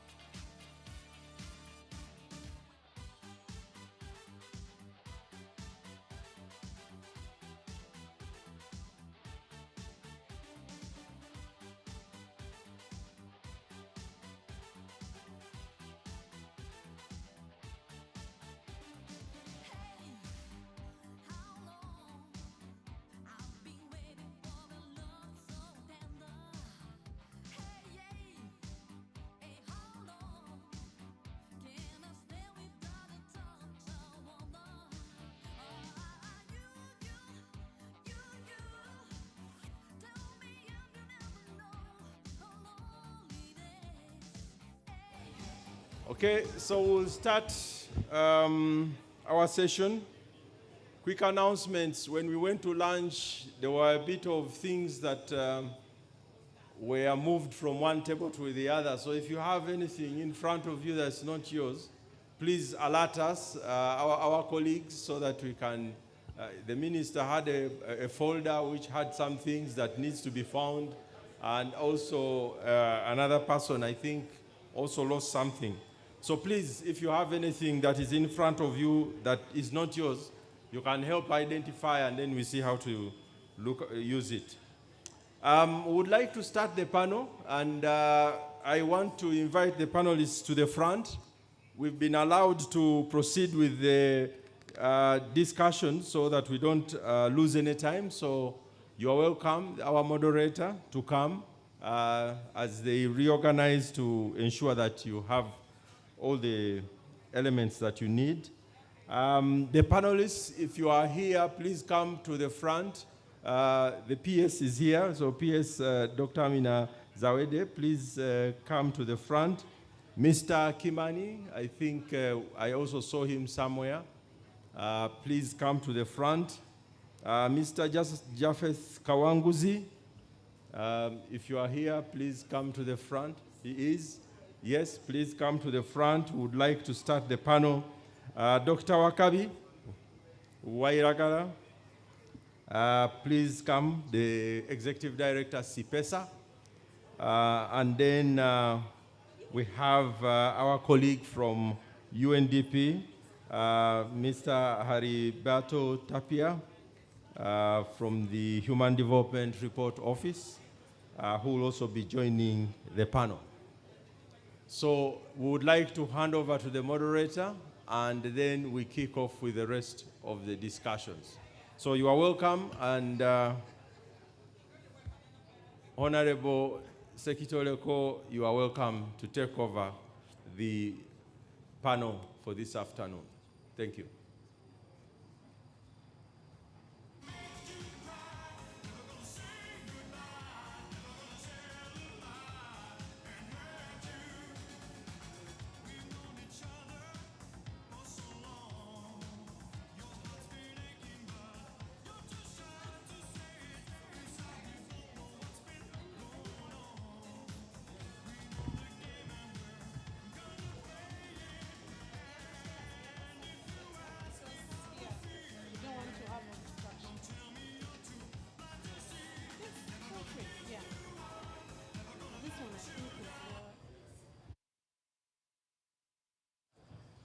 Dr. Victoria, we now welcome you to take on your panel.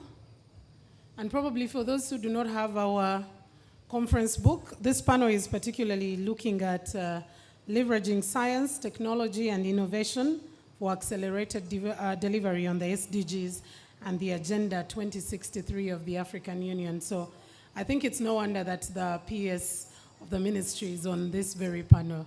Let's have Dr. come through.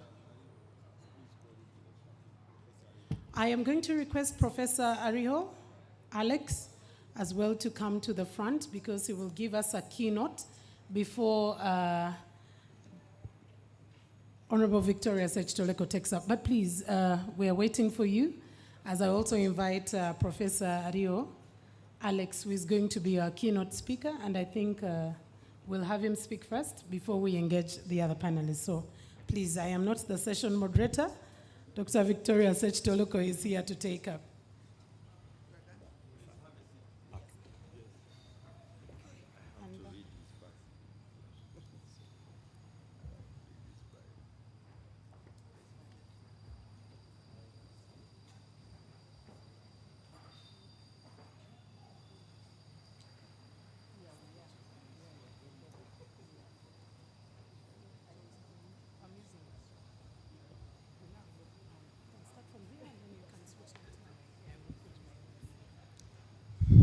Hello, good afternoon, everybody. I hope you enjoyed the Serena lunch, and I hope you are not feeling sleepy. So,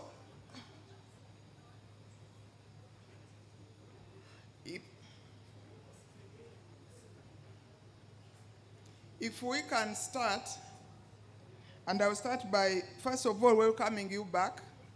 That is one. Two, I will also go on to say that for those of you who have actually been following the SDGs, this discussion took more than 20 years before it was agreed by the whole world that these are the sustainable development goals. Sometimes when we go into abbreviations, we forget even what it is all about.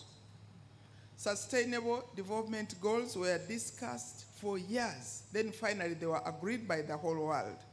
Now what the whole world agreed is that we are definitely not at the same level.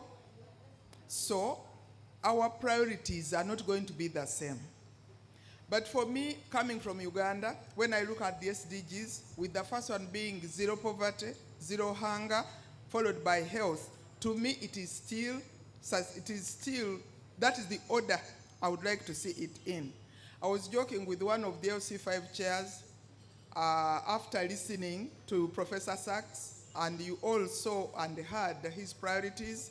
So I was asking this LC5 lady if she went back and told the people of Butambala that what is most important now is digital. They will ask her if she left her mind back in Chabadaza or in Kampala. Because for us, zero poverty, zero hunger, followed by health, followed by education, then the water we are talking about. Because you cannot talk to a hungry person. That is one. Two, some people are so poor that they even have a problem believing that they are Ugandans. As you know, there are some Ugandans who do not own any land. You know, if you find them on the road, that is all. They are finished. They have no house, nothing. So, for us, looking at poverty, looking at hunger, looking at health, education, in that order. I have met and discussed with Professor Sachs before, and we agreed to disagree because he sees things through the American eyes. He told you he was in France. For me, I see things through Sede eyes, which is in Jinja, rural. So, I'm definitely sure there are many of you who are like me. But for now, we are here this afternoon to look at SDGs, Sustainable Development Goals, through the eyes of science, technology, and innovations. Really, for me, whenever I talk to the press, I say what I've said in English, then they say, please, kogere mu Luganda. I don't know how I'm going to define science, technology, and innovation. Maybe ngedagamba nti okusayansa, okuyiya, something like that. Tuchikozesa okuteeka mu nkola SDG, Sustainable Development Goals. So we are looking at how, using science, technology, and innovation, we can actually accelerate the implementation of the SDGs.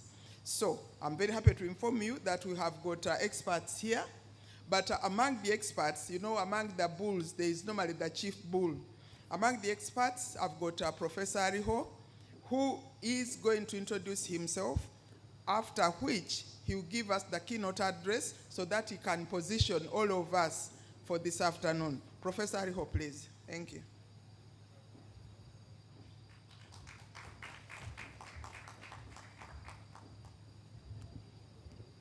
Thanks, our moderator of this session. Allow me to observe the protocol in house before I start my paper. She said I need to introduce myself once again. I'm Professor Alex Ariho. I'm the CEO of AIN. AIN is the African Agribusiness Incubators Network, one of the technical arms of the African Union, based in Accra, Ghana. Basically, we support the incubation activities in 55 member states, focusing on job and employment creation, looking at engaging, of course, research institutions, policy organizations, the private sector, and the regional economic communities to realize the African Union Agenda 2063 and other instruments, including Sustainable Development Goals. I'm Ugandan by nationality, and happy to be here today, and thanks for the organizers for inviting me to be part of this discussion. And I'm happy to see a number of people that I know in this house, but I'm going to be very brief and focus on the topic of today, which is about leveraging science, technology, and innovations for accelerated delivery. The moderator posed the question.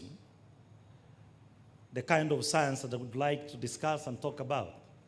But I want to simplify it and say we're going to focus on Sustainable Development Goal number 9, but which is looking at the science that brings food on table, money in your pocket, that ensures health, education, environment, and inclusivity. So that's the kind of science that I would like to talk about. Ladies and gentlemen, I would like to remind you that we're at midway of 2030 of the Sustainable Development Goals. But at the same time, the SDGs are in trouble, a very deep trouble, because you heard from the report today, 2022 report of UN indicates that 140 targets with data shows that about 12% are only on track. That's why I'm saying we're in trouble. Close 50% shows progress, but only 30% have either seen the movement or regressed. So that shows that there is a lot to do together, and that's the reason why I said I must be part of this discussion that can share experience, knowledge, and at the same time practices that can be done across the continent and Uganda as well. Where are we as Africa? We appreciate at continental level that Sustainable Development Goals continues to be a critical guiding instrument that is helping to forge the future, to provide the direction for the future of Africa and for the future of Uganda and the future of Africans in general and other parts of the world. But at the same time, the SDGs again provides a framework upon which national countries are developing their national development plans, and therefore it's a guide that is leading to private sector, the public sector, to commit resources to support the realization of the Sustainable Development Goals. That is not enough. We see again the SDGs in Africa working as a fundamental tool to guide the collaboration, the partnerships that are able to gear the government, the civil society organizations, the private sector, the development partners, again, to commit resources that are geared towards the realization of Sustainable Development Goals. It is important that today we are all focusing on the aspect of leaving no one behind. This is a big challenge. It's a big challenge to me. It's a big challenge for you. And this is not something that we can attain individually. It requires collective responsibility, and therefore, we need to look at it holistically. And I'm happy the presentation of Jeffrey Sachs, he highlighted a number of aspects that we need to look at, and that's the reason why we look at Sustainable Development Goals as a framework that provides the aspects that we need to attain, including poverty eradication, education, health, gender, clean energy, sustainable cities, and climate action. And I think he summarized that in his presentation, and he said, let's look at 6 major aspects. But again, he emphasized education, which is very, very important. So before we talk about science, it's important to understand and appreciate that when we talk about science, then it goes hand in hand with innovation. And when we talk about innovation, what are we looking at? We are looking at breaking the status quo in simple terms. What is it that we can do differently? I usually share with colleagues, and I must emphasize that if you plant yam, you don't expect to harvest cassava. Modulator, if we do things the same way, I don't expect different results. So it is one thing to talk about leaving nobody behind, but what are we doing collectively to ensure that we don't leave anybody behind? And therefore, the science, the innovation we are talking about calls for action of doing things differently. It must be informed by information, putting resources together, and definitely it requires that kind of unique approach of doing things, and that defines innovation. Indeed, if I would ask the public here, in terms of innovation, in the area of movement, then you would say that would require a fast horse to make you run faster and reach where you're going. But that's not the case. It's about the systems, the approaches that should take us together to where we need to be as Africa, as Uganda, and therefore innovation calls us to look at that in that direction. And therefore the role of science is supposed to support the advancing of research and knowledge, promoting sustainable development, enhancing productivity and efficiency. Very, very, very important. So when you talk about science, we need to see productivity. We need to see improvement in terms of delivery, the turnaround of doing business. We need to strengthen the resilience in terms of our economies, in terms of our standards of living. How would we bridge the information gap? I'm happy the team from Makerere represented and indicated the role of labs and the business clinics. We must bridge the gap between research, academia, and the private sector. The universities in Africa and outside, including Uganda, there is a big gap. They have become ivory towers of knowledge with no connectivity with the community. It's high time that we bridge that gap. Research institutions are operating in isolation. This is the time to connect and foster innovation ecosystems. And therefore, the ecosystem we are talking about to drive science is the ecosystem that requires the contribution of each of us in this hall and the rest that are not here. Ladies and gentlemen, if you look at agriculture in Africa, the power of science and technology and innovation in Africa is playing a fundamental role. And this is happening in Uganda and it's happening in other countries in Africa. A case in point, look at the digital solutions that are in agriculture and providing jobs to young people. Some countries are able to deliver seed, they're able to collect seed, they're able to do irrigation, they're able to do monitoring using ICT innovations. Where are we? We still see vehicles, 10 vehicles going for monitoring and evaluation. Fuel is banned. Per diem is banned. And yet you can use that money to finance 2 enterprises. Why you are not applying technology? You can send a drone to do the monitoring and capture the data. We need to do things differently if we expect different results. And therefore, precision agriculture is very important. Agro-processing is very critical. We continue to look at our products, export them as raw material, and therefore we are promoting people to become poor. By poor meaning passing over opportunities repeatedly to other people. And then you talk about leaving nobody behind. No. We need to start adding value to our products if we expect different results, because once we add value, you create jobs for our people. It is important that we appreciate the context upon which the science, innovation, and technology is operating. And I'm happy to note within that context that the instruments at national level, a case of Uganda, we have got NP3, it provides that framework very well. If you look at African Union agenda, the context is clear. Look at SDGs, the context is clear. The Uganda Vision 2040, the context is clear. What is missing? What is missing is doing things differently to take advantage of the neighboring environment, the policy framework that will allow the utilization of science and innovation to create opportunities for young people, to create employment and wealth. I want to give an example and just look at Uganda's response. There are a lot of innovations. Take an example of what Uganda Industrial Research Institute is doing. I took that picture from the visit of the president to see some of the innovations that are being done at Uganda Industrial Research Institute. But very unfortunate, when I visited, I also discovered that the number of Ugandans just here, people come from other countries to see what is just next door, but the majority of Ugandans have not visited similar facilities.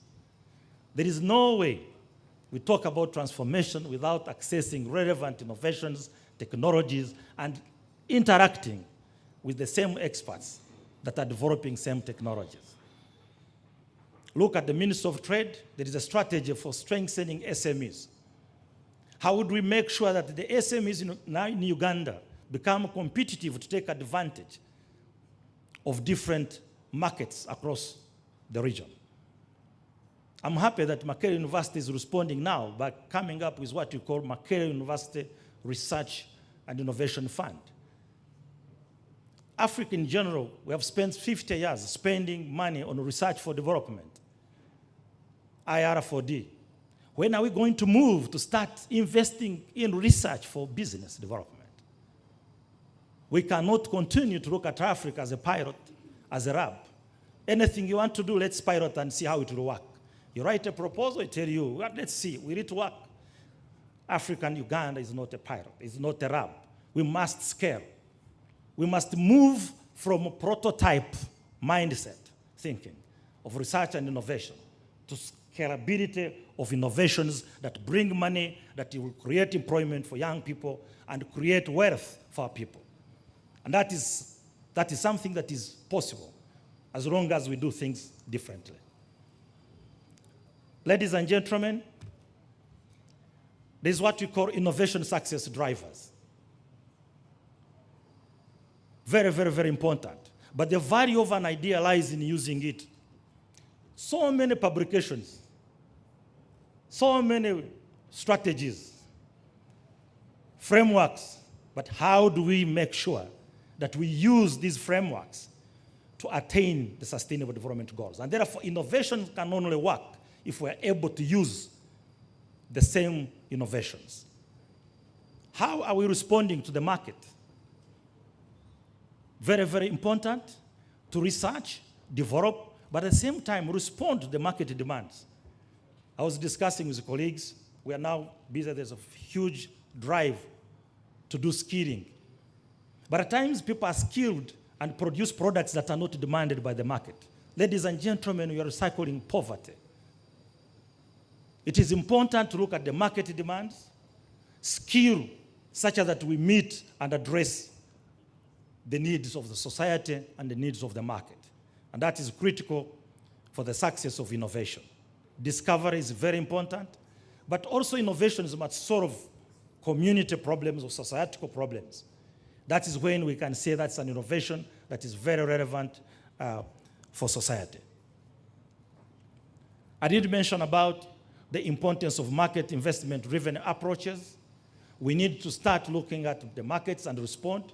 The Sustainable Development Goals provides an opportunity for us to look at development holistically. But as we do that, within the ecosystem of Sustainable Development Goals, new products come into force. And therefore, the knowledge economy remains to be fundamental. But if I talk about market response, what do I mean? Look around your table.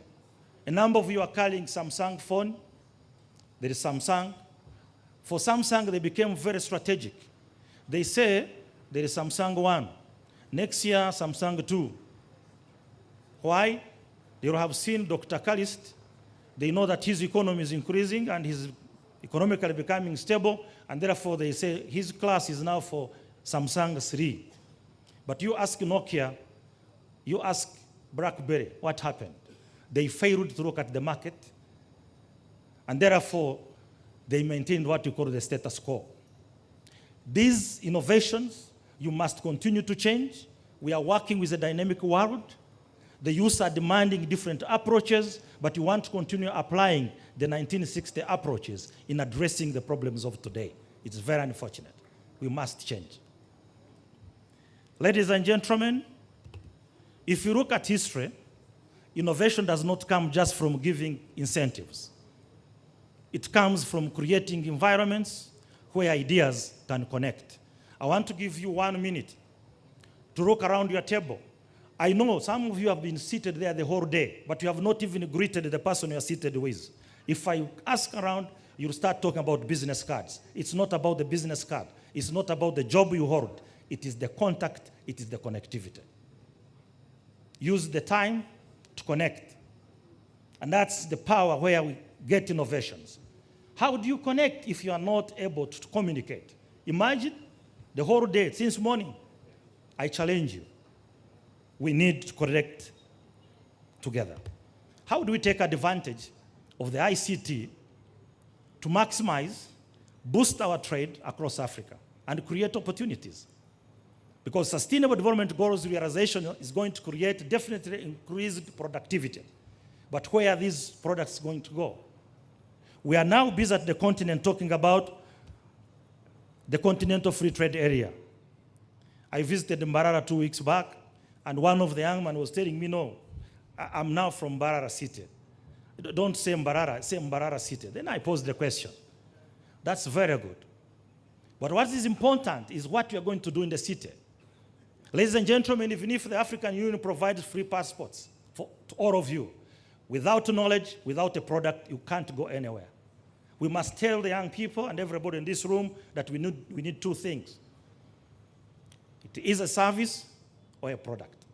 That's how we can become competitive. And therefore, we can trade, we can interact using ICT. It provides a great opportunity for us to boost trade, interconnection, exchange of technologies, commercialization of innovations and science. But again, how much budget are we allocating to science and technology? The other day I was discussing with the Minister of Local Government, and I said, look, in terms of retooling for our staff at the district level, we have got a district planner, we have got a commercial officer, the community development officer. The national planning authority, my colleague brother, were discussing. I said, look, why don't we also provide a framework to recruit somebody in charge of research and innovation at the district level? Because this is where things are happening. It is not in the AC room. Transformation must take place down here, and we need to address that. Ladies and gentlemen, we must take advantage of our young population. Let's engage the youth, provide incentives, develop models and engagement frameworks that will allow young people to be part of the transformation, to be part of the delivery of the Sustainable Development Goals.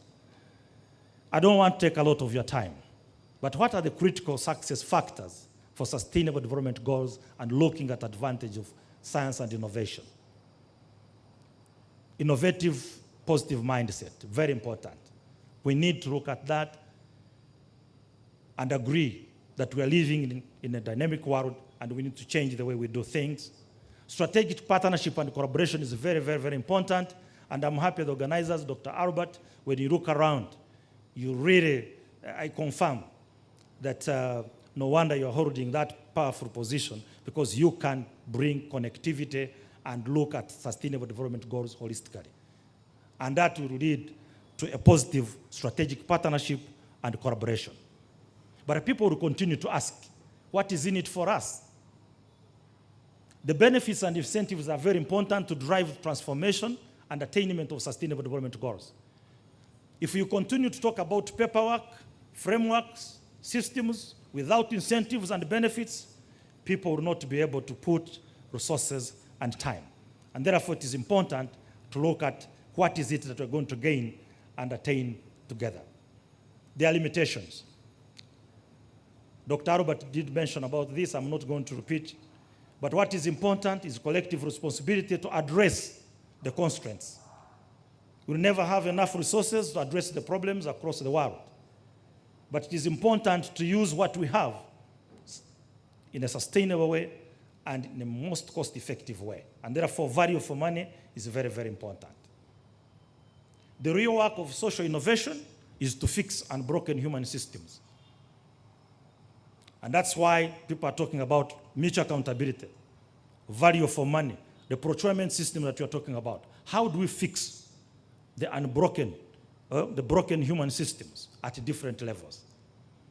The RDC, the RCC Mbarara, Robert, thank you so much. You're trying to fix issues at the ground level. When you visit his area, you realize that they are doing something. Call for action. We need to be committed to what we say and what we do. Strategic collaborative efforts are very, very important. And therefore, we need to pioneer. Some of the things are new. Some of us, we fear risks. Please get out of the norm. Pioneer. My sister from Ghana, you know very well, Elsie, that for Ghana, they went for one district, one factory, and now they had to attach an incubator to incubate businesses out of the ecosystem within a particular district. And they are moving. We need to learn from one another and take some action. Ladies and gentlemen, as I conclude, looking into the future, I would like to recommend the following. One, deliberate effort and strategies to engage the youth and women is very important. Whether we like it or not, we need to do different things for us to engage young people. Increased financing is very important, and this is supposed to be done from local, regional, and national level. There is piecemeal support. We need to deliberately do that. We must also forge public-private sector partnership, and I'm happy to see a number of development partners here that are supporting the efforts of this country and the continent as a whole. We are grateful. We need to bridge the gap between academia, private sector, and the community and policymakers. We need to value the importance of skills, knowledge, and competencies towards the realization of sustainable development goals. I thank you.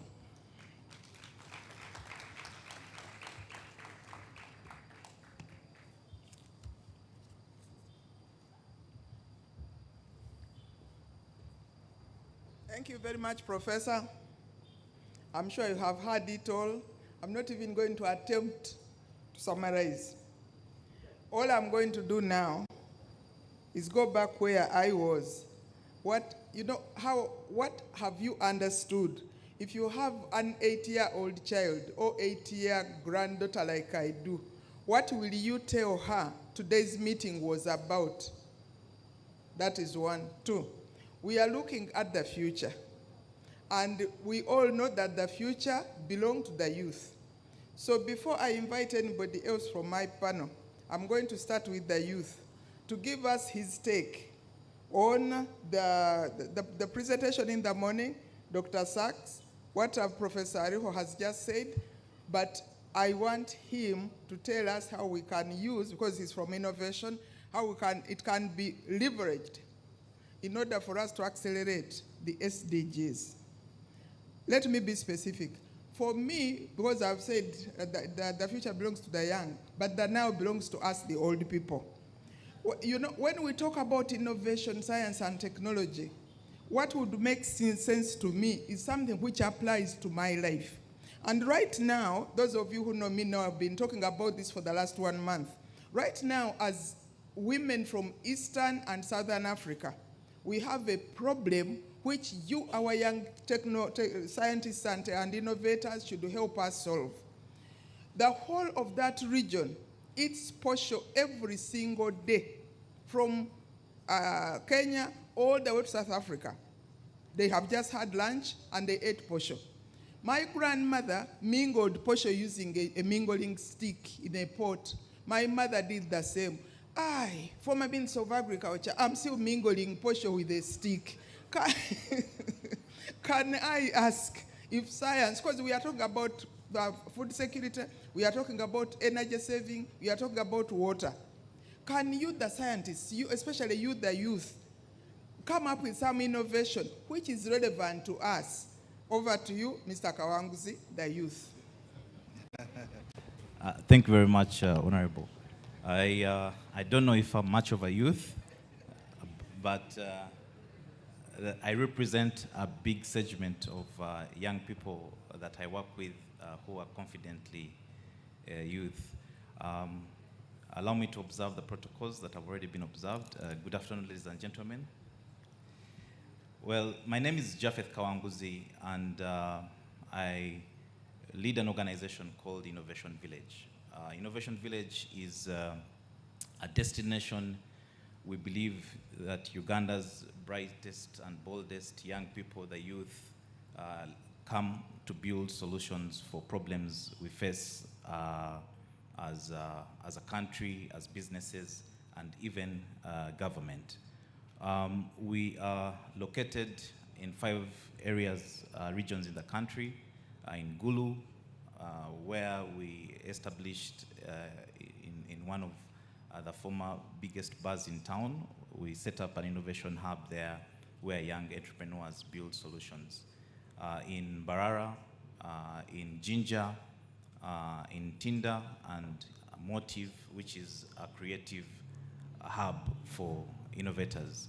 Now, thinking of what message, especially in the context of the SDGs, for a young person, for us, it is really simple if I'm speaking to that 8-year-old young person innovator. I think for us, this is the best moment or time for us to be innovating and building solutions.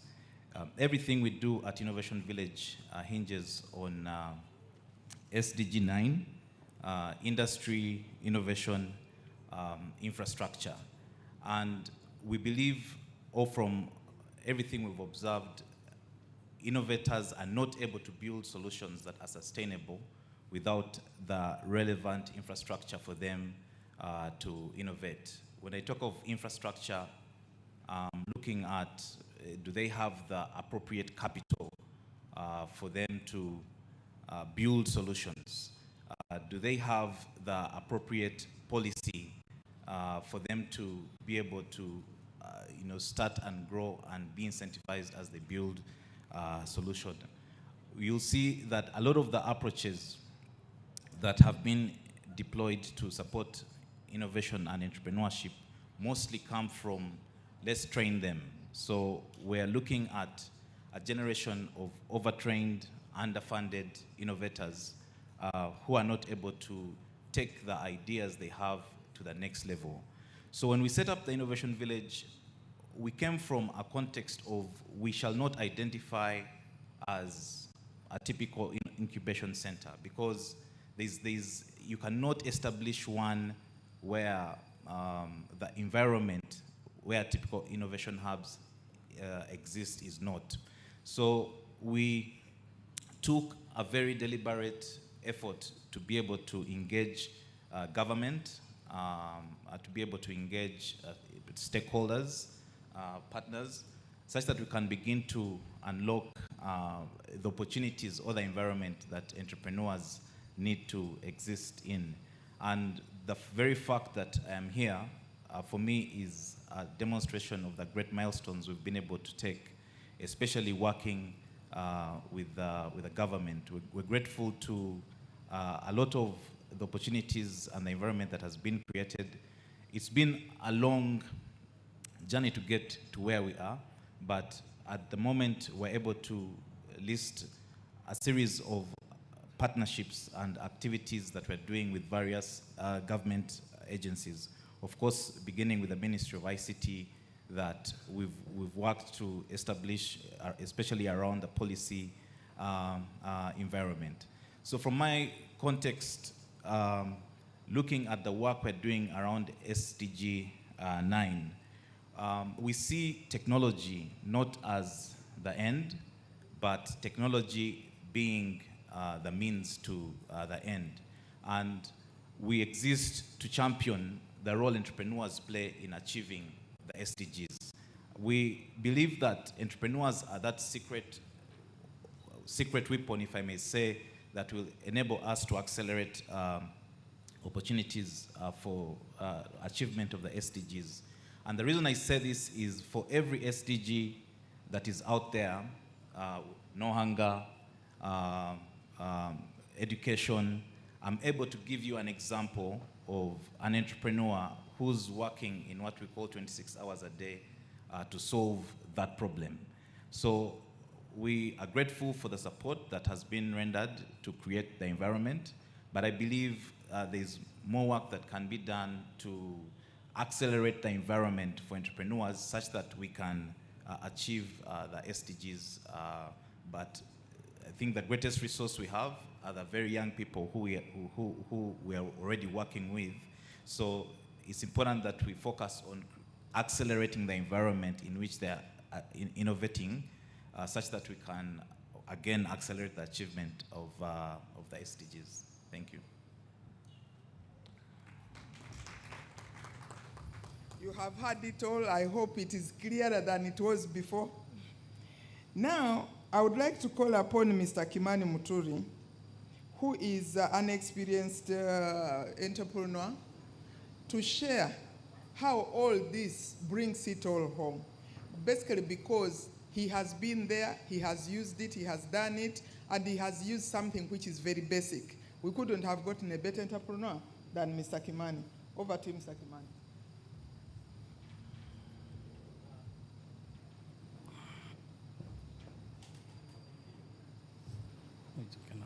Thank you so much, the moderator and protocol observed. Thank you so much. I'm going to share my experience of a journey I took as an innovator, and I hope that this journey will open up the minds of other innovators or people who would be sitting there, and they can be actually innovators without knowing. First of all, I want to pick it up from where Professor Alex left it, that SDGs can be used as a source of innovations and development. When you look at SDGs from the first one up to the last one, and you go deeper in them, then you can actually create a business. I encourage the people I work with, and specifically the youth, to look at everything as a source of, as a raw material for making something. And it sometimes disturbs me, because when you look around your home, what have you made? The matchstick that you use is not yours, you bought it. The saucepan you use, you bought it. The charcoal or the source of energy, you bought it. The food, actually, most of us in this city, we buy, okay? So basically, the clothing you're wearing, the phone you're wearing, the mattress you're using, the blanket you're using, everything is, you have actually bought them. You bought them from some people who are making them. Now, have you ever thought whether you can also make and also have other people consume your own product? Because I think we have a problem among youths. And this problem, I think, is what the government is trying to solve. And we're also trying to accelerate that through SDGs and trying to expand how these SDGs can help them. This country is well known of consuming bananas, production and consumption of bananas. We rate the best country in terms of banana consumption at a rate of 0.6 per, kg per person per day. I'm sure most of us have eaten matoke this lunch. I too have eaten matoke during lunch. And that tells me that there is a stem that is lying on the ground where that fruit was harvested. And if that stem is not used for mulching, that stem is wasted. And sometimes the seeds of this stem find their ways to the city, and we have seen them in the city markets.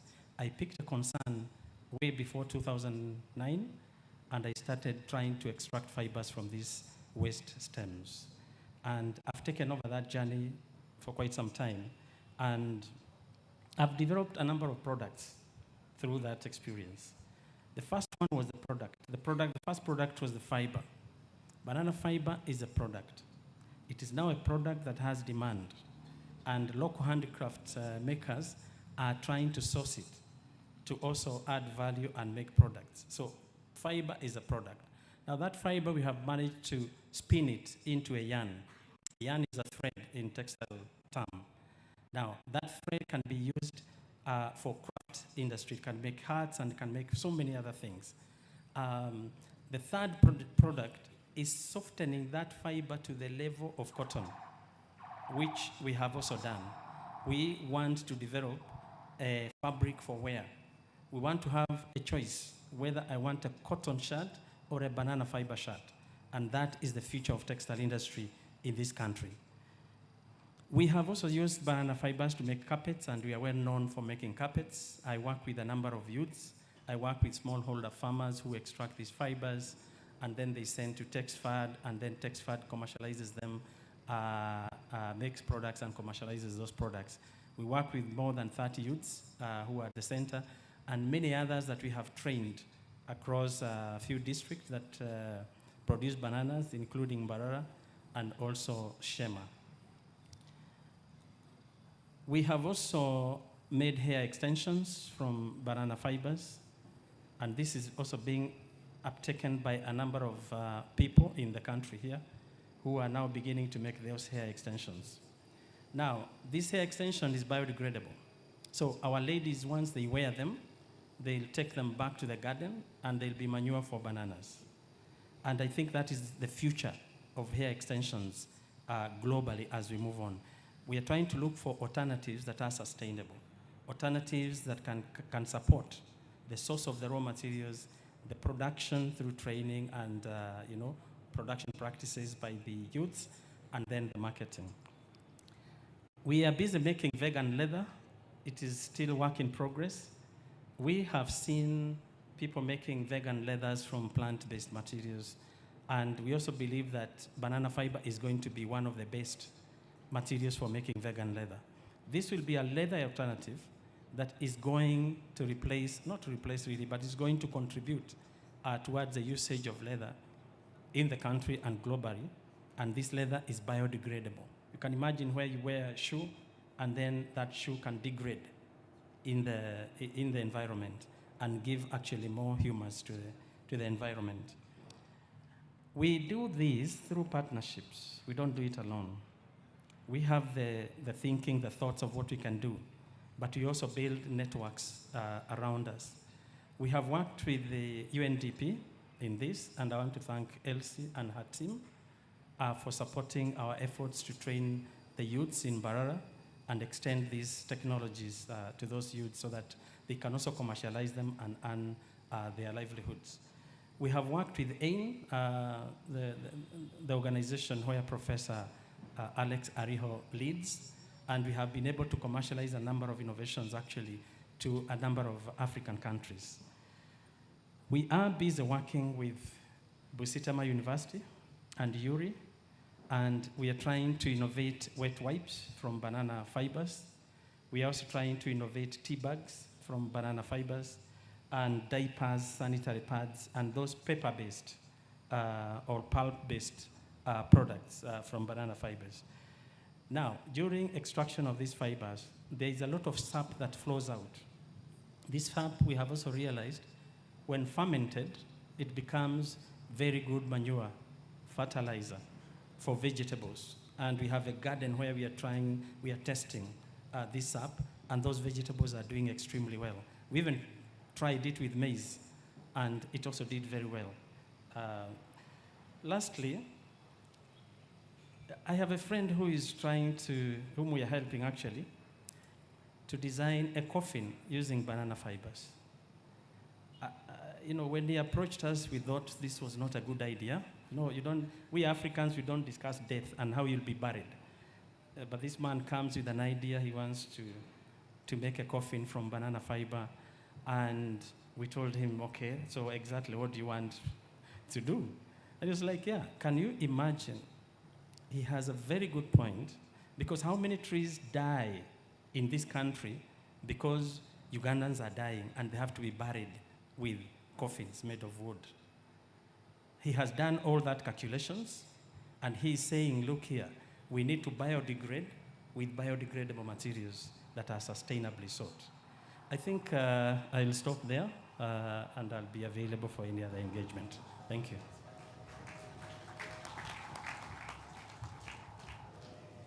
It is all coming together now. You have heard what innovators can do. Thank you very much, Mr. Kimani. I will now go to the United Nations.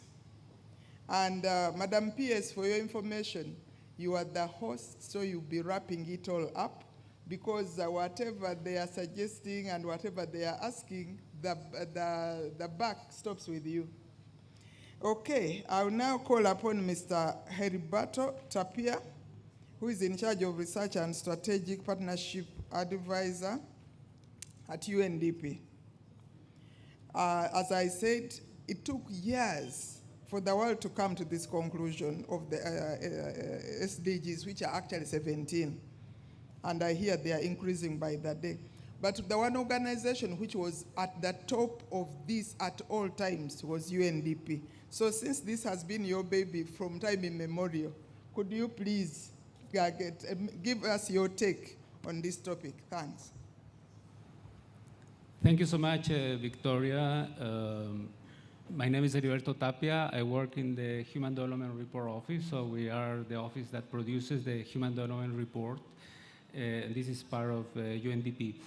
And I'm going to be talking about try to respond to the provocation of Professor Arijo. He was talking about that we are living in a world with lack of data, which makes it very difficult to achieve the goals of leaving no one behind. And also, he called us to think differently. So my provocation will be a response Sorry, to this. Mr. Heriberto. I am kindly requesting that we're just going to hold because the VP is just around the corner. So, but we're going to continue with these because we just want to usher in the Vice President and then be able to do the opening ceremony. And thereafter, we will continue with this panel because we also need to interact based on what they've said. So I'm going to request Dr. Sechitoleko and the team to just move back as we do the opening ceremony. And then we will be back with this very panel to continue with it after the Vice President leaves. But ladies and gentlemen, we all rise to welcome the Vice President of the Republic of Uganda, Her Excellency Jessica Alupo, retired Major Jessica Alupo, who is joining us right here to do our opening ceremony before we get to close the first day of this very conversation about sustainable development goals. And of course, I'll request the technical team to be ready with the anthems because we will be shooting immediately that we get settled. Welcome. Welcome to our Vice President. Welcome, Your Excellency. Thank you for sparing time to be with us off your very, very busy schedule on this second annual Sustainable Development Goals Conference. And of course, as you came, we were having a panel discussion.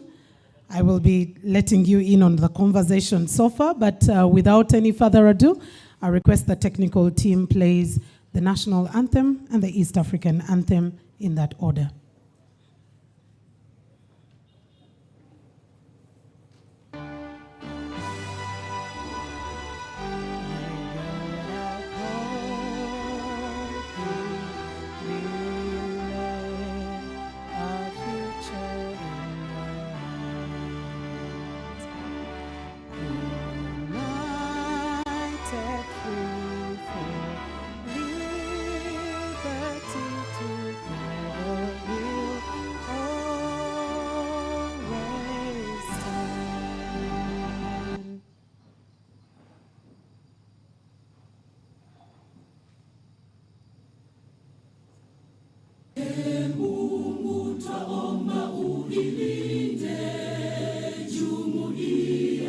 Afrika Mashariki, tuwezeshe kuishi kwa amani, tutimize na malengo yetu.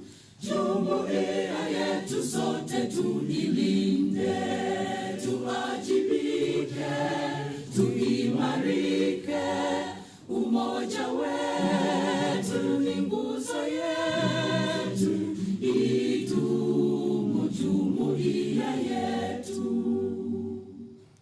I will request, although Bishop Lere will be speaking to us later on, we had a prayer at the start, but I will request together with Your Eminence to come and give us a very brief prayer once again. I don't think too much of prayer hurts, or there is anything like too much prayer. It never exists. Father, we thank you so much this afternoon. Thank you so much for Her Excellency being with us this afternoon, the honorable ministers and the delegates from different organizations and locations. Bless our deliberations. Bless this official opening. We ask, Lord, that everything that we'll discuss here will be in line with your will and purpose for the advancement of your people. In the name of Jesus Christ, I pray. Amen. That was off guard, Bishop Lere. I apologize, but yes, there is nothing like too much prayer. Your Excellency, once again, thank you so much for sparing your time to be with us. All protocol observed. I will later on be letting you in on the different dignitaries who are with us. But just as you came in, the panel session that was led by Dr. Sechitoleko was speaking about leveraging science, technology, and innovation for accelerated delivery on the Sustainable Development Goals. But I think one of the most interesting requests from Dr. Sechitoleko is that there needs to be an innovation for mingling posho or kalo. So I think maybe the innovators should go and think about this because it's an idea to pay attention to. Your Excellency, just before we get into a video that will give us just a brief overview of the implementation of the Sustainable Development Goals and how far we have gone, allow me invite a young lady, a young person, who is going to give us a beautiful song, because the key to the Sustainable Development Goals is leaving no one behind. And that is the conversation we've had from morning, and we will have it today entirely and tomorrow for this 2-day conference. Ladies and gentlemen, allow me invite Tayebo Anita Mjisha, who is going to give us a very brief song about the Sustainable Goals. Let's give her some energy with a round of applause. We are talking about young people and not leaving them behind at all. Thank you so much. My name is Tayebo Anita Mugisha. I'm from Skylands International School, and I'm 12 years old in year 7. Today I'm going to sing a song about agriculture, and which is going to help us know more about what we do during our daily lives. Please be blessed as we get to know what agriculture means through singing. Thank you.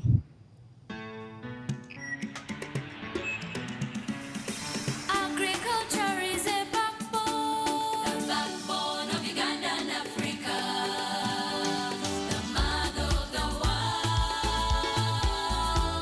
We thank you, Lord, for the soils and the climate we have. The pearl of Africa, Uganda, your place. Agriculture is a backbone of Uganda and Africa, the mother of the world.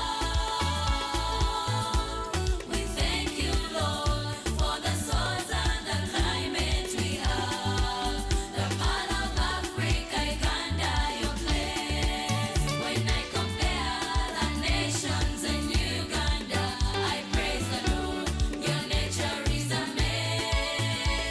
Your fruits are natural and fresh for health. What a game agriculture in you. Agriculture is a backbone of Uganda and Africa, the mother of the world.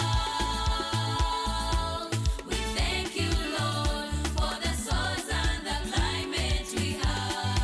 The pearl of Africa, Uganda, your place. Agriculture is a backbone of Uganda and Africa, the mother of the world. We thank you, Lord, for the soils and the climate we have. The pearl of Africa, agriculture is a backbone. Thank you.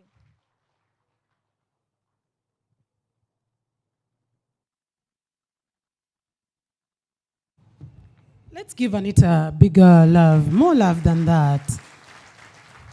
Someone once said in Uganda, it's the only place where you just get seeds and throw, and they will grow without you even doing anything. Am I lying? Am I lying? And someone said, probably we can even throw money somewhere in the soil, and the money grows. Or you get your buttons off and throw them somewhere, and tomorrow you'll find shirts in the shamba. But of course, Anita was speaking to how we still doubt that Uganda is agriculture is a backbone. Yes, because of statistics, of contribution to GDP. But if up to now, since morning, we had kept you here without anything to eat, I don't think the level of attention would be the same as one that we have right now. So, Your Excellency, like I said earlier on, we had a discussion about leveraging science and technology, but there was a much earlier panel which spoke about leaving no one behind through SDG localization and partnerships. And I'm glad that the person who is sitting at your immediate right is the focal point minister for SDGs, and of course, Dr. Albert Byamgisha here, who heads the secretariat. And I'm glad to announce to you that we moved from position 143 out of 163 to now 136. And probably when we come for the third edition of the SDGs, we will be able to move into from 100 and go to those two-digit figures. That is what we'll be looking at. I will ask the technical team to now play us a video. And Your Excellency, this is just a video that is showing us how far we've gone with the implementation, the successes and the challenges still there, but also the future for SDG implementation in the country. Let's take our eyes to the screens.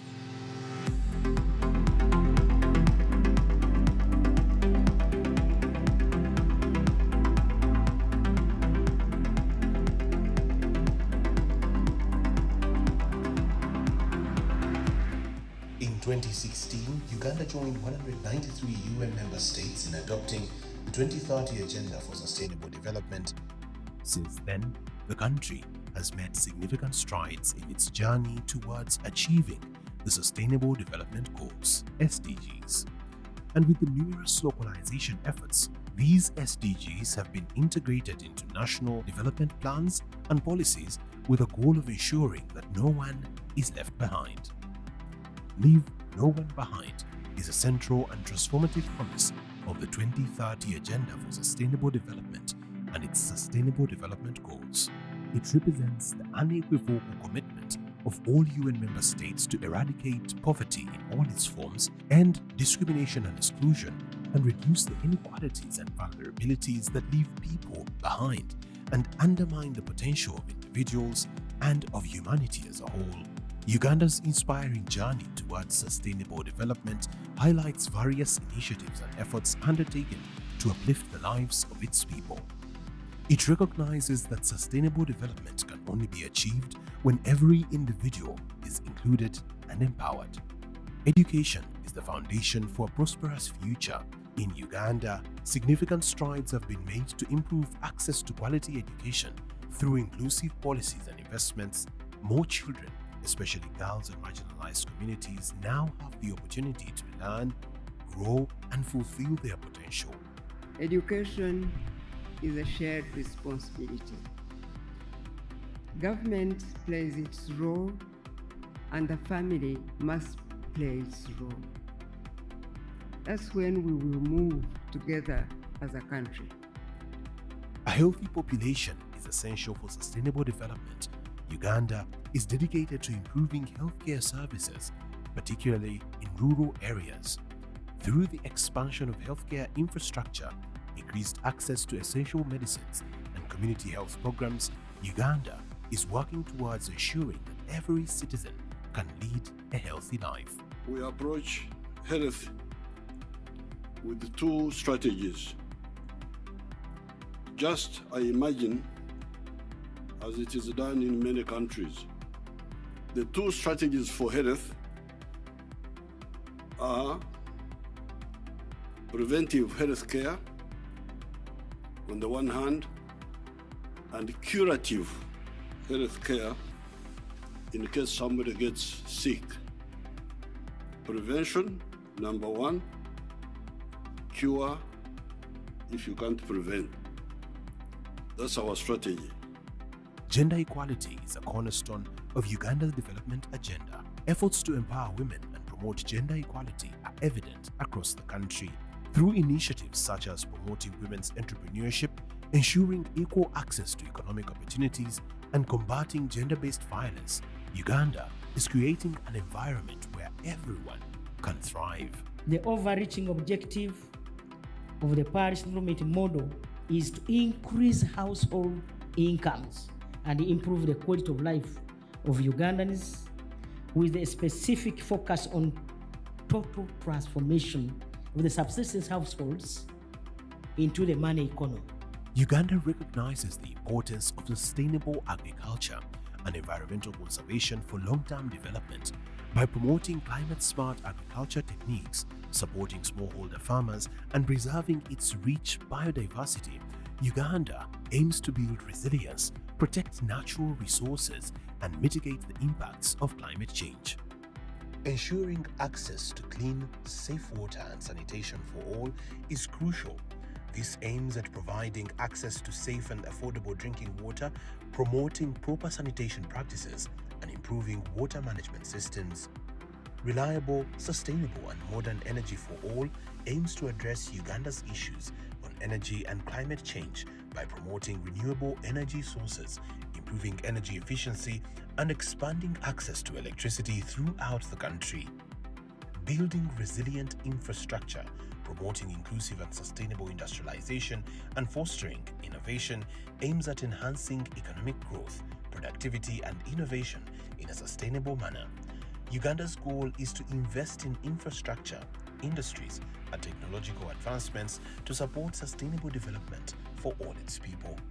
Making cities and human settlements inclusive, safe, and sustainable addresses the challenges of rapid urbanization by promoting affordable housing, sustainable transport, access to green spaces, and inclusive urban planning.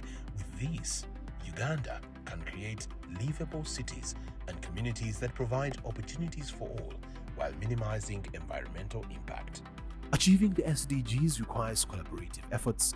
Uganda has forged partnerships with various stakeholders, including government agencies, civil society organizations, and the private sector. These partnerships have played a crucial role in implementing innovative solutions, leveraging resources, and maximizing impact. In the next 7 years, Uganda aims at reducing income inequalities, promoting inclusive economic growth, and addressing governance issues. All these efforts demonstrate Uganda's determination to build a more inclusive, sustainable, and equitable future for its citizens.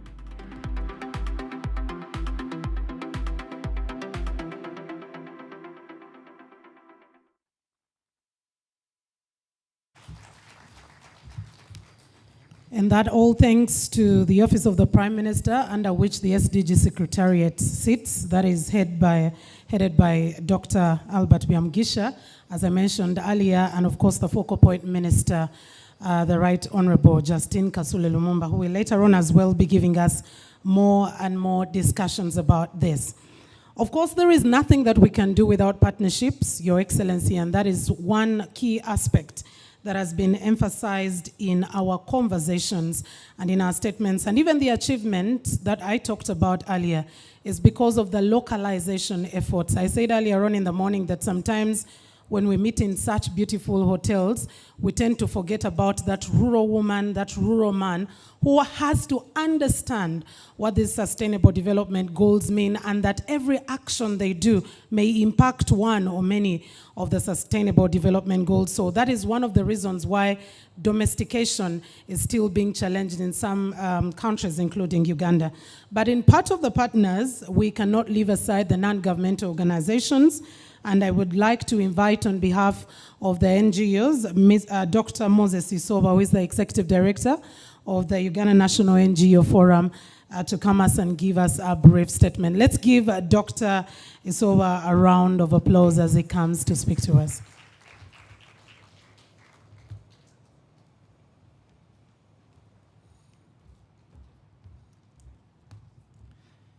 Thank you.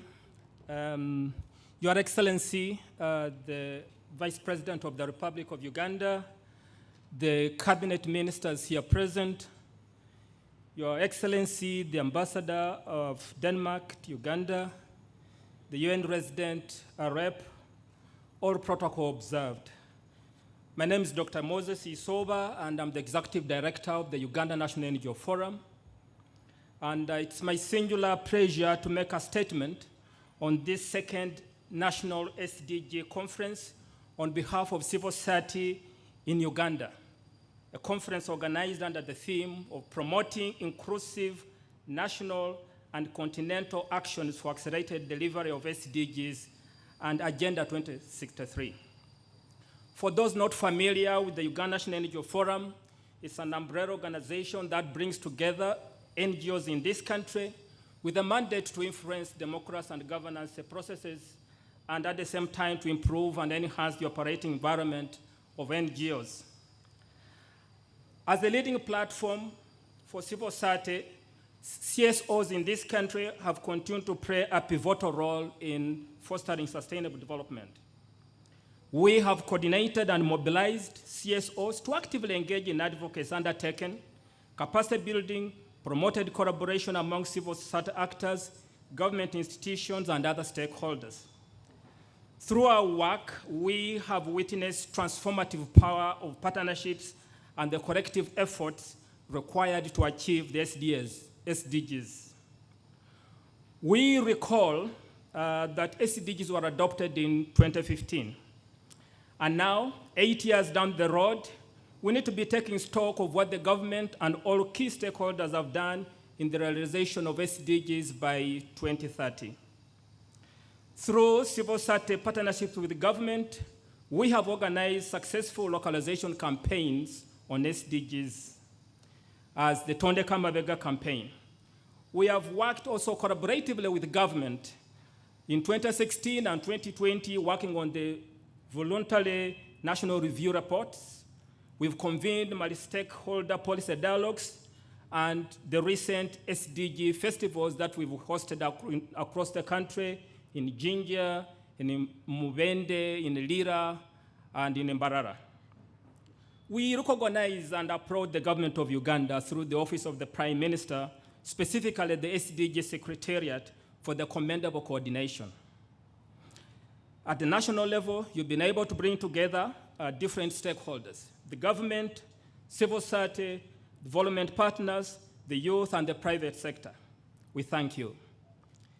Since the adoption of SDGs in 2016, civil society organizations have been quite pivotal in the rollout process, and we made significant strides in the popularization and localization of SDGs.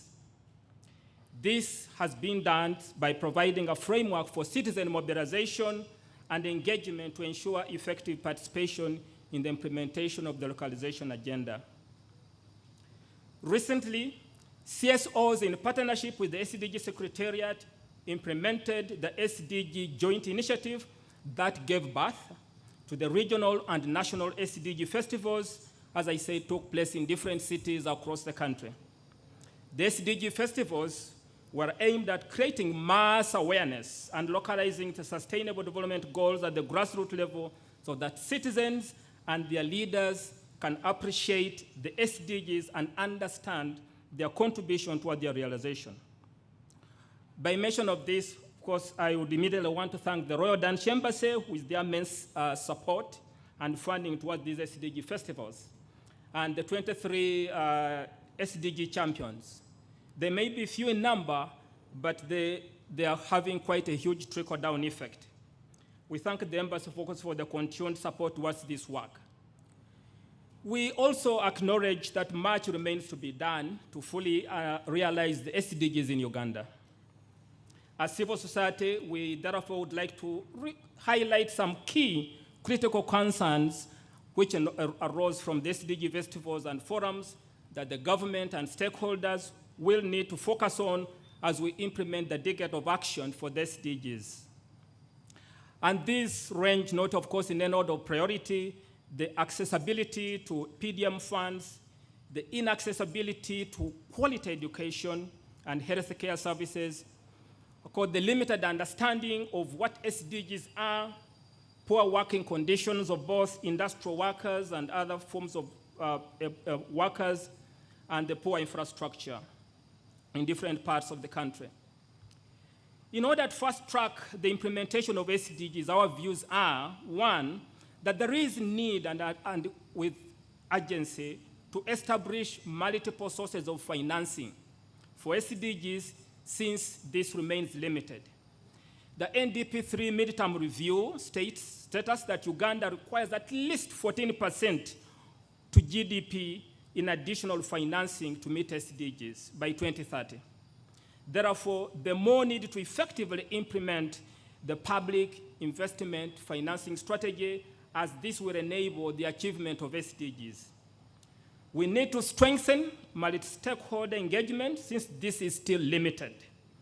There is low understanding of the SDGs, especially at the local governments and different stakeholders at the national and local levels. And this, in one way or another, hinders the implementation of the SDGs.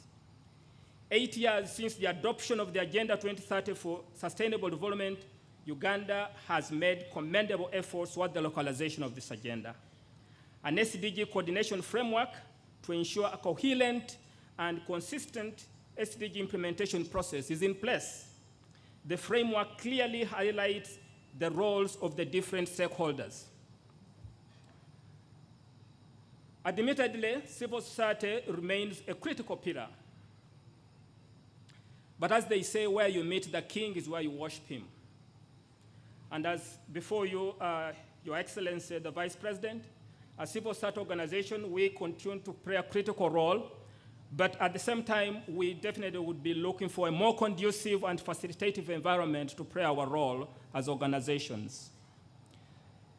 Many times we hear negative narratives about the civil society being pervaded, but we would like to offer our unequivocal commitment to work with government, to support government for the benefit of all Ugandans, for we are Ugandans. As we gather here for the next 2 days, let us reflect on how we can make Agenda 2030 more citizen-driven and participatory for all. Let's reflect on how to build strong partnerships across different stakeholders and how the government can actually become more accountable in relation to service delivery and SDGs. In conclusion, let me end by thanking the government of Uganda for demonstrating leadership and commitment to advance the 2030 Agenda for Sustainable Development. The Uganda National NGO Forum and, of course, all the civil society organizations in this country reaffirm our commitment to collaborating with the government and all stakeholders to achieve SDGs in this country. We firmly believe that while working together, we can overcome the challenges we face and create more equitable, sustainable, and prosperous future for all of us Ugandans. I thank you, and God bless.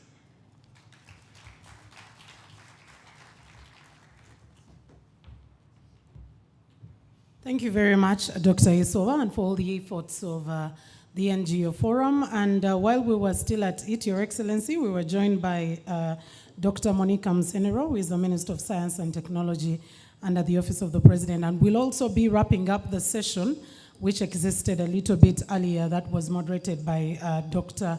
Sechitoleko, which will be continuing after the opening session.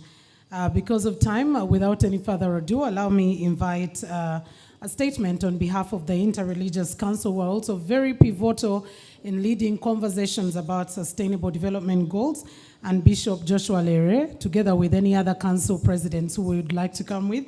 Let's have the presentation from the Interreligious Council. Thank you. Thank you. My name is Bishop Joshua Lere. I'm standing here on behalf of the whole Council of Presidents of the Interreligious Council. Our chair currently, His Grace, Dr. Kazimba Mugalu, is unable to be with us this evening. So I'm reading this statement on behalf of our colleagues, who are, some of whom are here, like Sheikh Waiswa, representing the Mufti of Uganda. Can you please stand up? He's representing the rest of the members of the council. He's the Deputy Mufti, the Reverend Kaiso, and our Secretary General, Mr. Joshua Chitakule, and the rest of the team is here with us. Can you please stand up, the rest of the team from Interreligious Council, so that people can see we are here in big number. Some of them had to leave because in the morning they were here. Your Excellency, the Vice President of the Republic of Uganda, the Minister of General Duties and Focal Person for SDGs, and other honorable ministers here present, honorable members of Parliament, dignitaries from government and development partners, United Nations agencies, leaders from the academia, civil society, organizations, and all international delegates, ladies and gentlemen. Praise God, from whom all blessings flow. On behalf of the Interreligious Council of Uganda, and in particular our congregants in our different denominations. We are very delighted and honored to participate in this annual SDG conference. We really want to thank you so much for involving us. We are very, very happy that you are involving us in critical discussions, especially, Your Excellency, and the minister responsible. Thank you so much for inviting us. The IRCU, briefly, is an indigenous national-based organization founded in 2001, uniting the efforts of 7 religious institutions jointly to address issues of common concern. IRCU's member organizations are the Roman Catholic Church, the Anglican Church, the Orthodox Church, the Muslim Supreme Council, the Seventh-day Adventist Union, Born Again Faith, and the Association of Pentecostals and Evangelicals, which I lead. Participating in this year's SDG conference presents us with the opportunity as a religious fraternity to reflect and reaffirm our role in the economic and development of our country. In 2014, the IRCU hosted the African Faith Leaders Summit. The objective of our summit was for the African faith leaders to agree on a common position and a statement on the post-2015 development agenda. His Excellency, the President of the Republic of Uganda, graced the occasion and financially supported us. We were in Munyonyo at that time. We are grateful to His Excellency, the President and Government of Uganda, for the support. In 2015 conference, we noted the following gaps between policy and implementation. And these are a few of our notes. One was that African countries created institutions without adequate sourcing. As a result, many good resolutions are made at the African Union and other regional blocs, but they are either partially implemented or not at all. For example, while African institutions agreed to form NEPAD, that is New Partnership for Africa's Development, only 20 African countries have subscribed to the same. Further, the African regional bloc, including the East African Community, faces challenges, non-membership subscription by partner states. Number 2 of what we noted. The other issue was about the global relationship, which is shaped by the us and they mentality. This mentality undermines our Ubuntu philosophy of finding fulfillment in the welfare of others. I am, therefore you are. You are, therefore I am. The poor and marginalized cannot be excluded because they are part and parcel of the equation of building a fair society. Number 3, the richer countries rarely met their promises of funding development. For example, the developed countries failed to meet their funding obligations to the developing countries for adaptation to the effects of climate change. Those and others were our key observations. Following that summit, the IRCU and our sister organizations in the continent committed to implement and support government and other agencies to ensure the realization of the SDGs, and since then, IRCU has especially focused on the following SDGs: SDG 1, 2, 3, 4, 5, 6, 10, 13, 16, and 17. However, in our work, we have noted challenges and obstacles that continue to hinder the realization of the guiding philosophy of not leaving anyone behind, and we would like to share some of them with you at this conference.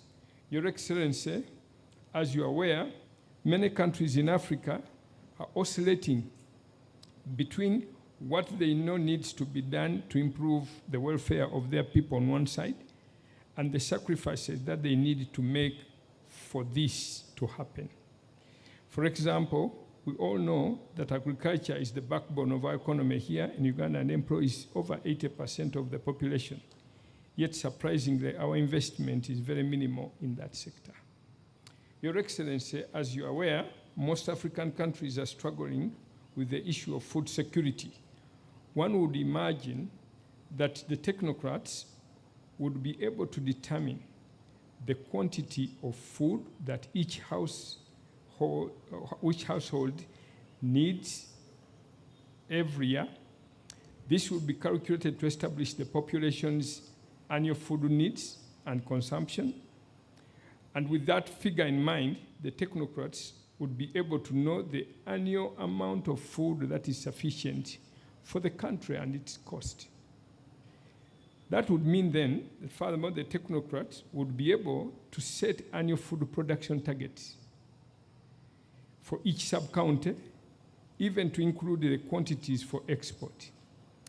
In this way, the food security challenge would be solved.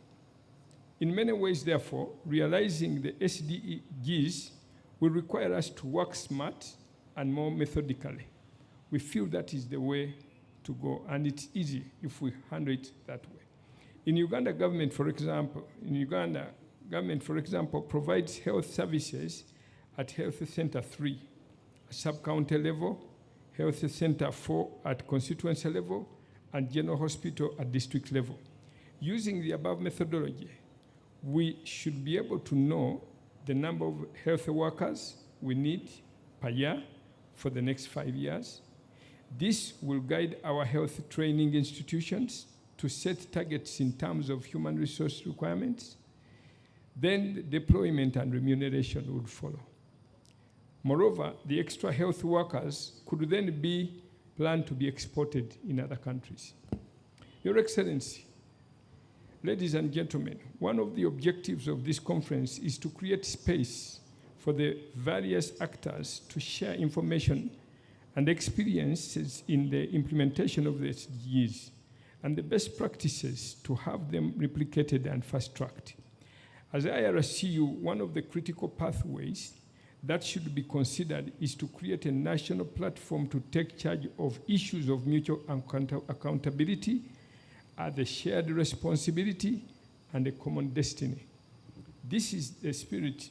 It is in this spirit that IRCU is advocating for the implementation of the Uganda National Dialogue. We are very, very passionate on this issue, where we bring all Ugandans on the same table and we discuss issues of national importance together from every sector. The Uganda National Dialogue. We still pray and request that government will continually reconsider this, a major, major, major issue for us. Ladies and gentlemen, another critical aspect related to attaining the aspiration of the SDG is harnessing the demographic dividend on the young people. The young people and children in this country, and indeed on the African continent, represent the greatest human resource ever bestowed to Uganda and Africa at large. One of the critical challenges facing this group is mindset change and the skills gap. We are aware of the government effort in infusing the new secondary curriculum with the skill development and establishing presidential zonal regional youth skilling centers. However, we think there is need for a post-university tertiary national program for mindset change aimed at the closing of the information gap for fresh graduates. This should be a requirement for recruitment in the public service. What we used to have as students from HSC going to Chankwans before they join university, where we can really bring these young people to understanding and discussing some of these key issues together as future leaders. Your Excellency, as you are aware, SDG Goal 16 underlines the importance of promoting peaceful and inclusive societies, providing access to justice for all, and building effective, accountable, and inclusive institutions at all levels. As religious leaders, we feel the need for more investment in addressing the growing level of marginalization, inequalities, and exclusivity in society. Mr. Gobi Ramadan, the Permanent Secretary of Ministry of Finance, is quoted to have said, "As long as the poor are hungry, the rich will not sleep in the neighborhood." We see this manifested daily through the current robberies, murders, dispossession of people of their property, and so on.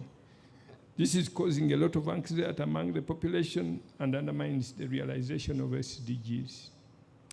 As a global agenda, attaining SDGs obligates the country to ensure that the 17 goals are delivered to each and every human being on the planet.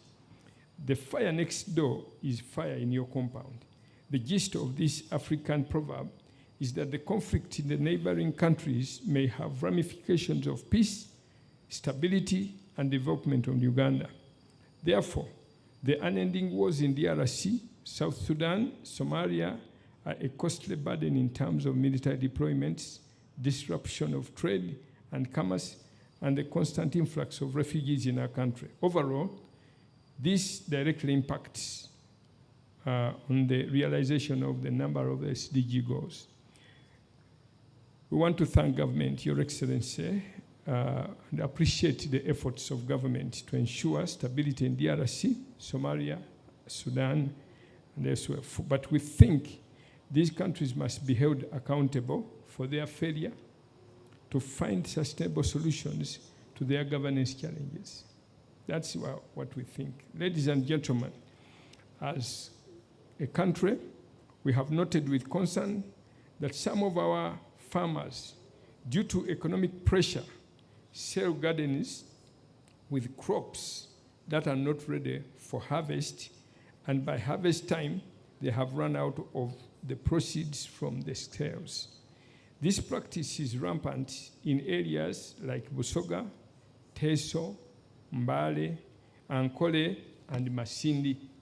Therefore, for the country to realize Sustainable Development Goal 2 of hunger, government should put in place enabling policies and regulations on food production, food storage, and marketing systems in Uganda. Besides, food security and household incomes are gravely affected by the effects of climate change, resulting from wanton destruction of the country's natural resources, namely forests, wetlands, water bodies, fisheries, wildlife, and biodiversity. Most significantly, Uganda's economy is largely nature-based. Therefore, a country unmindful of its sustainable stewardship of its environment and natural resources is destined to self-destruction. Your Excellency, ladies and gentlemen, as Council, we wish once again to call upon government and other actors to collectively address the above issues that are undermining the realization of the Sustainable Development Goals.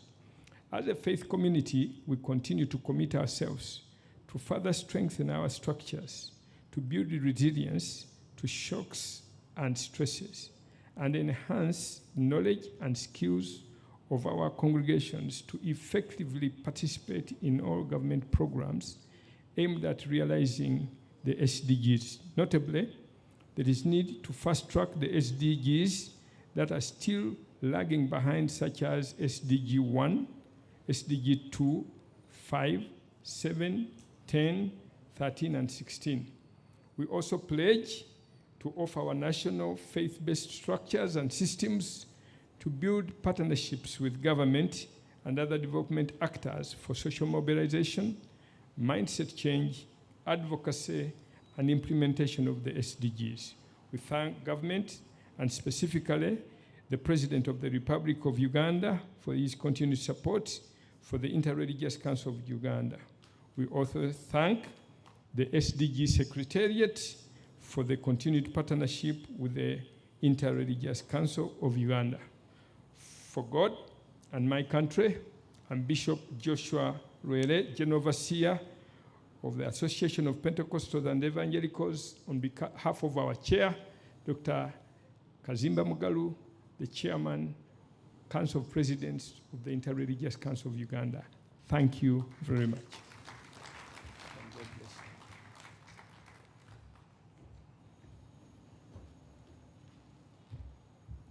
Thank you so much, Bishop Luere, for that communique there or statement that did come through. Now, ladies and gentlemen, earlier on we were talking about innovation, and one of the conversations that did come through from one of the panelists was the innovation through using banana fiber, and I loved that they've been supported by one of the UN agencies, which is UNDP, and they're thinking about now making for us, the ladies who love our hair extensions, making biodegradable hair extensions, and that they're actually already making.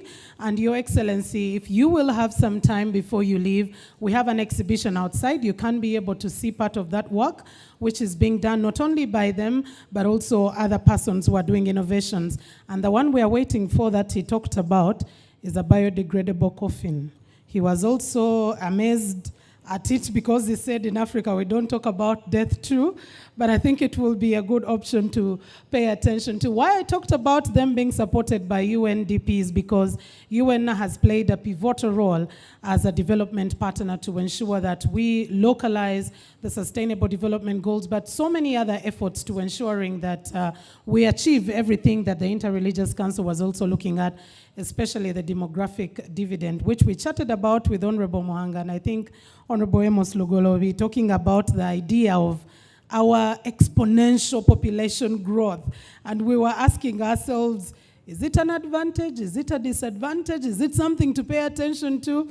And when we went to the conversation of family planning, interestingly, all family planning efforts were geared to women. And I love that it came from Honorable Lugolo, who is the man himself. He said, we need to focus on those who deposit the product for birth, not those who actually who deal with the incubation of the children themselves. Allow me invite the United Nations Resident Coordinator to give us a statement on behalf of the United Nations, Ms. Susan Ngongi Namondo. Let's welcome her with a round of applause.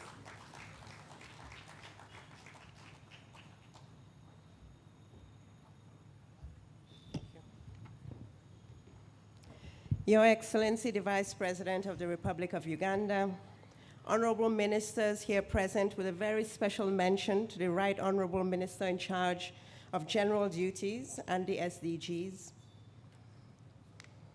Your Excellency, the Ambassador of Denmark to Uganda, and all our development partners here present today, the Executive Director of the Uganda NGO Forum, and all our civil society partners, private sector representatives, academia, and standing on all the earlier established protocols.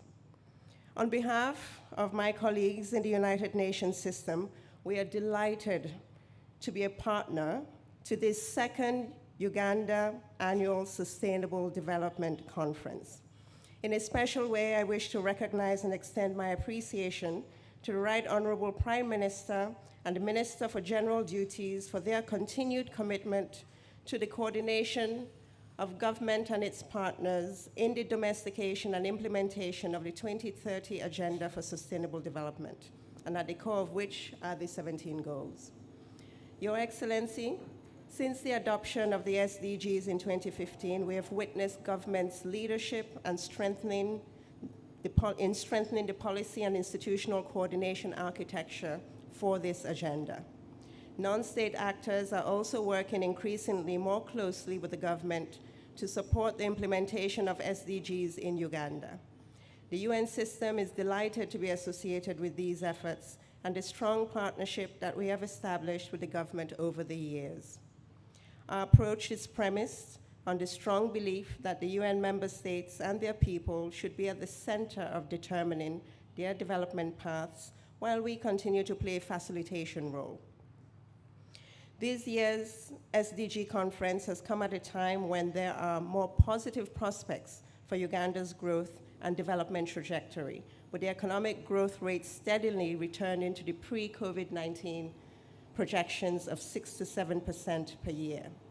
Just last week, the Honorable Minister of Finance, Planning and Economic Development informed us that the economy is estimated to have expanded by 5.5% in 2022-23 and projected to grow by 6% in 2023-24. We are also seeing a strong recovery in the service sector as well as foreign direct investment.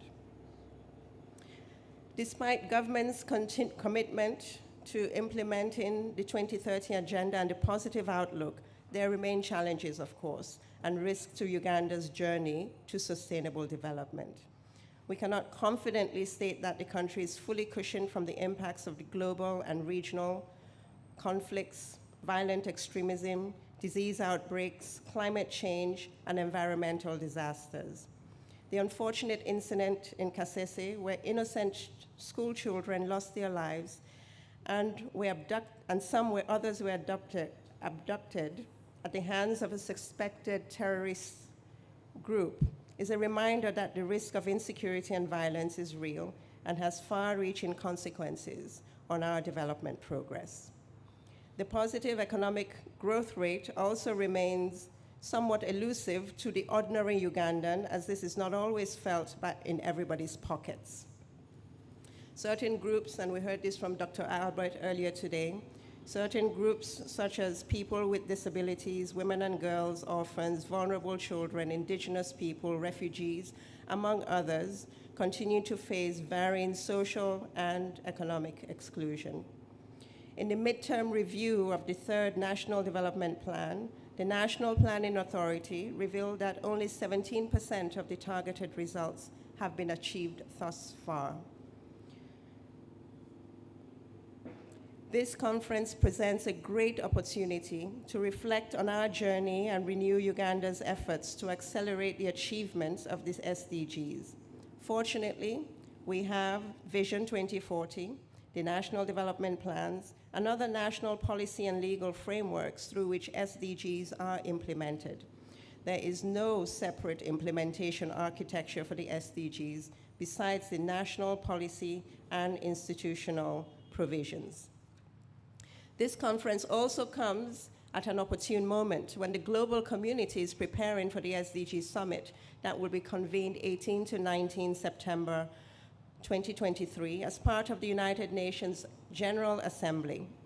During the summit, heads of state and governments will carry out a comprehensive review of the state of the SDGs and their implementation, and provide high-level political guidance on transformative and accelerated actions to realize it by 2030. These deliberations will also engage the thought leaders from government, international organizations, the private sector, civil society, and other stakeholders through a series of high-level meetings with the decision makers.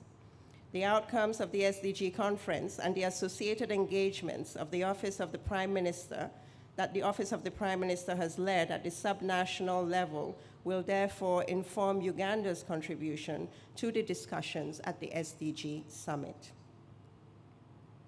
Whereas the country faces challenges and risks in its pursuit to sustainable development as outlined by earlier speakers, I wish to acknowledge that many of these are not unique to Uganda at all.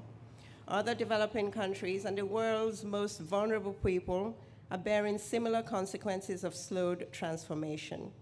The UN Secretary General, in his report on the status of the progress of the SDGs, has identified several issues, and I will pick a few of those. Firstly, only 12% of the SDG indicators are on track. Close to half are moderately or severely off track, and 30% have either seen no movement or regressed below the 2015 baseline. If the current trends on SDGs are maintained, only about 1/3 of countries will meet the target to halve national poverty levels. Here in Uganda, the national poverty headcount has remained higher, with the 19.7% registered in 2012-2013. The Secretary General also notes that the world is back to hunger levels not seen since 2005, and food prices remain higher in more countries than in the period of 2015-2019. We are also very far from winning the battle against inequality, moving at a pace that will take the world 286 years to close gender gaps in legal protection and removing discriminatory laws. With the mixed picture on our progress and the multiple uncertainties that we are faced with, there is need for accelerated efforts by all stakeholders. And if you allow me, let me offer a few ideas that could be important in our reflection in this dialogue, as well as in the upcoming discussions on the 4th National Development Plan.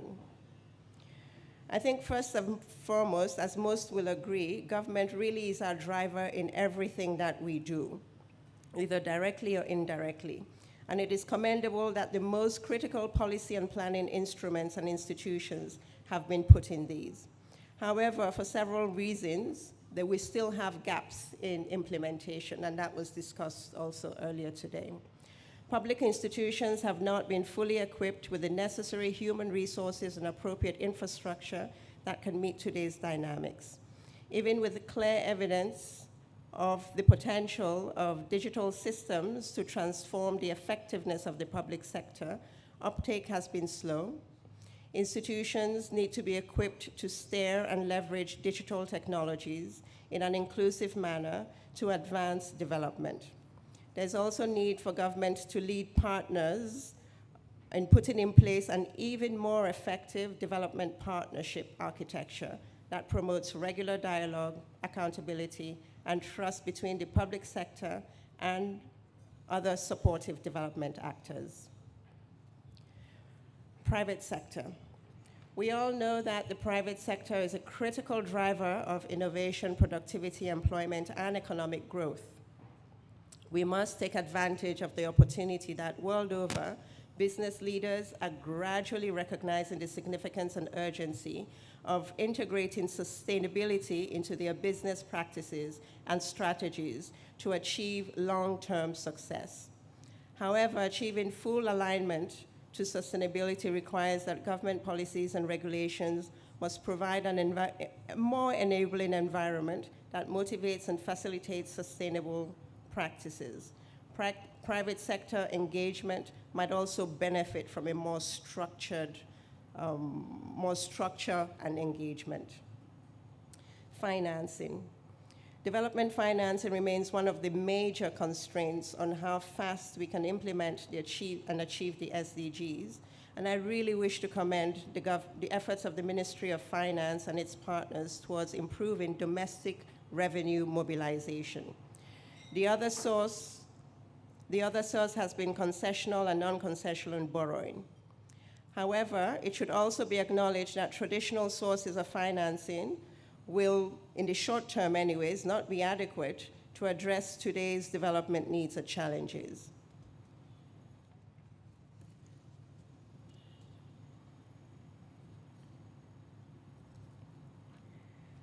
The public investment financing strategy that the government has recently produced has already outlined a diverse range of development financing options that could complement these traditional sources to fund development priorities while reducing the risk of debt distress. This strategy could go a long way in transforming Uganda's development financing architecture, but its implementation, well, the strategy was just released, but we're looking forward to the implementation. In line with the Secretary General's rescue plan, and that's rescue plan globally, but here in Uganda, the UN remains committed to supporting government to implement this strategy. And a need to reap the data dividend. Access to timely and high-quality disaggregated data is essential for monitoring, follow-up, and review for more efficient and effective policy and decision-making. As you've heard from UBOS earlier today and from the findings of the joint recent UN-UBOS status review of data and statistics, data availability has improved, but we are not quite where we need to be yet. There are significant challenges on the enabling legal and policy environment, inadequate capacity for data production, slow adoption of advanced technologies in the data value chain, and inadequate use for data for decision-making. To reach the target of securing data for at least 90% of the SDG targets in each country by 2027. It will therefore require us embracing new and innovative data sources and approaches, as well as adopting data governance and protection policies to address the risks. We must also increase domestic financing for data and statistics by 50% from current levels by 2030. I'm pleased to inform you that UBAS and the UN system in Uganda have already started on this journey through a US $42 million joint program for data and statistics that has been developed to consolidate support for the national statistics system. And lastly, the need for renewed efforts to protect the environment. Our quality of life will greatly depend on how best we protect the environment, which is the foundation for our well-being. Therefore, we have no choice but to guard against degradation of ecosystems, pollution, climate change, biodiversity loss. The potential consequences of environmental destruction, such as hunger, poverty, conflict, natural disasters, and public health emergencies, are unbearable for us not to act. So those are just some ideas from the UN family, and of course, Your Excellency, I'm speaking on behalf of the 29 UN agencies that are here in Uganda. I think we're very pleased about this second National SDG conference. We look forward to really being part of the conversation. We look forward to continuing that work in the implementation.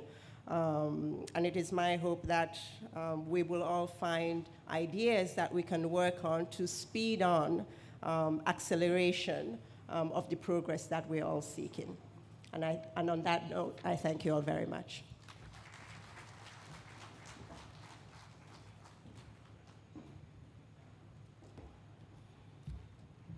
Thank you very much, Ms. Susan Ngongi Namondo, who is the UN RC here in Uganda. And like she said, she's representing quite a number. And part of the team I know is here. And I will later on be letting you in, but I can see many of the lead reps of the various UN agencies right here with us. She, of course, spoke about the gender gap and that we can't even talk about more than 200 years to close that, and it was made worse by COVID-19.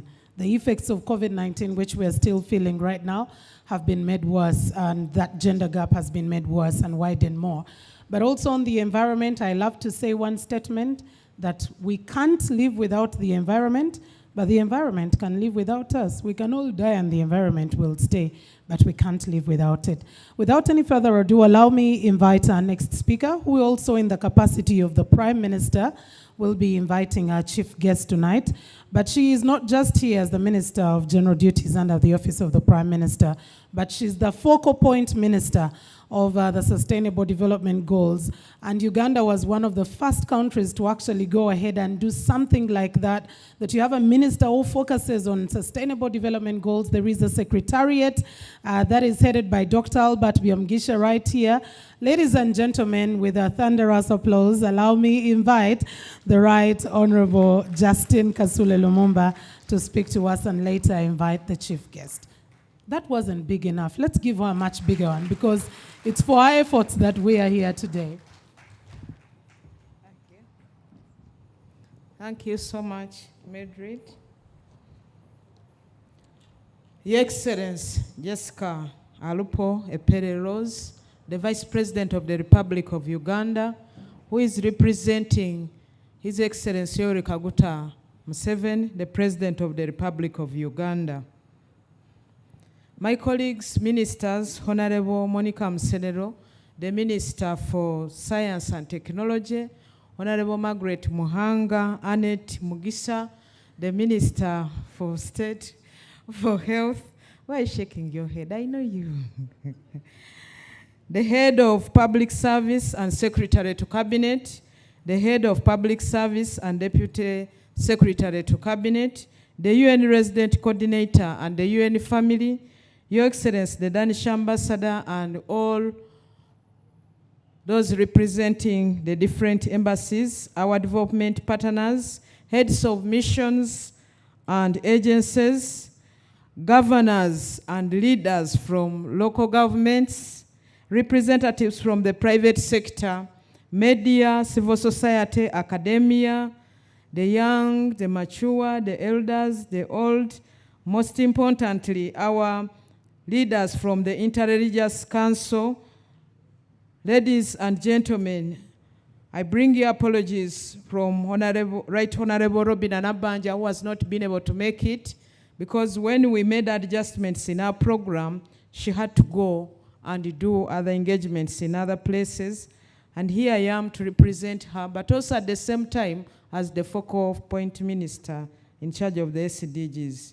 Your Excellency, allow me inform you of the team that is with you here today, in addition to those who are online. Your Excellency, you have ministers present here, permanent secretaries, technical officers from ministries, departments, and agencies. We have development partners. We have UN agencies, especially the UN family.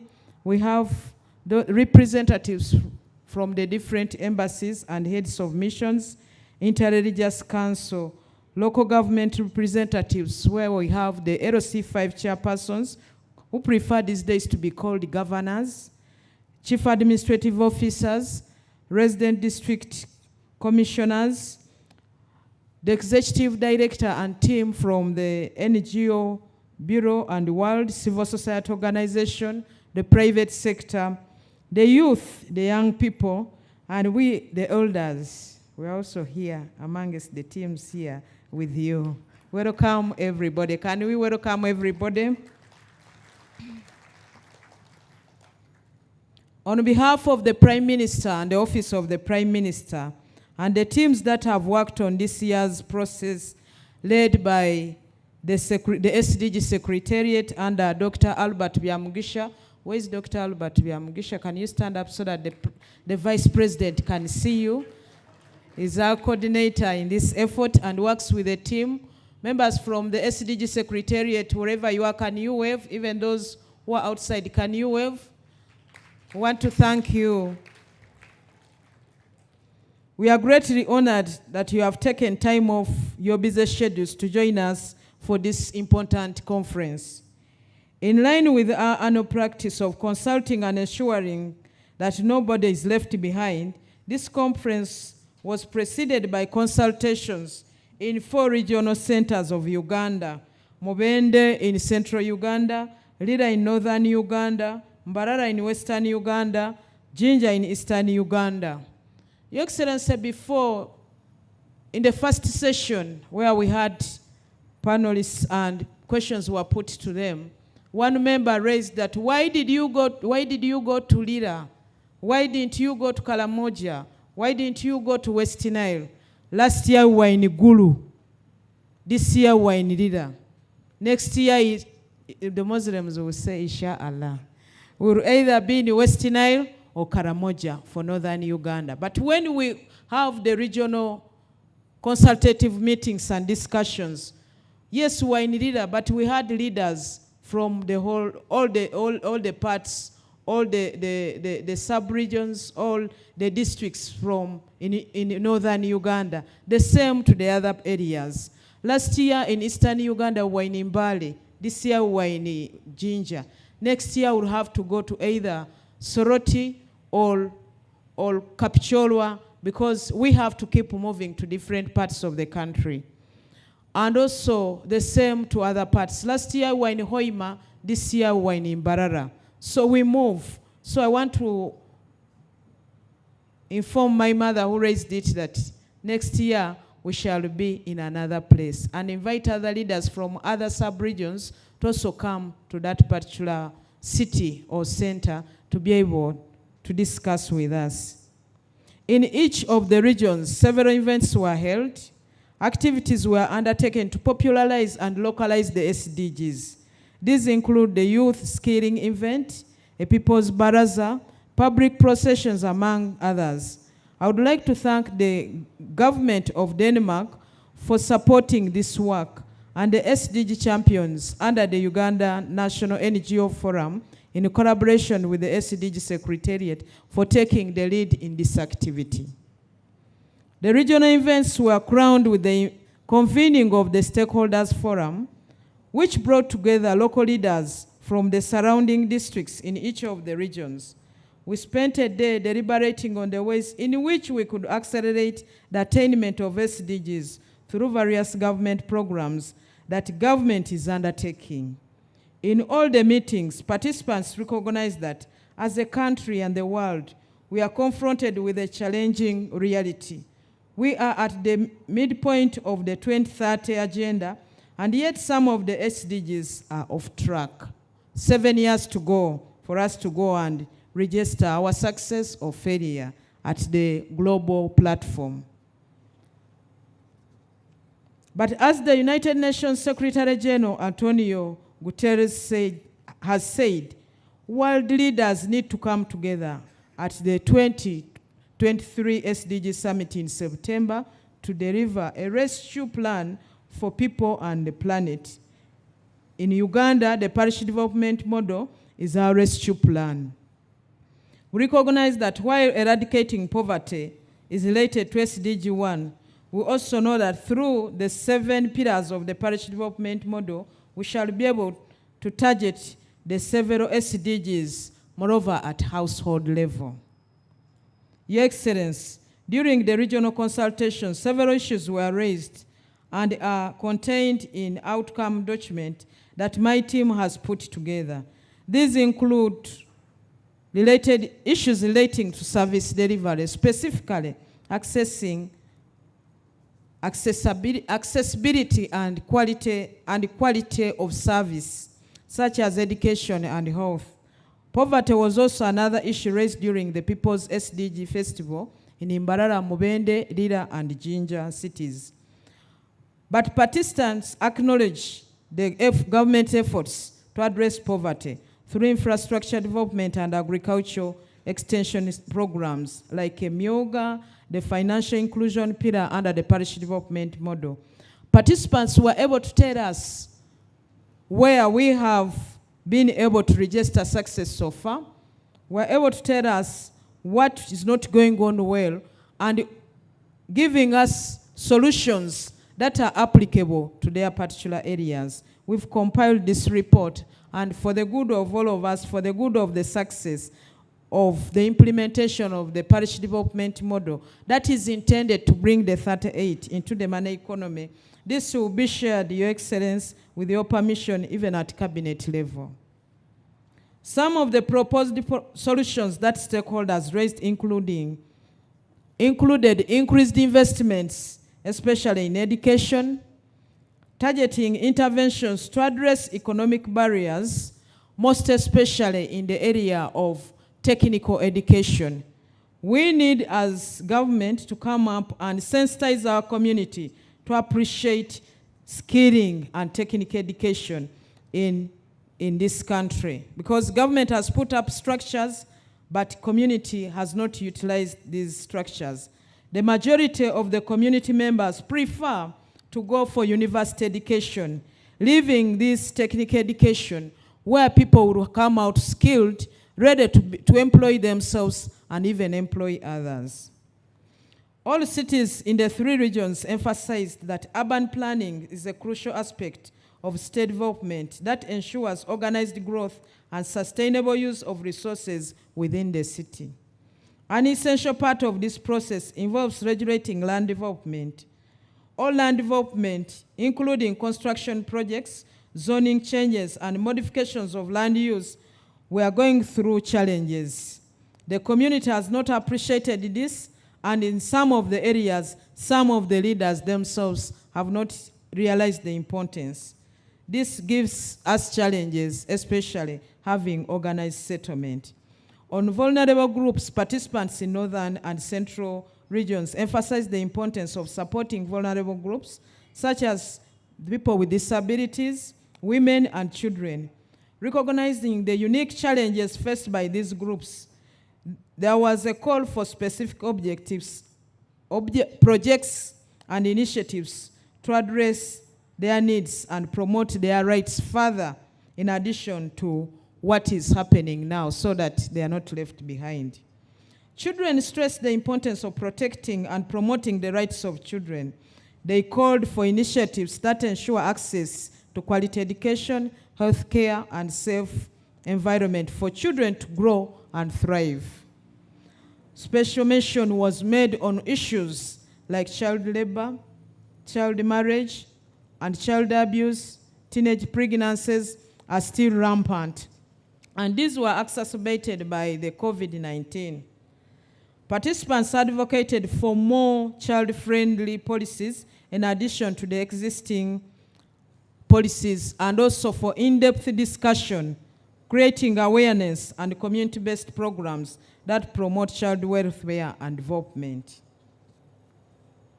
More investments in education and science, technology, and innovation-driven skills revolutions ensure sustainable and inclusive economic growth, manufacturing, and industrialization. We were challenged that we need to speed up and expedite the process of establishing the regional industrial parks that we promised in our NRM manifesto during the last campaigns. And they said we should put more emphasis on value addition, though this has already been mentioned in the budget speech, to make sure that whatever will be coming out from the parish development model is received and is value addition, so that we're able to fetch more money with what we have. Appreciation goes to all development partners, the United Nations family, through the UN Resident Coordinator's Office and the UN systems in Uganda, all other development partners, civil society organizations, the Uganda National NGO Forum, World Vision, Interreligious Council, that have supported us. But I want to report to you, Your Excellency, we have done our part, we have done our work, but we still have more work to do. In addition to the challenges that we are still faced with as a country, we still have to work with more other groups to be brought on board.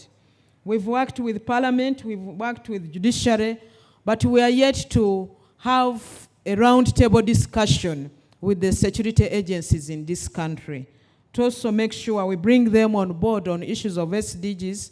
What they do enables us to do work and achieve all of the other SDGs. But what we need is just to bring it to their attention and make them aware that they are also part of the teams that are working hard to make sure we achieve the SDGs. As you may know, the NRM government, under the leadership of His Excellency Yoweri Kaguta Museveni, we have made significant strides in the journey to achieve the SDGs. But what we need now is to simplify for the ordinary person. Because whatever you do every day in your life, in your home, wherever you wake up, to make sure that you offer the best to yourself as an individual, to offer the best to your family, you are scoring into the SDG goals. So, in addition, in 2018, the government put in place the National Teachers Policy to facilitate the training of teachers who are competent to deliver quality education and programs such as the Universal Primary Education, which has since 1997 been one of Uganda's policy tools for reducing poverty. And this has been part of the reasons why the poverty we have been able to solve and remain with only the 38 to bring in the money economy. Your Excellency, ladies and gentlemen, in pursuing the Sustainable Development Agenda, the government is guided by the principle of inclusion, leaving no one behind, and reaching the farthest first. That is why our dear President has so far put up 16 presidential industrial skilling hubs to equip Ugandans with or without formal education, with vocational skills free of charge, and support them in creating their own jobs and also employing others. The parish development model is one which is targeting everybody, and that we must work day and night to make sure we bring everybody in the money economy. Once we achieve SDG number 1, no poverty, it will be easy to achieve the rest. The challenges are being addressed through the operationalization of SDG localization guidelines and voluntary local reviews at the lower and upper local government levels, as well as voluntary reviews that we must do every year as a country. I'm confident that the outcomes of this second annual SDG conference will be transformative, address challenges we face, and create new opportunities towards the attainment of the SDGs. I want to thank those who are online. I've been seeing your comments. Thank you for being very active. We appreciate your support and your participation.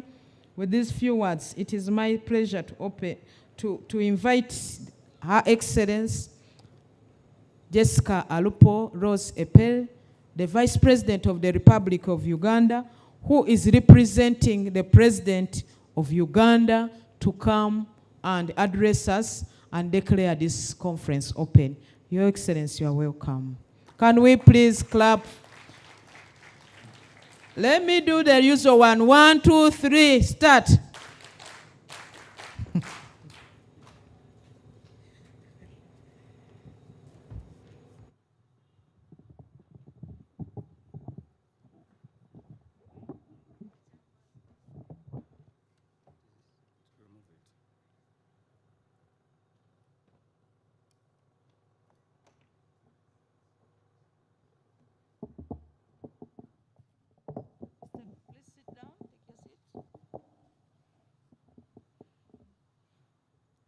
The Honorable Justin Kasule Lumumba, the Minister, the General Duties in charge of SDGs in the Office of the Prime Minister, and colleagues, ministers present, Honorable Members of Parliament present, Excellencies, the Ambassadors,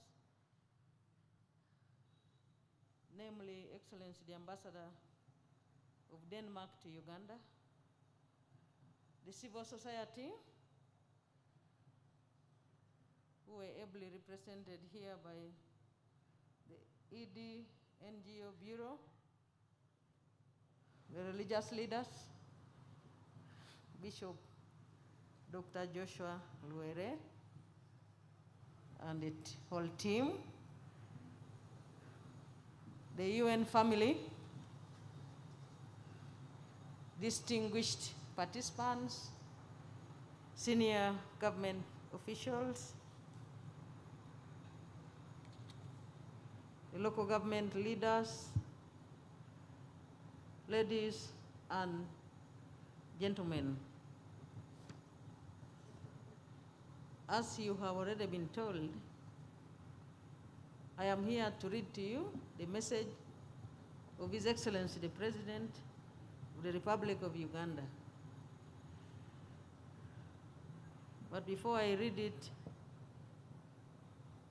allow me to appreciate your flexibility, because this session was supposed to have taken place early morning today, but apparently I got the assignment when I was already in the countryside doing other equally very important responsibilities. But when I requested that we handle the session in the evening, the organizers of the conference responded to me on the affirmative. So I thank you very sincerely. Let me also bring you warm greetings from His Excellency the President, who you prayed so hard for God to heal a few days ago.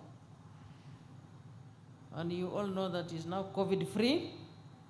So he greeted you very emphatically. And I also bring you warm greetings from Mama Janet, the Minister of Education and Sports, who is the First Lady. I have a very short message to read or to present to you. But before I read it, let me thank Bishop Luere for your comments about the issues and the concerns of the religious leaders about SDGs, and promise that when the Honorable Justin Lumumba concludes with you, she will share all these issues with members of cabinet.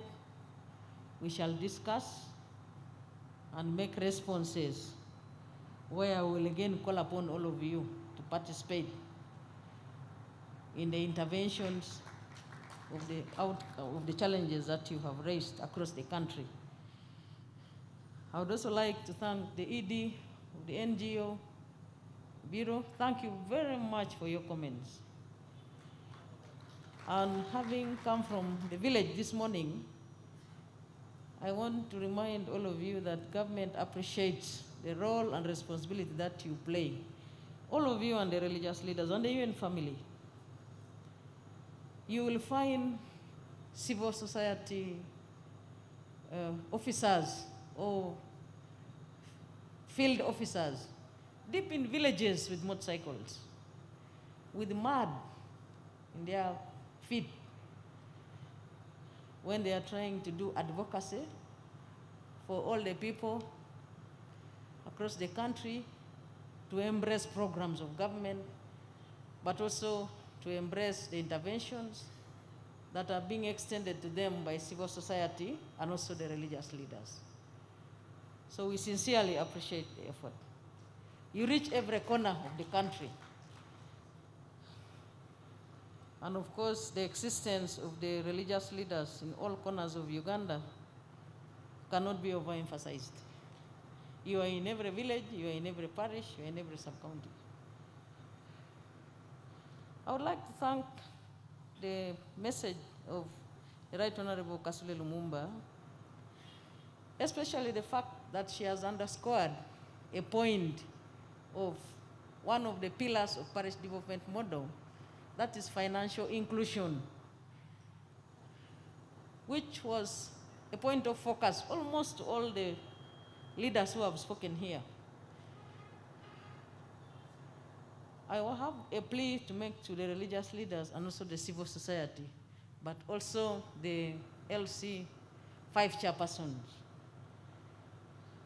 The government, as you may wish to note, is rolling out that very important parish development model with a view of capturing all those 39% households which are outside the money economy.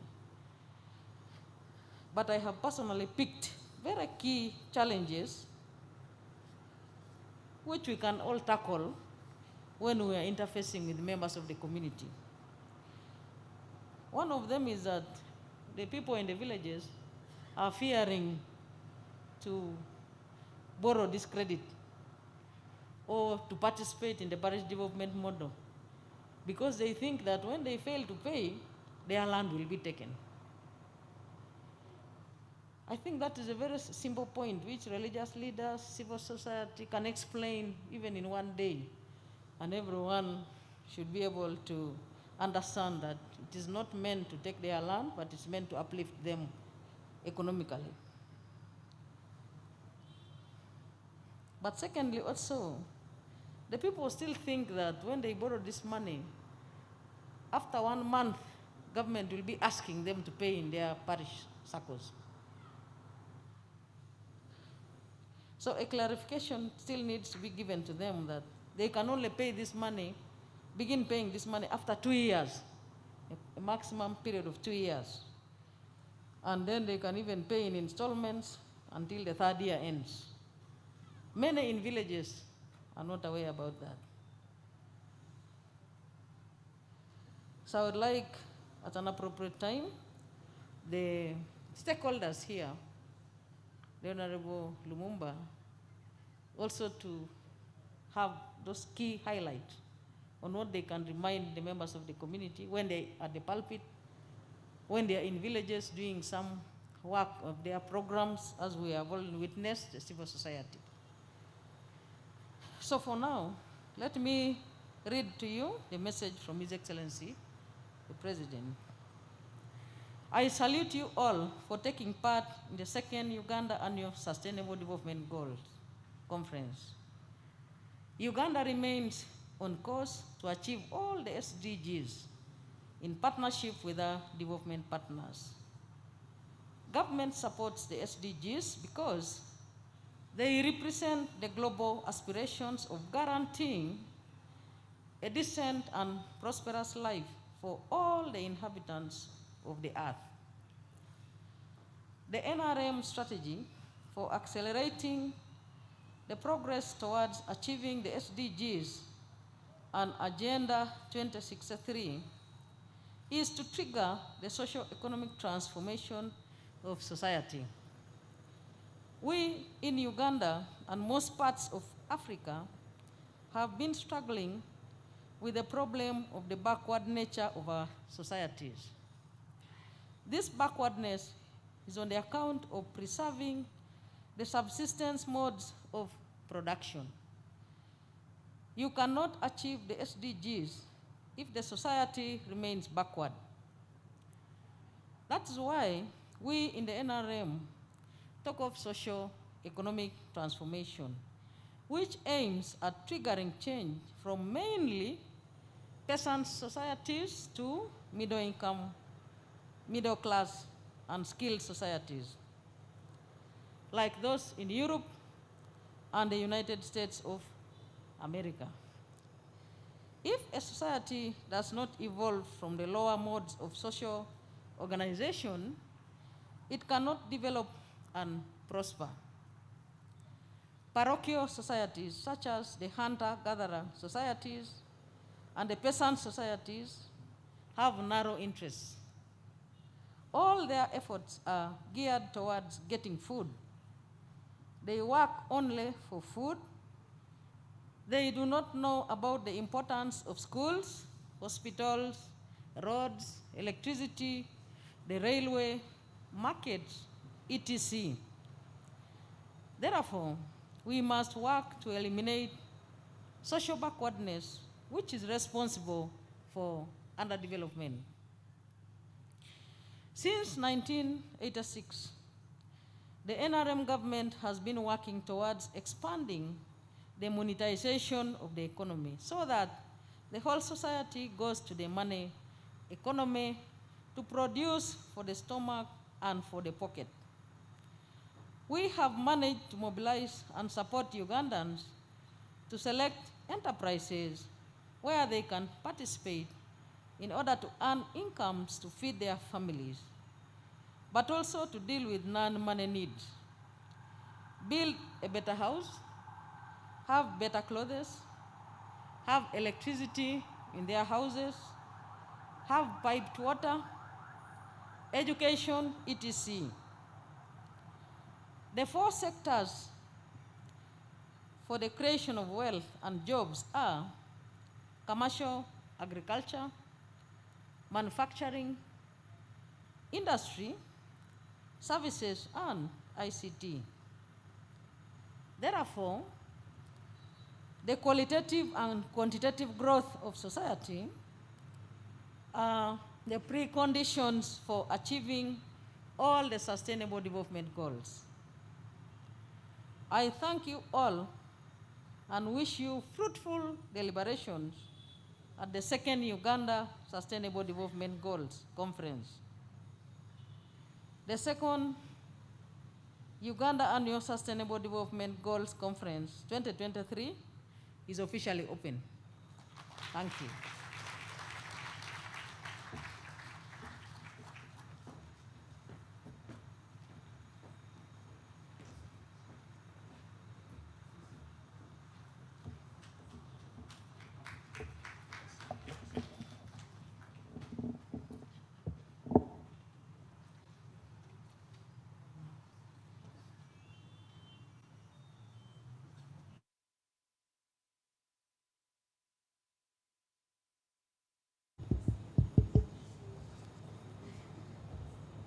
All right, thank you very much, Your Excellency. We actually had a panel that was halfway done by the time that you came in. And as you finished speaking to Right Honorable Kasule, I would only seek your indulgence if you will allow to give us probably an extra just 20 minutes with us to be able to conclude this before we officially say bye. But if that is not possible, I'll be able to get it from you.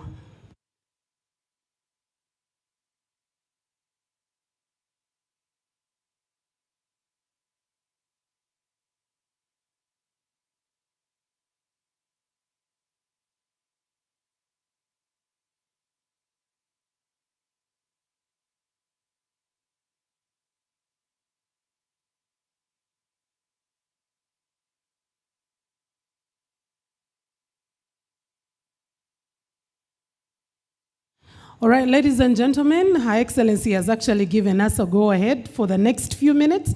The panel was actually halfway, so it will be wrapping up. And allow me invite Dr. Sechitoleko once again to allow her panel back to wind up with the conversation. Dr. Victoria, back to you. Dr. Amina Zawede and the panelists, please. I'm going to request that we all step up once again together with Professor Ariho, who gave the keynote address for the panel. Thank you. Can I please get my panel back? Your Excellency, the Vice President, Madam Alupo, the Minister from the Prime Minister's Office, all the ministers, members of Parliament, and all protocol observed. Your Excellency, before you came in,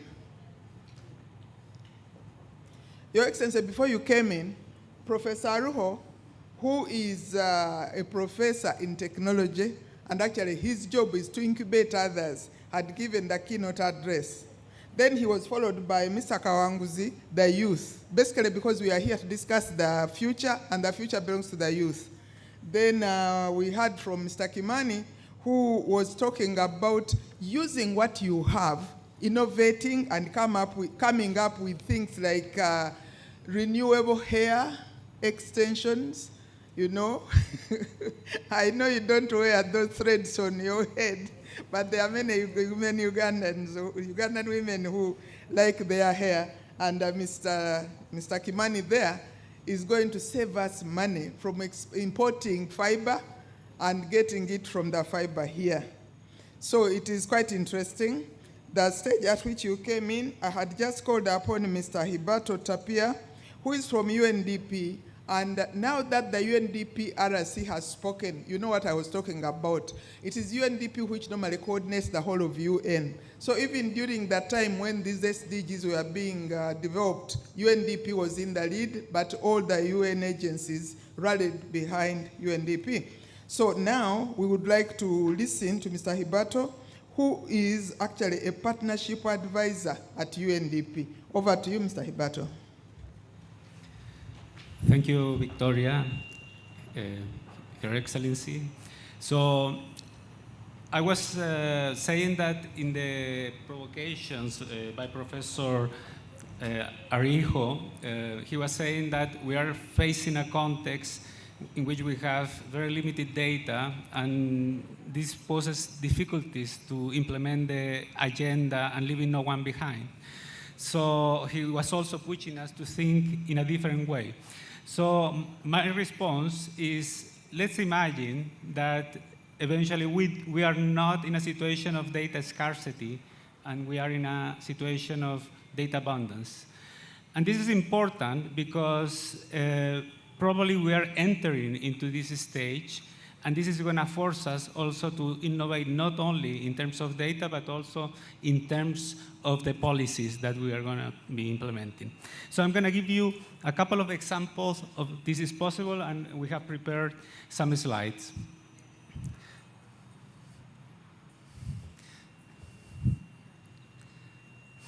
So this is a platform that we have launched just a few months ago. It's called Human Climate Horizons, and intends to reflect what are the effects of climate change on people. And this platform comprises data for the whole world, for small locations, and it gives projections for the effects of climate change on people from now to the end of the century. So now we have an approximation of how we're going to be affected by climate change in every part of the world. So let me give you an example of the type of conclusion that we have from this. So in terms of mortality, the mortality that is caused only by the effect of temperatures, we have that mortality rates are expected to rise in many parts of the world, in Arab states, South Asia, Sub-Saharan Africa, very considerably. But in other parts of the world, these changes are not going to be as big. And actually, in the case of developed countries, there would be a reduction in mortality rates because of climate change. We are calling this an inequality bomb that is going to be produced by climate change. However, we can act upon this. This chart shows what is the payoff of doing mitigation. And you can see again that in sub-Saharan Africa, we can have the biggest payoff in terms of avoiding the loss of deaths. And this is, again, something very important to trigger international negotiations. But what happens within country? This platform gives us information about the situation in every locality of the world. Here you can see the situation in Uganda. So in the parts of the countries in blue, we see that the effects are going to be actually negative. So meaning climate change is going to cause a reduction in mortalities. But in the parts in orange, we see the opposite. There will be increases in mortality because of changes in temperatures. So this is going to force all of us to think differently about how we tackle the effects of climate change. This data is already available. You can access it. Our plan is to keep adding new layers of information. We plan to launch in the next few months information about what's going to happen with agriculture. We already have information what's going to happen with energy consumption, what's happening with labor productivity. Second example. Until now, our office, the Human Development Report Office, has been producing the Human Development Index. We produce this for every country, 191 countries. Now, using satellite images and artificial intelligence, we can expand the localization of the Human Development Index. So we can go to province level, more than 1,700 units in the world. We can go to the municipality level, more than 60,000 units in the world. And we can go to even grid level, more than 800,000 units in the world. So this is really revolutionary. So the message that I want to leave with you is that increasingly there is a possibility of going into a situation of abundance of data, but this is just the beginning, because now we need to think what we do with it, and this is the call that I leave to you. Thank you.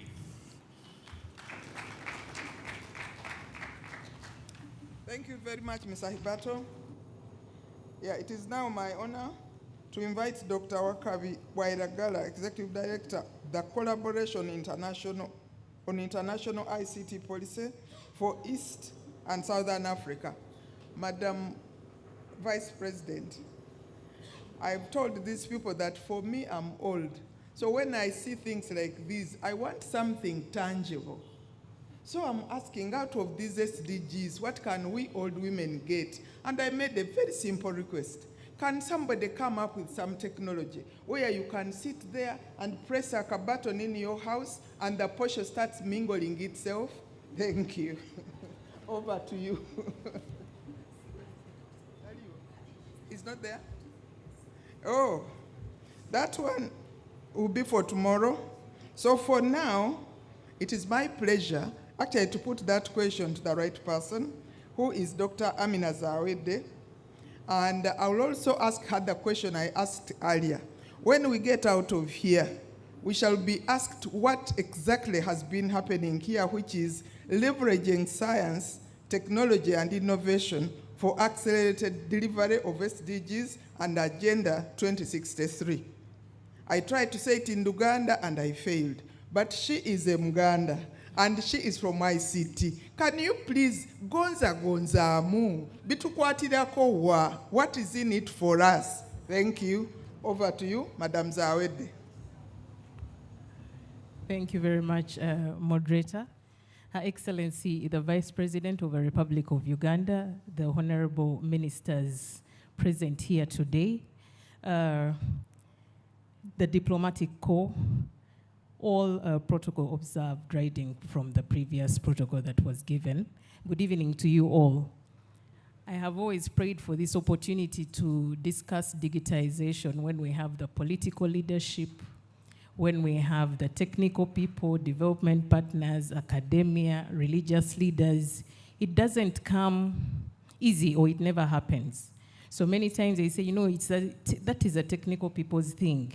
But today I am here, Dr. Sechitoleko, to inform this audience that, you know, when we talk about digitalization, when we talk about technology and science, it is not a technical affair, but it is an affair for everybody. In Uganda, I think Uganda has been known for being innovative. When we were still children, or whoever has been a child in Uganda has grown up seeing children in the villages make a football out of banana fiber, make toy cars out of wires, and they play games and enjoy. But just imagine if all that effort had been, you know, nurtured and developed to come up with, you know, to manufacture products that we can use that are very cheap, will create employment opportunities for our youth, and then we'll get everybody engaged.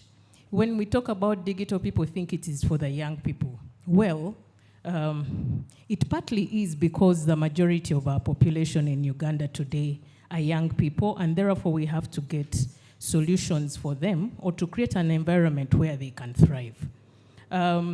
This environment can only be nurtured by the political leadership.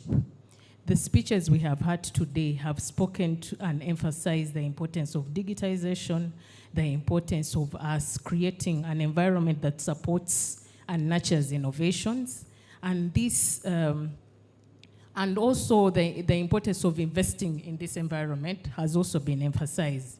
The good thing is that as a country, we know and have prioritized digitization.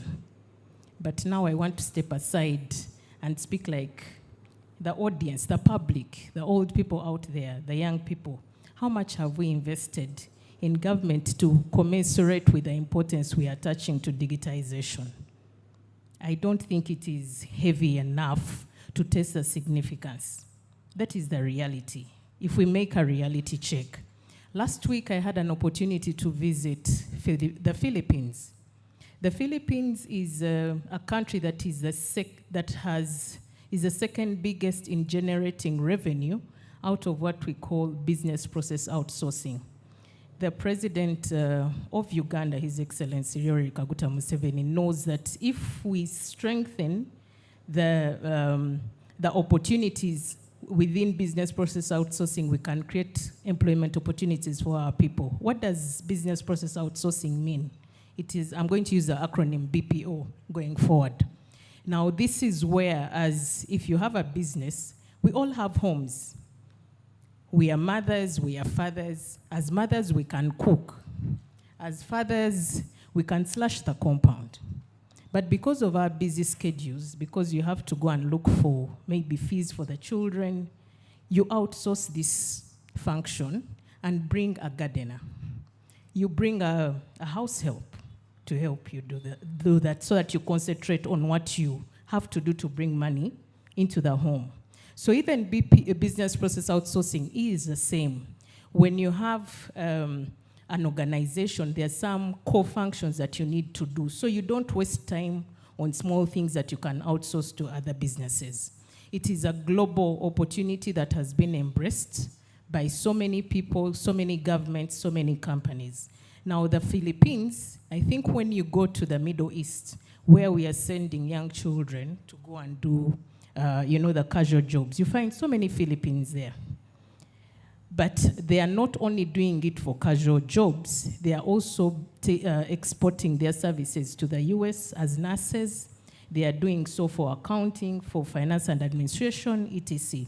So Uganda has a lot of potential in doing this. We have very many young people, they are skilled and educated. They speak good English, and most of the globe, I think, uses English as an international language. So we can easily fit into these spaces. But the disadvantage we have is that we have not we have not created an environment to attract people enough to be able to support this program. Government has to create incentives. You know, there is a lot, aside from BPO, there is a lot that government can do to nurture the innovators. Even giving internet for free is one thing. You know, reducing the cost of devices, of computers, is another thing, because if you have the computers, if you have the smartphone, if you have access to cheap data, then you can do a lot of things online. Dr. Sechoiko said, you know, what would the young people go out of here knowing? Maybe they could go out of here knowing that if we have that environment where we can do anything we want to do cheaply, then we can be able to do it better. One of my professors used to say that, you know, when you want milk from a cow, you have to give it healthy grass. But if the grass comes at a cost, then that you will get limited milk from that cow. So what sometimes governments do is that they try to tax everything. They tax the devices, they tax the data, they tax, you know, at the end of the day, you find very few people going online. You find very few people can use these devices because they are not affordable. So my question, plea to the political leadership, Your Excellency, the Vice President, and the ministers in cabinet as you discuss, please let us have an intentional drive as government to create an enabling environment for our young people to develop the innovations, to nurture them. They cannot do it if they can't afford a phone. They can't do it if they can't afford a laptop. They can't do it if data is expensive. But if they do, then we'll get so many, you know, a lot of jobs created online, a lot of services developed. Then you go and tax those ones. We shall get a lot of money. What the Philippines has done, I think it's earning about 50 million per year towards that business process outsourcing, leveraging on ICT, because they have taken a deliberate effort to put up even structures or buildings where people go and sit and do, you know, this kind of work. When we get investors here, many of them are not interested in maybe setting up putting up the buildings because they're expensive. But if they find ready facilities, and of course, government has to work together with the private sector, with development partners, academia to make this happen. They come to me saying, you know, we want to support you, but if the direction is not clear, if the support is not pronounced, then it becomes difficult, because I'll go and market and say we have incentives, and then Free Zones Authority tells me, that incentive you promised is actually not on record. So that is the plea that I make and give to our political leadership. We have taken great strides in digitization as a country, and I would like to paint a picture with statistics.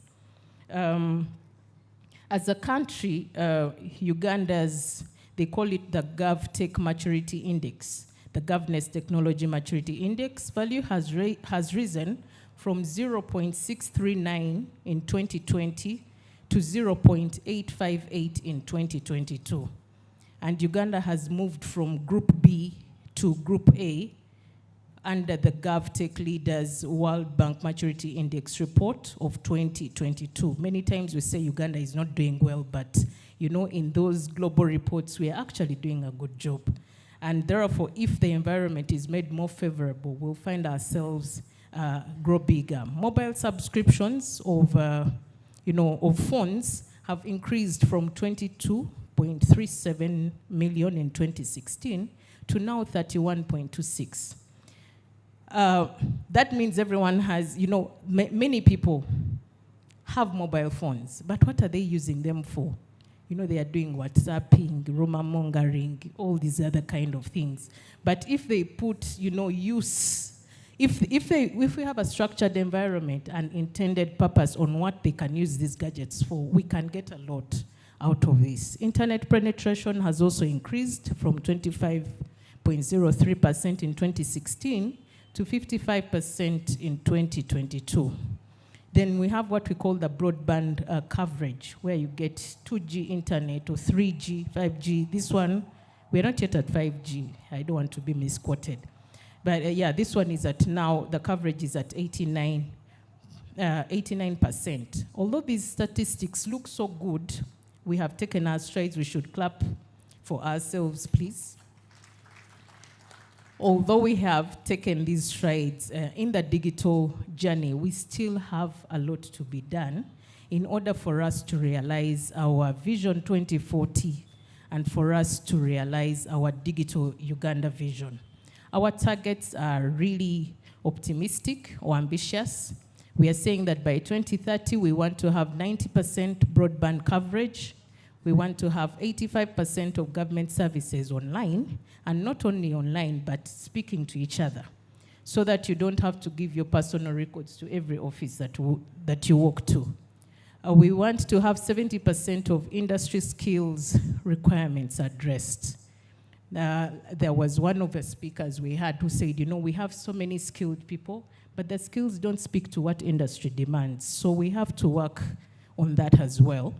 And then we want to have 60% utilization of local ICT products and services, as well as innovations.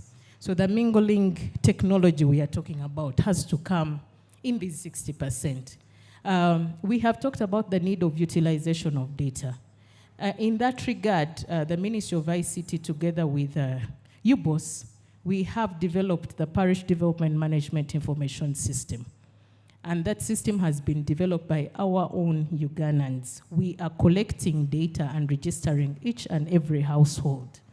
We are profiling parishes to get to know what infrastructure is there, so that, you know, what facilities or services are there, so that at the end of the day, when Cabinet is planning and discussing, they come up with informed decisions based on the data that we have.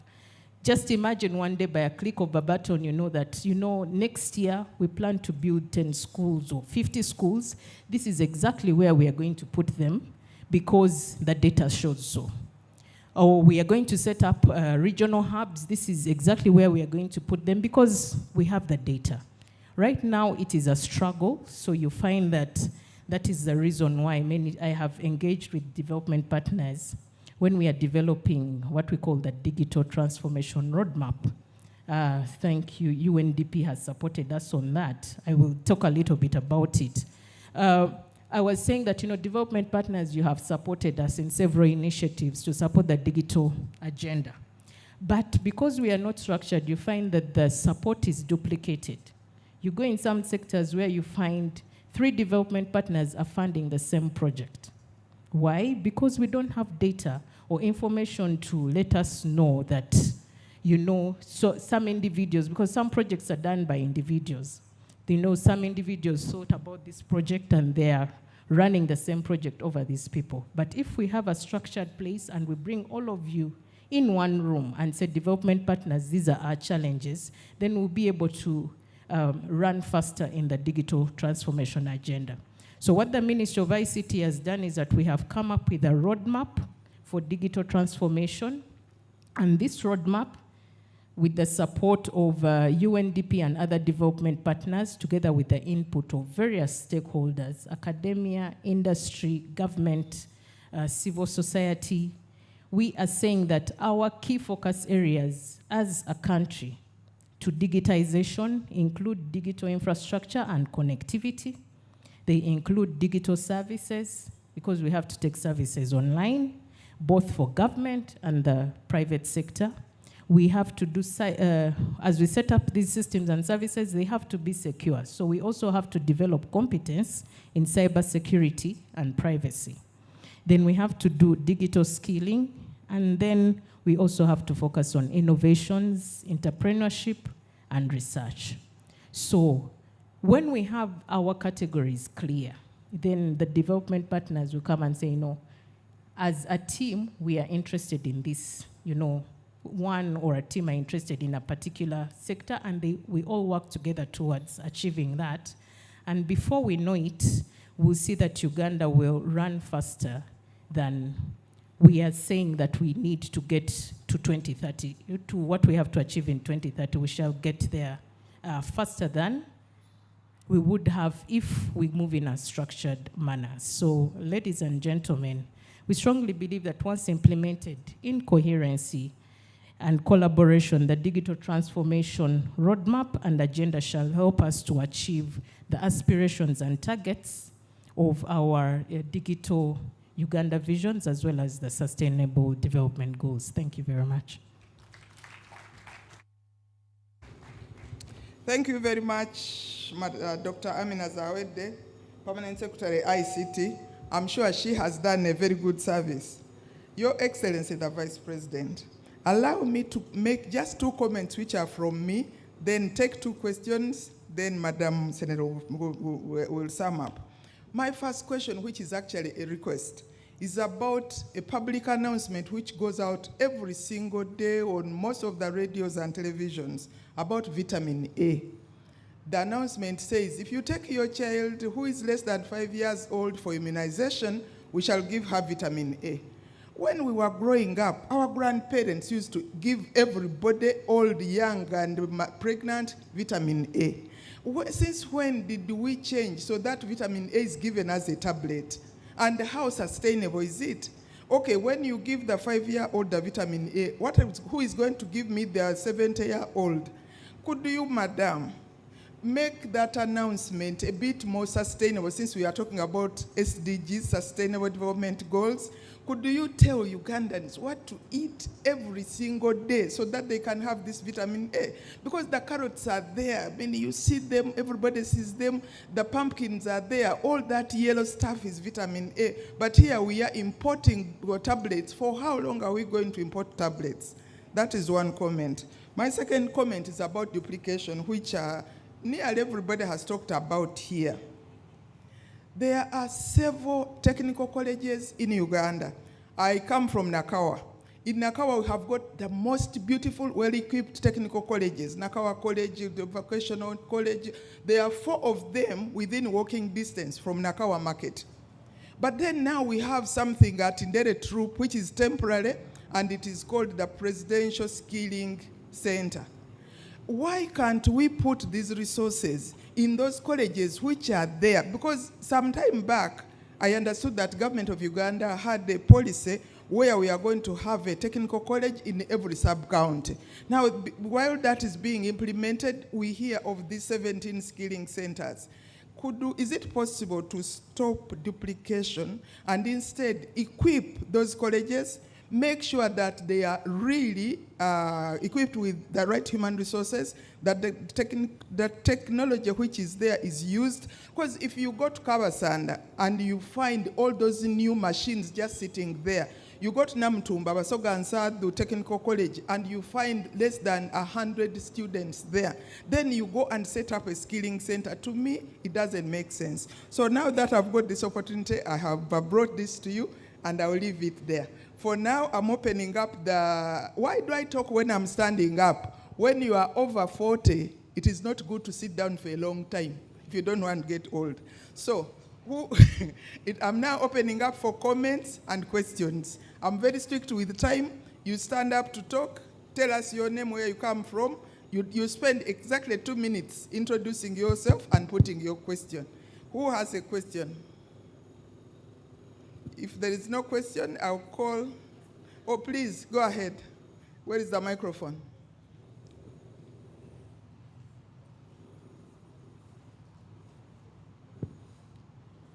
Thank you so much, Dr. Sechtoreko. I want to take this opportunity to appreciate the SDG Secretariat for organizing this amazing second conference on SDGs. My name is Caroline Kembabas, and I'm Assistant Private Secretary to the President. And I'm here because I'm in a line of fighting poverty in this country. And SDG #1 is fighting no poverty. So I think I'm in the right place. So I want to appreciate Dr. Amina Zawede, and I want to make one comment that you are trying to help our youth in innovation lines, but so many people are yearning to know where these opportunities. The platforms are not known. For example, in UN, there is a time when we started 1 million SDG solutions.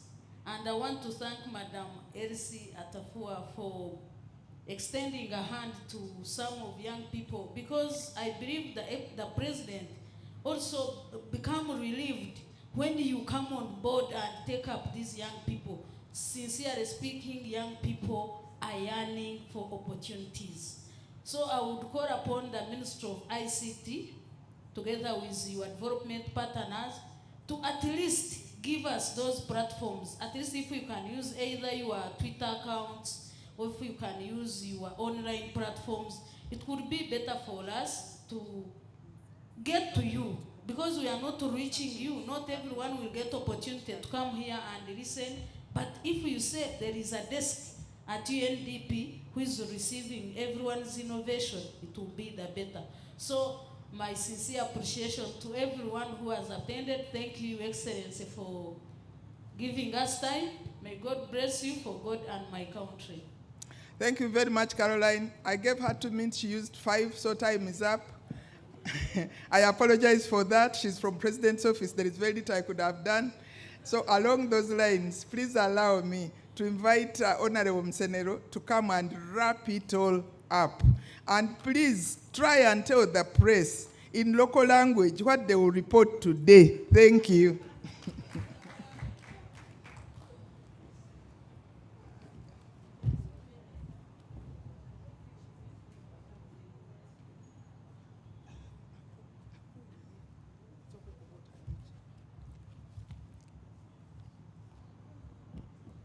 Your Excellency, the Vice President of Uganda, colleague ministers, allow me to follow the protocol because of time.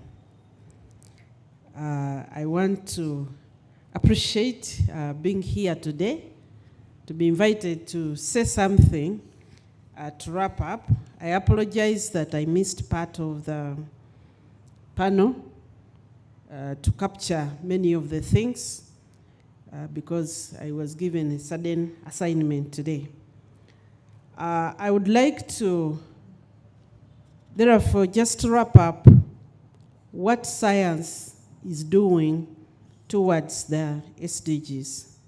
Now, frequently, many people confuse the Ministry of ICT with science, technology, and innovation. There are two ministries. There are two different entities. So Science, Technology, and Innovation is a secretariat under the Office of the President, and I'm the minister in charge. My accounting officer is the State House Comptroller. I would like to, but the subject of science for me is not a job, it's a passion. And over the past so many years, the government of Uganda, especially led by His Excellency, the Vice President, has taken very deliberate efforts to make science work for us.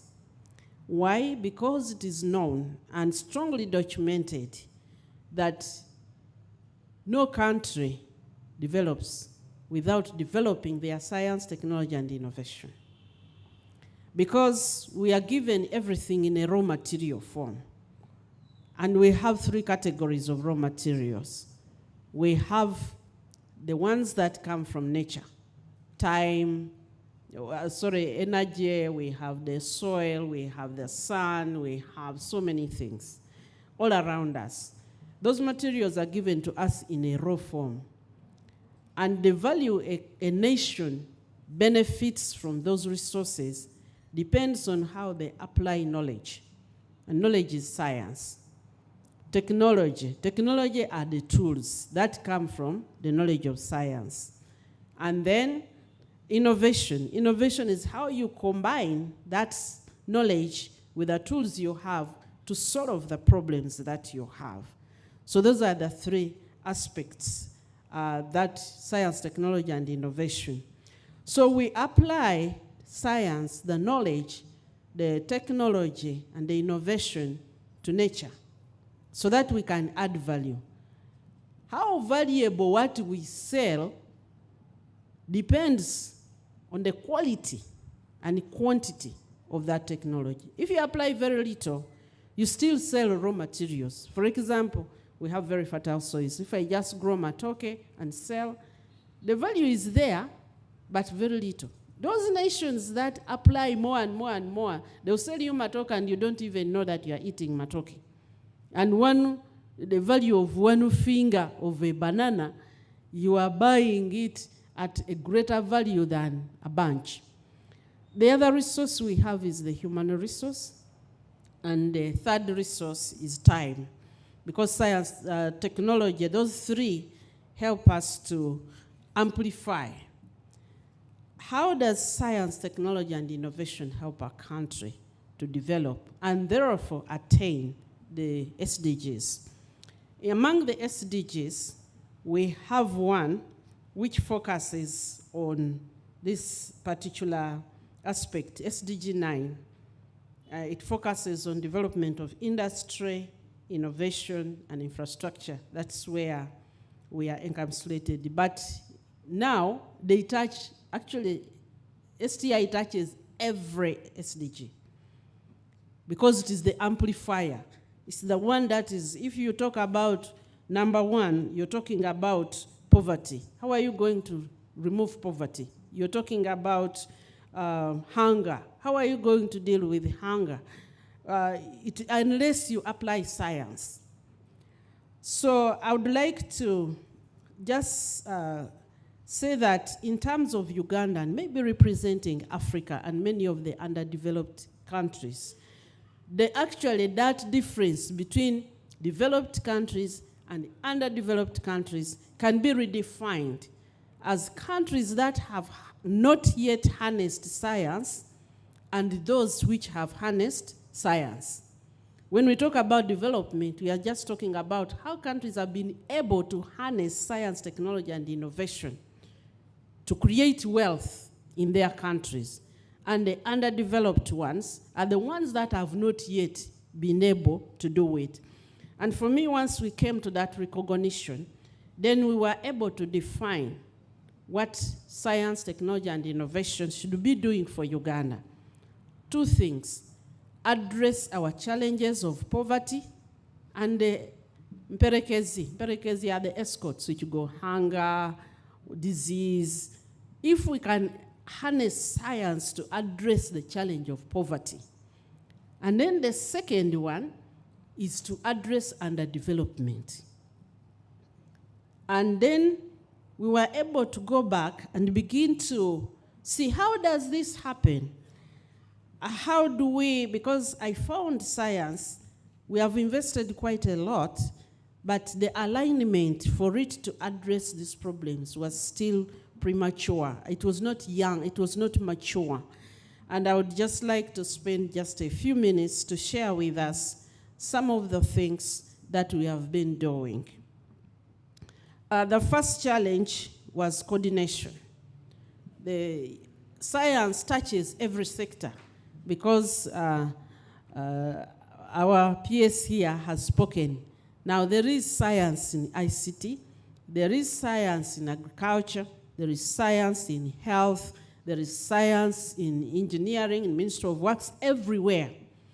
And the coordination of that to align priorities for us as a nation was very, very critical. And we have moved quite a long way in making sure that we are well coordinated and we have a national agenda. And although it is disseminated, it is working very, very coordinated. And for that, His Excellency, the President, came up and summed the areas of focus that science should be giving us and should be focusing on. And that is, there are 8 areas. We have what we call the pathogen economy. Pathogen economy focuses on our ability to develop solutions which deal with health challenges, human health, animal health, and plant health. Till recently, we looked at those things as issues where we need to borrow money and import. However, now we are focusing on developing them. And as I look through the SDGs, we want to see how do we harness our environment and produce medicine. So we have an established pathogen economy now, which we are building. It is still baby, but we are building. The second one is mobility. Everybody came here in a vehicle. And I can safely say 100% of them are imported. Yet this is one of the countries with a lot of resources which go into the vehicle. Actually, when you tabulate the minerals that go into the vehicle, possibly Uganda has 90% of them. But we didn't. I said it comes from looking at your environment. So we have developed our mobility industry. We now have our first substantive automotive industry. We are finishing the factory. It should be ready for commissioning. November, December, we are installing the equipment, and we have some of our vehicles made here at home. Now we are working on making sure that we get those resources in the nature, the resources we have, the ones for making batteries, the iron ore, making sure we have used the knowledge and technology to add value to it, and we use it for manufacturing these vehicles. We have made a lot of progress. Some of our buses, you've seen them, the Kayola buses, and we are also working on the environment from that approach, sustainable energy. The focus is moving from the current fuel vehicles to moving to electric vehicles, especially in the urban centers. We also have a specific area we call infrastructure innovations that focuses on making sure that we have the knowledge and we have the tools and we have the applications to harnessing minerals, to harnessing. Now, once we develop the technology, we hand it to the Ministry of Energy so that they can apply it, because we found, okay, we need to use our lithium to develop batteries. And the whole issue is, do we know how to? Are we able to? We are now institutionalized that capacity. We are institutionalizing that capacity so that we can now take these things which God has given us and add value. I tell you, selling lithium inside a Kayola bus is more valuable than selling lithium as a raw material. So we are building that capacity. The other area that we are working on is space science. It is known really for most countries, if you don't have eyes in the space, then other people know more about you than you do. And somebody comes and says, I want that area, and you don't know what is there because they have looked at you and you don't know. So last year we launched our first satellite, and we are working this year on developing a lot of the infrastructure that will enable our science. We have refurbished Impoma satellite station. I apologize, I should have brought some pictures to show you. It's when you pass there, you don't remember it is what it was. The other area that we are working on is, we call it productivity acceleration. Our people, the rate of production is low. How do we make these households? So in partnership with Parish Development Model, we accelerate the knowledge of the farmers. We accelerate what they are applying. We are working on the local development of fertilizers. We are working on developing processes from knowledge and coming up with tools that help people produce a lot from very small pieces of land, but also adding value. Adding value. The president has been talking about coffee. As an example, you sell coffee beans, you get $2 per kilo. You add value, you get $25. And sometimes we would look at these processes and think, but for us, we cannot manage. I think one of the things we have done now is to really get the courage and to get the confidence that we can do this. And we are going to do it, and we are doing it. We actually found, we have innovated some products that can even make you earn $100, not just the 25. So we've got the courage, and our institutions are working, our scientists are working. The other area that we are working on is import substitution, looking at things that we import, so that people don't buy imported products because they have no choice. But they may maybe have something, but we want to produce better tomato sauce for you, so that you see the supermarket is full of different varieties of Ugandan tomato sauce. And then you will see American Garden and also that one from Dubai, and you can choose, but we'll give you advantage to support the farmers, because our farmers grow things, we export them as raw materials, we pay them very little. That's why they are trapped in poverty, despite their hard work. And then we have the import substitution, the export of value-added goods.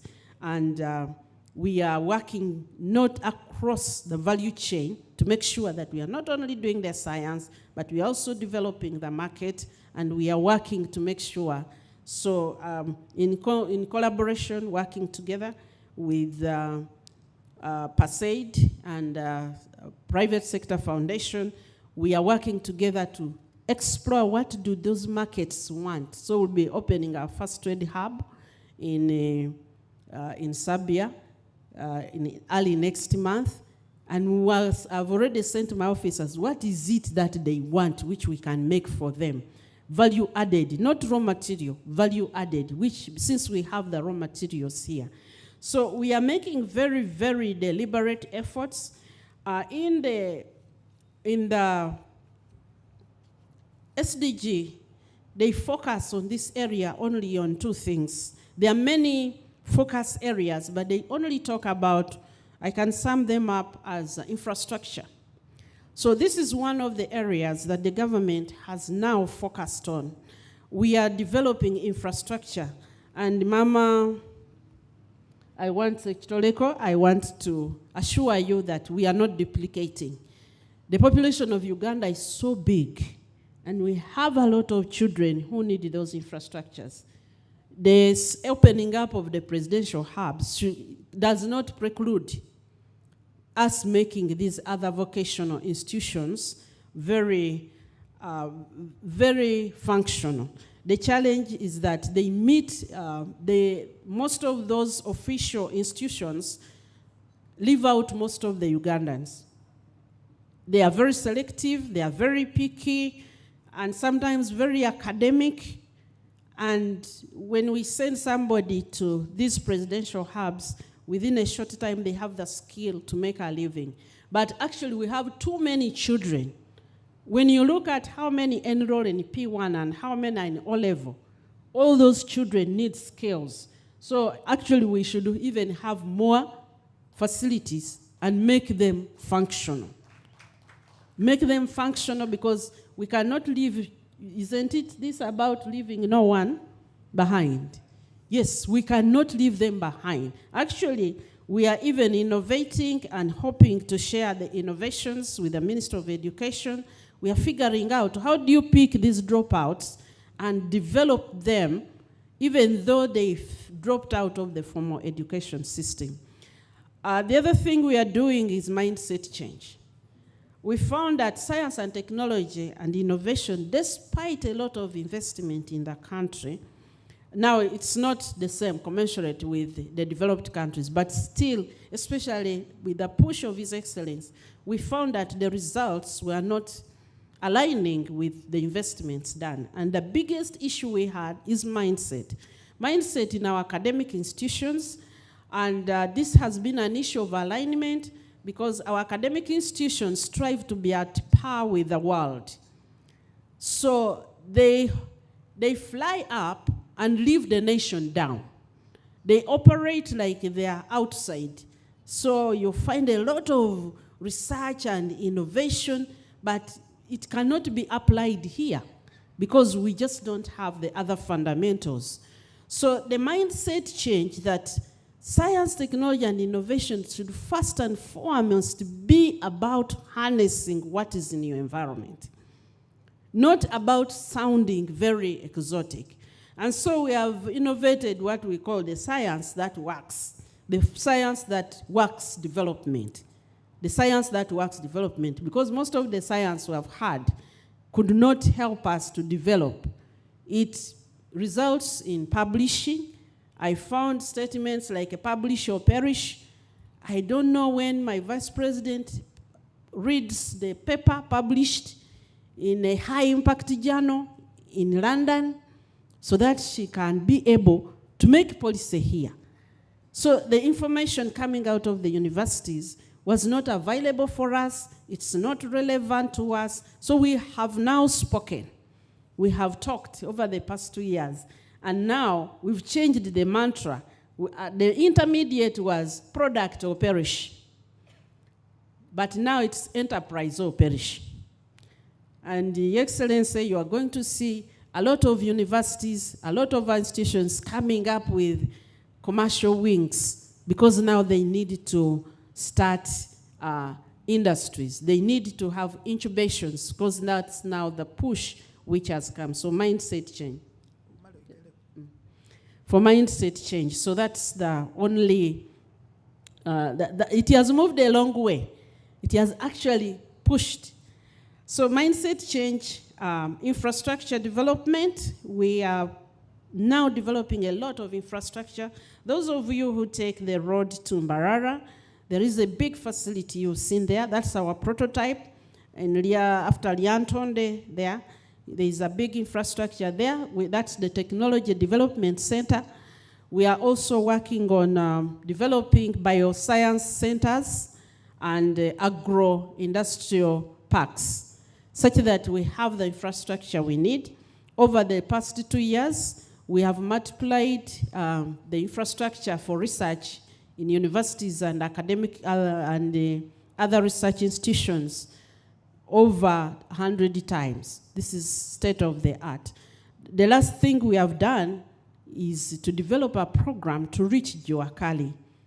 We discovered that the Juakali have hands-on skills. Some of them didn't go to school, but they imagine things, they do them, but because of the way they do them, those things don't make it to the formal market. Now, on the other side, we have a lot of academicians who have a lot of science, but they cannot convert their science into tools. We have brought these two together.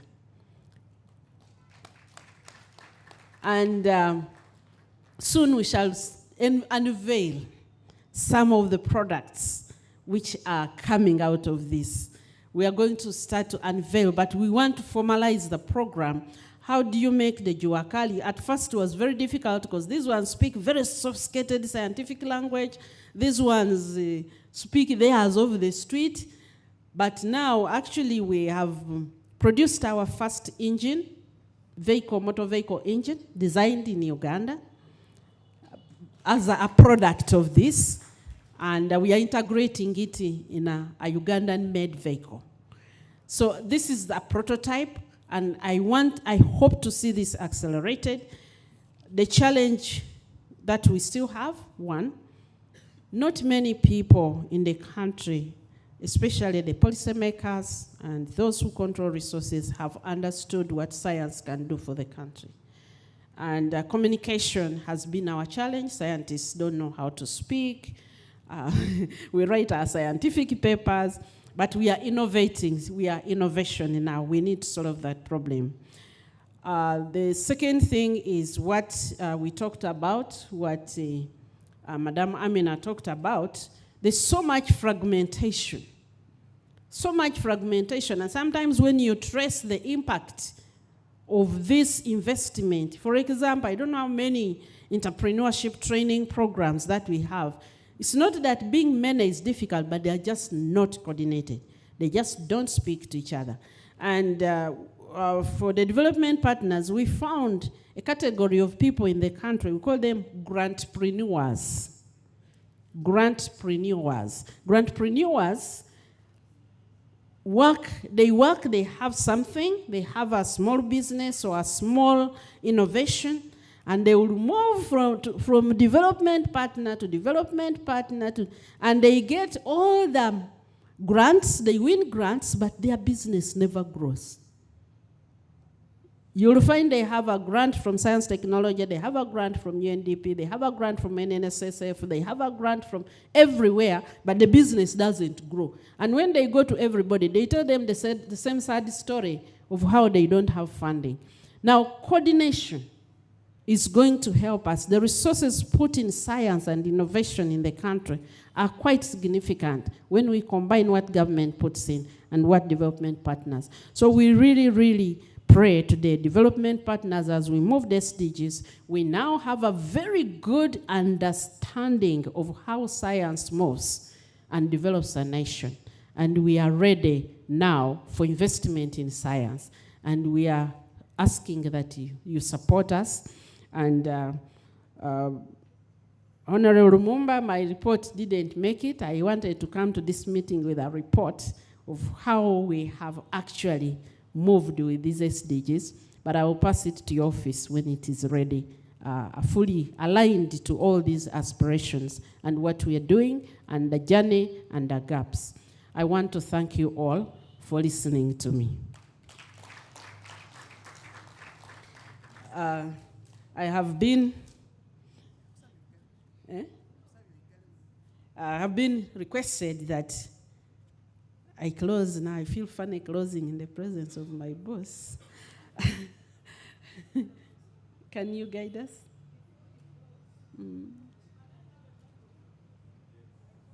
Can she have a microphone?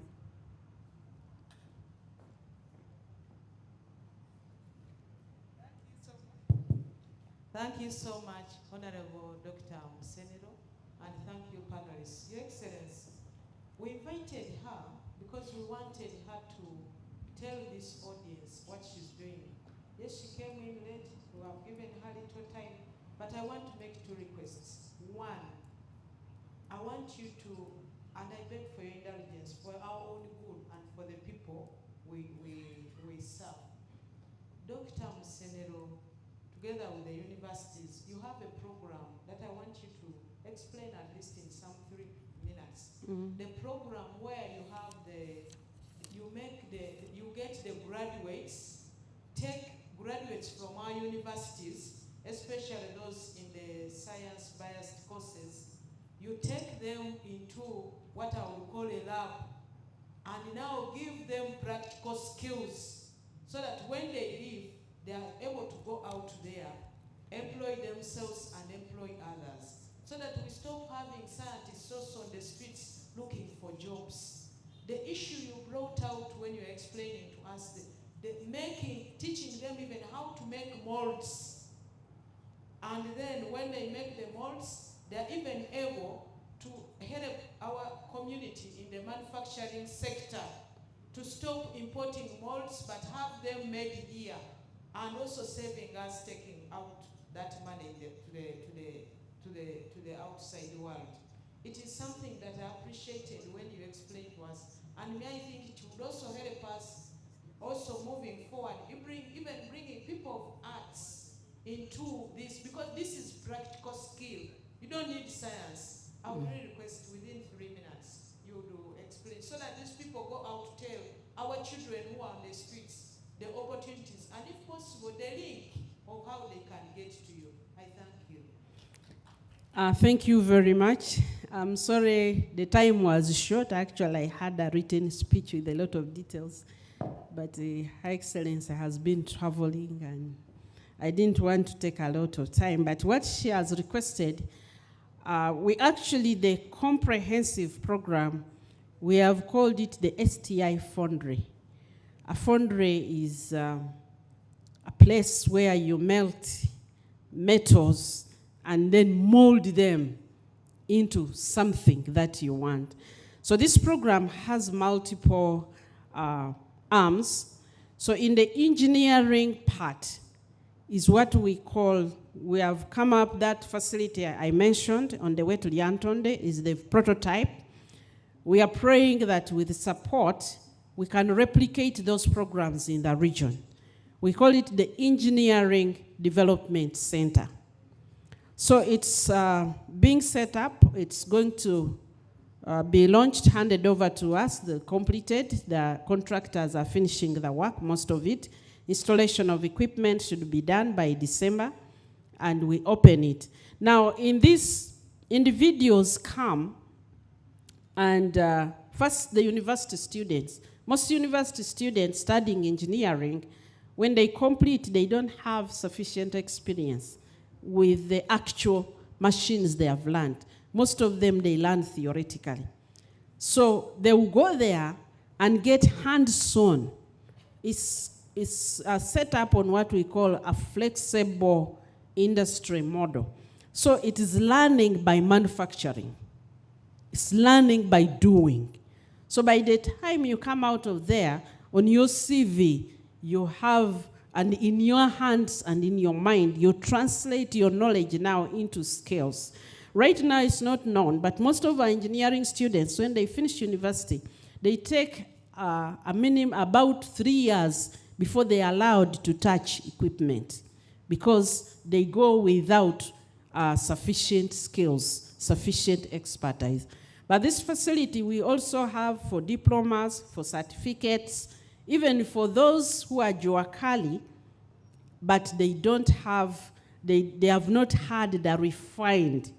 It's part of what is blending the Juakali with the advanced knowledge, but this time with equipment, a state of the art. When we have learned from this facility, we hope to replicate them in the different regions because we want to gain the experiences. We are working together with DIT to make sure that they can certify those skills. We also have some other programs, like we are converting our drivers from taxis and what. We are taking them through a mindset and skills program, because when we introduce our electric vehicles, we are going to convert the same drivers who are driving taxis, but do not have that behavior, which they have now. So we take a number of them to Chira Motors, and they spend about 3 months there learning, and so we have even changed their names from being drivers to being motor vehicle operators. They are motor vehicle operators. So then we also have what we call the incubation centers. Incubation centers are for those who want to work on something very specific. So you come and you sit there, the equipment is there, what you can use, and then you work on your innovation. So we have a number of those. One is Yuri, but we have also working on a number of them. What we want is to accelerate this. And science can accelerate employment. In 2000, when we started to work on pathogen economy, we could hardly find 100 people employed in the line of diagnostics, and were mostly linked to research outside and vaccines and what. I want to report here that in 1 year, since then, in just 2 years, we made that number more than 2,000. These were young people who have trained through universities. They had no jobs. There is a category of people here in the country which they have been training for a long time. They call them industrial chemists. They go through a very rigorous training program, and they're just hanging all over the country. They have no jobs. So we are going to create employment for them. And we hope, I will be providing the statistics now, how many actually jobs we have created. I suspect it's more than 10,000 already over the past 3 years. But as we begin to make the innovations now, employ more people, we hope to accelerate this. But we do not want to leave anybody behind. Anybody with a skill, a willingness, we can give them the skill. And through those presidential innovation, those presidential hubs, they pick the basics, then we take them to these finishing centers so that when we put up a textile industry, they will produce better clothes than the ones that you are wearing from China. Thank you. So we will see how to share most of this information, but we have a lot that has been done and that is being done. We want to thank you for listening. I know you've been here for a long time. Your Excellency, want to appreciate your patience and being with us. Honorable Lumumba, we want to thank you for the day, and all our presenters, we want to thank you. And with these many words, I would like to close today's session. Thank you very much.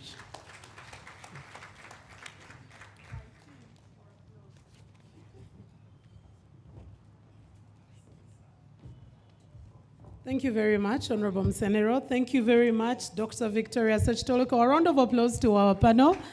We need to bring this to a close. I know that, Your Excellency, it's been a long day for you, and we need to be letting you go. I want to say a special thank you to our partners, UN Family, of course. The UN resident coordinator did speak to us, and she coordinates a number of agencies. But a special thanks to UNDP, which has been mentioned severally, because it has done tremendously to see that this comes to pass. And the resident rep of UNDP, Ms. Elsie Yatafwa, if you could just wave to us, is right there with us. We have the UN Women also, who has done tremendously to see that this comes to pass, and the World Health Organization. But the UN family is huge and supports various other aspects of development. Ladies and gentlemen, I'll ask that we now stand and take the national anthems. And Your Excellency, as you go out on that board outside, I will request the ministers and our development partners, together with the religious leaders, to just take a picture before you exit. But I will ask the technical team, we do the East African anthem and Uganda anthem in that order before we depart.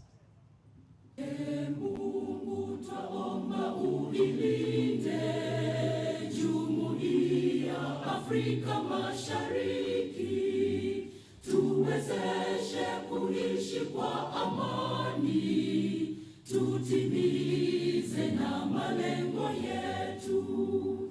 Jumuiya yetu sote tuilinde, tuajibike, tuimarike.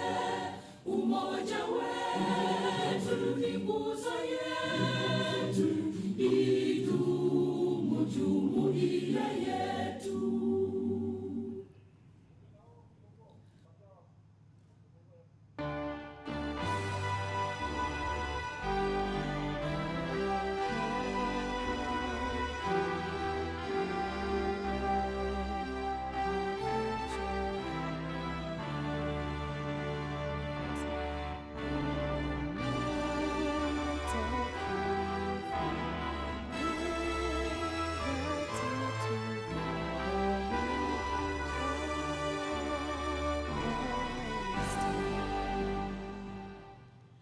Thank you very much, Your Excellency. I will allow that you can take some rest.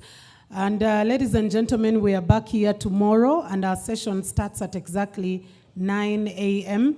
We'll have 2 panel sessions as well, and before we get to close this off officially. As Her Excellency takes a group photo picture, we still have the exhibition open, ladies and gentlemen. Please feel free to pass by the exhibition. There's some products, there's some ideas that you can pick. But also, please, we have tea that is being served by Kampala Serena Hotel. So please make sure that you do not leave us with this